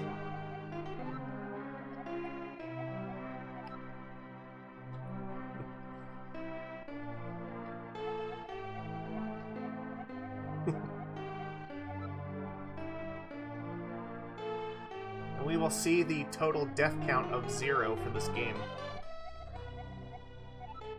Alright, Link. Touch the Triforce. Symphony of the... you know what? I could actually do that. Because I've never completed Symphony of the Night. I think I played it once and I only got like halfway through it. So that is a game I should play just because I should finish it at some point. It'd be worth doing on stream.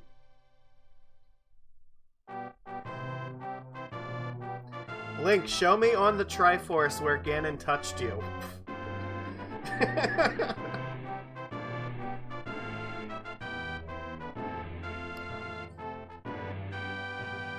I definitely want to do Super Mario World where I get like all 96 stars, or 96 secret exits and everything. Because the special zone is really fun in that game.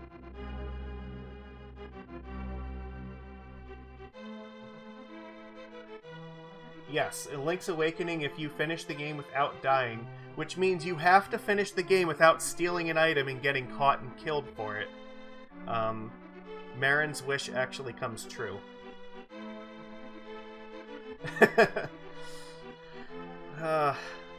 Yeah, Monday nights I've actually been playing Dark Souls with my friend ArmchairGeneral and our other friend Corey.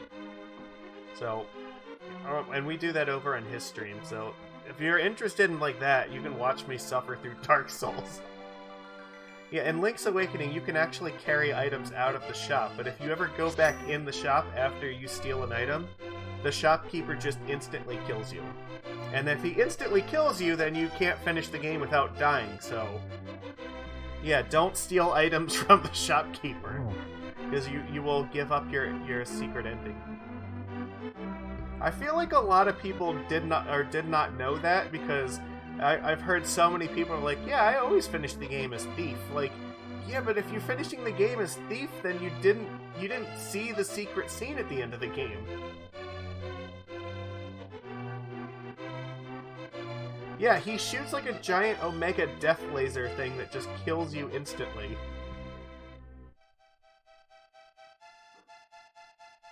Yeah, don't fuck with the shopkeeper.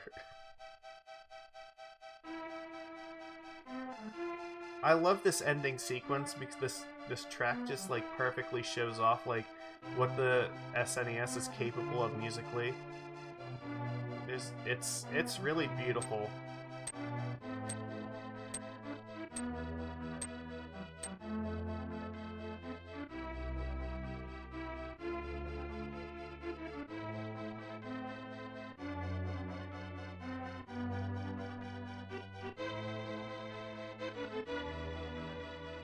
Yeah, this is my favorite Zelda game too. Link's Awakening is definitely, I think, number 2 for me. And then probably Oracle of Seasons and then Oracle of Ages. I really love Seasons and Ages a lot. If I could find like a good Game Boy emulator on here, maybe I could do that stream too. Yes, me too, 100%. I'm not saying the 3D ones are bad, but they're just not my style for whatever reason. I don't know, like, I just never got into them. Though I am willing to give Breath of the Wild a chance because I think that's a little bit closer to the style of game I've been playing recently. I mean, it's a lot like Skyrim and Fallout, except with just Zelda.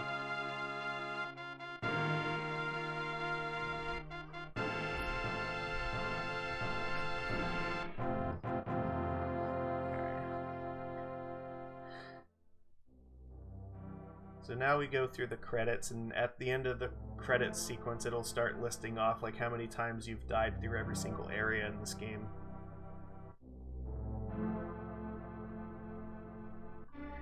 Yeah, the music in this game is just fucking fantastic. I absolutely love it.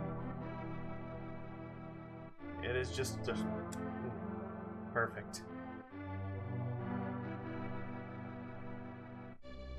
Just imagine this being like the music that plays at the end of Uro's Legacy.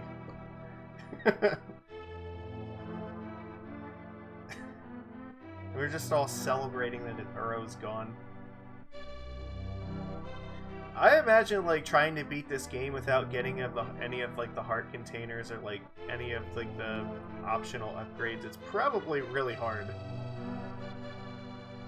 A lot of those enemies in the late part of the game hit you for a lot of hearts of damage. So, also, if you like this game, then you should 100% go and play, what is it? The sequel to this game, which is, why can't I not think of it? It's not Link to the Past, it's, Link Between Worlds, yeah, on 3DS. So, Link Between Worlds actually incorporates some 3D puzzle solving into it by turning Link into a painting that can move in 2 dimensions that way. And it's a surprisingly fun mechanic, and I think it's like a worthy kind of sequel to this. Oh, the 3DS is definitely like a handheld system I think that's worth owning. Like, there's enough good games for it that it's worth it. And like, Link Between Worlds is like definitely one of the best Zelda games in my opinion. It even has like, I know like in the more recent years like Nintendo has dumbed down the difficulty on a lot of the games, but like Link Between Worlds, once you beat the game, I think you can actually play through it again, except like it's a hard mode where enemies actually deal you like 4 times the amount of normal damage. So if you want to play like a Zelda game like that where it's actually really hard, you can play through it on a hard difficulty, and I love that. The mechanics of the game are great, like the music in the game is fucking great.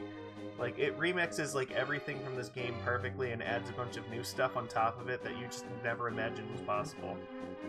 Should 100%, if you have the opportunity, definitely play that game.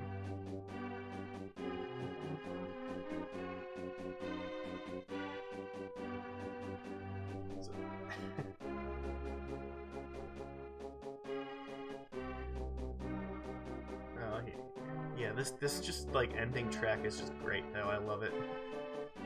Oh, here we go. Quest history. So yeah, where it says games, what that means is how many times did you die in every one of those locations. I have gotten no game overs. Wait, what? No! Why does it say that I died in the Swamp Palace? I definitely did not. Oh, wait, does it mean that I started? You know what? I think that one is from when I save and quit the game. Yeah, okay, so I got it. So if you die, it increases the counter, but also if you save and quit the game, it increases the counter. So I literally saved it one time from when I ended the last stream, and then I did this one because I broke it up so that it was like about 3 hours in the first one, and this one's like about 4 hours. So that's why it's one. But otherwise, like, yeah, we did it in like a single run. But there we go. That's A Link to the Past. So definitely one of my favorite Super Nintendo games. I love playing through. I could play through this game a fucking 100 times in a row and it would not suck. So we did a perfect run through it. We got everything, and we even showed off the secret Chris Julian room, which was, I wasn't sure if I was going to be able to still do it right, but yeah, no, we got it. Finished off with max rupees, so we did it all. We got it. So, yeah, I am not sure exactly what's going to happen with magic stuff, because it depends upon what Wizards of the Coast decides to ban and when. But I anticipate I am probably not going to have magic content for next week, because if I'm recording stuff, it's usually on Sundays, and their announcement at the earliest is probably going to be on Monday. So I'm anticipating that next week I might pick another game and I might play through it on Twitch again. And if that's the case, then, and assuming that there are bans on Monday, then I might have content the week following. And maybe even I may do like a historic stream or something like that to make up for it. So we'll see how this plays out. But don't anticipate magic content from me until after bannings happen.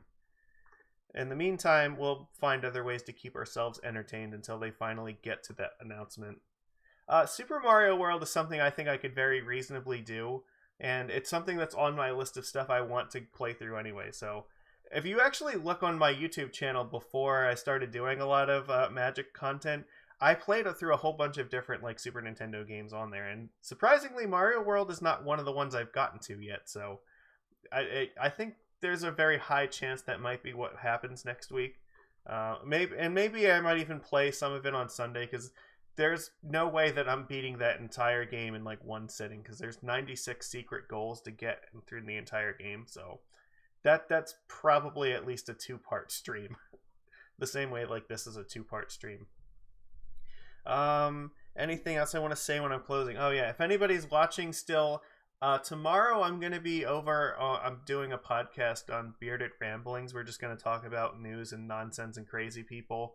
So I'll tweet a link out when I'm doing that. So yeah, come check that out. That should be at 6 o'clock Eastern Standard Time tomorrow. And then next Tuesday night, actually, I'm going to be on Drunken Peasants, so you can come check me out then, and I will also, again, tweet out a link for that.